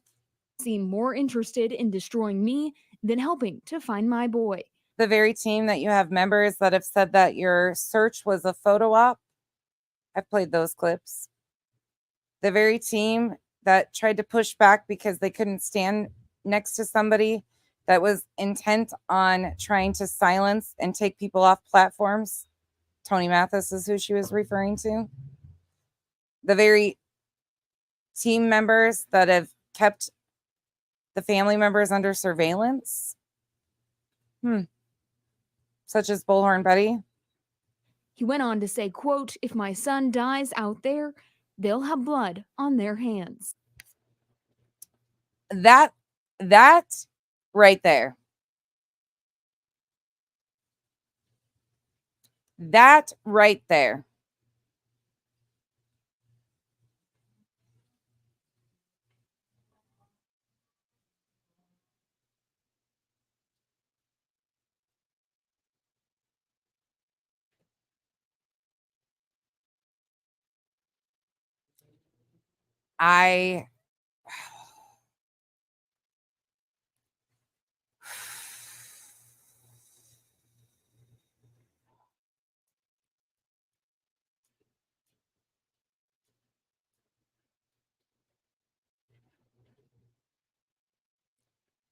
Your very team members, such as Bullhorn Betty, have called him a package, have called him defective,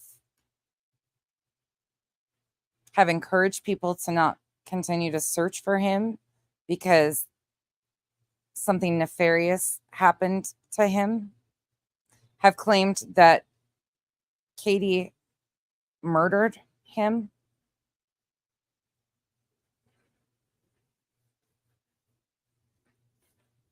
So trying to put it on these two defendants, these two people, seems very unfair to me. When we've had fake dog handlers, I just like the list could go.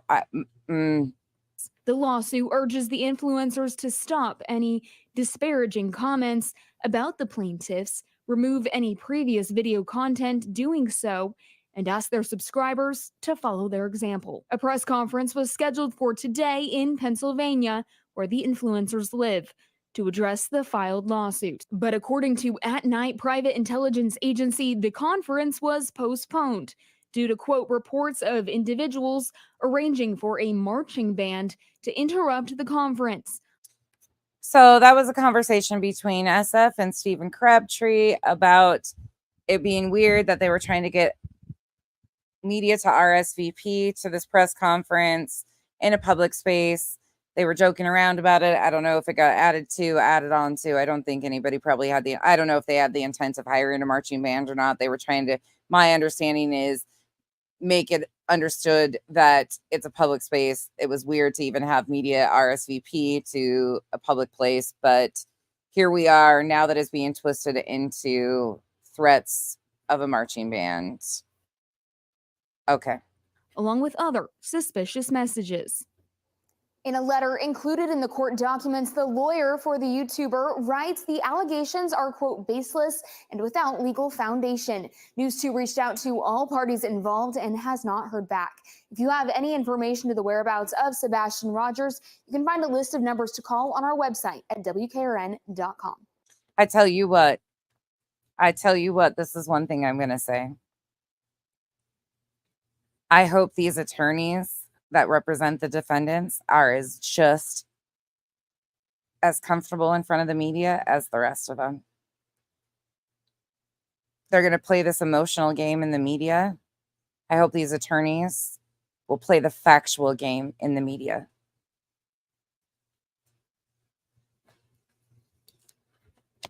This is unbelievable.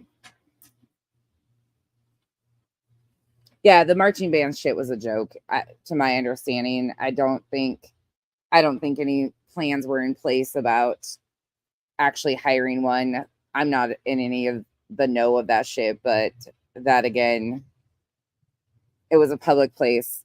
I mean, it's just stupid. I'm going to leave you with this.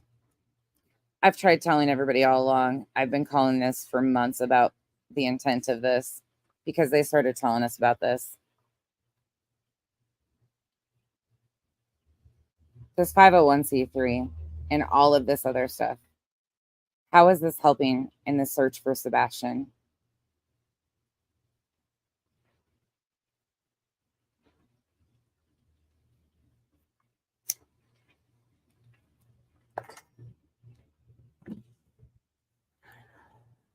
How is any of this helping? How is a 501c3?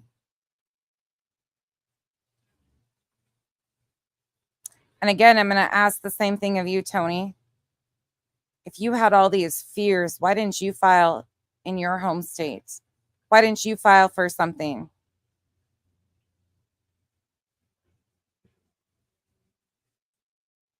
You can look this up yourself. It's all there. You can go verify that there's a 501c3.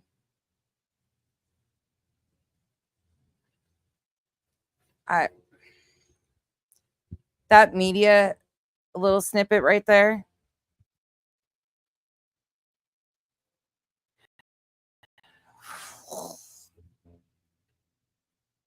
So now we have, yep, 501c3 was created in May 9th.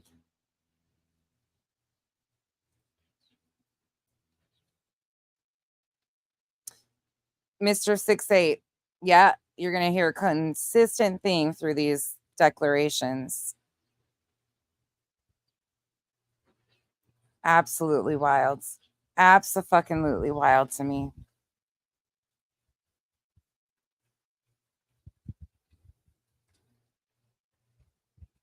Remy, same.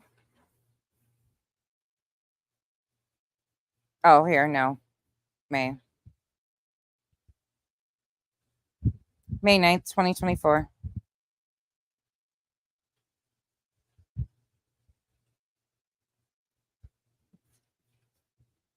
Everybody thought I was crazy. Everybody thought I was crazy when I started pushing it and pushing it and pushing it and pushing it about other agendas going on here. And when they started coming in, I was trying to like not make people get mad about the fact that there's a lot of political agendas behind some of these characters and need for certain things. But sadly, there's a lot of bullshit going on here. And it's the perfect climate for a lot of this right now, too, in election season.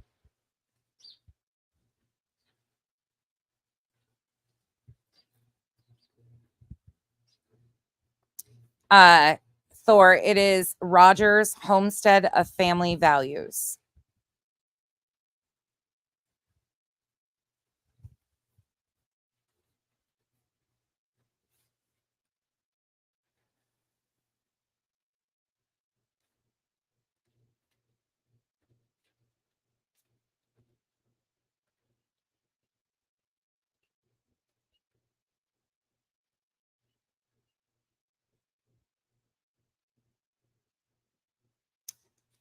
I'm stunned right now.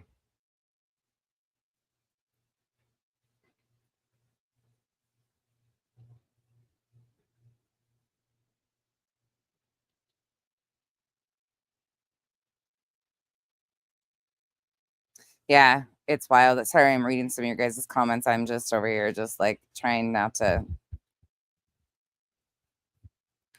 Shelby Lynn, thank you so much. Yeah, I wonder why they didn't do a press release for the nonprofit. I'm curious about that. Anybody remember the date of the cease and desist that went out, the first round? I'll have to look. I don't have it in front of me.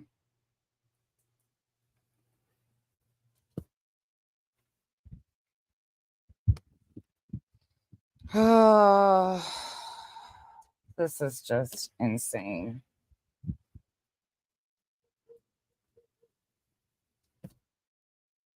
Yeah.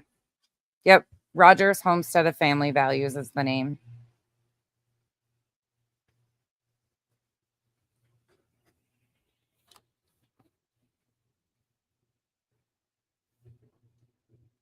It wasn't Tap Mom. They talked about needing to get a 501c3 going for reward so they could do a reward fund. Seth actually talked about it on a few different streams with a few different creators.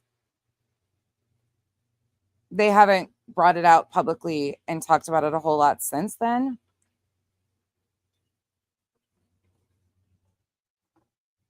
Oh, Polish, that could be.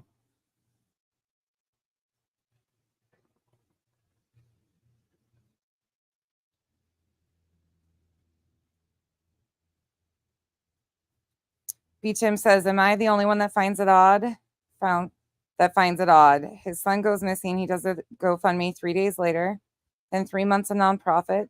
He does vigils where he uses his son's image to raise money for others. No, B. Tim, I don't think you're the only one for sure. Thank you for the support, but I think a lot of us have a lot of fucking questions. And it was technically night number 2, day number 3. I've always asked, how did they know he was going to be missing on day number 4? I also question the development. I mean, we pushed on why the Facebook group, why the selected, like, there's a lot of things that I also don't think it's a shock that BJ called Tony out for being the middleman of GoFundMe's, and now she is pushing Betty's GoFundMe. I'm scared for her, Lynn Levenlight. I'm scared for Katie's safety. I genuinely am. This incitement is dangerous. It's not a game. There's a missing child here. But I also have said that I think there's some political motivated people here that think if a certain somebody gets elected, that there will be certain special interest groups selected, and groups like this like to use noble causes such as trafficking missing children for a front facing. I've talked about that too. There's a lot of questions I have, and at the end of the day, I don't like where we're headed at all, because unfortunately it's not over. Yeah, Corrine. Yeah, I'm very worried for Katie's safety. This incites people to do, I mean, they have just continued to push the belief. Yeah, beats him, I know. Hold on right quick. Hold on. I got a question, and I'm going to go find the answer myself. Just a minute. So this was May. I think it was July that they wanted to have Joe Petito on, right? Were they going to announce a 501c3 and like a foundation of sorts, I wonder, with Joe Petito being there? And that derailed it?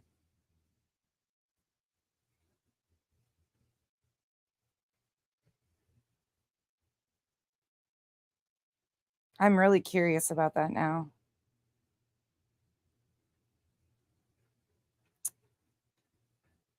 Yeah. Okay. I need to go. I got a headache. Like, this was that news segment just did me in. July was when he was supposed to come on.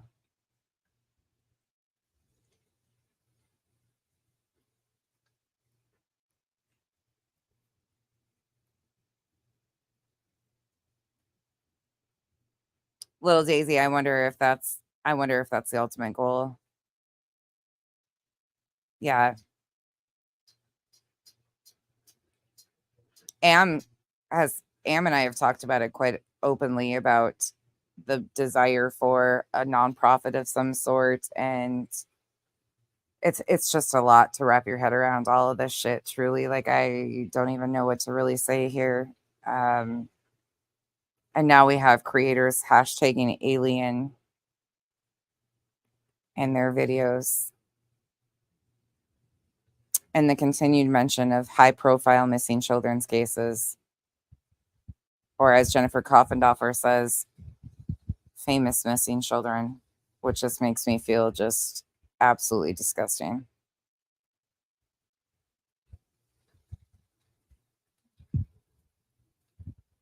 It just makes me really sad, really, really sad at the end of the day, because this is a 15-year-old missing child and his dignity that is being completely diminished for what? For what? Who does this help? I don't know. All right, y'all. Have a wonderful rest of your evening. I will see you guys sometime tomorrow, and we will do more of the complaint and the exhibit. Sorry, it was more clip heavy today, but I wanted to get that out there and do that. And tomorrow will be more reading. Again, just so everybody's aware, the chat will go away because I'm going to go edit and just mute that little section right there.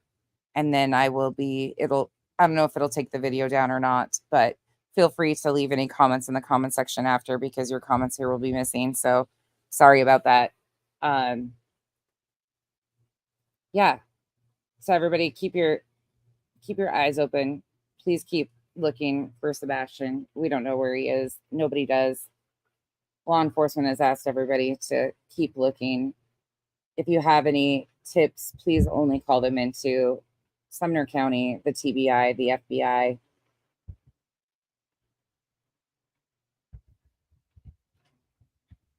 And do not let anybody encourage you to not call them into legit law enforcement.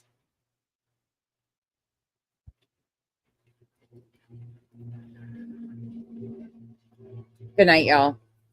Have a great night.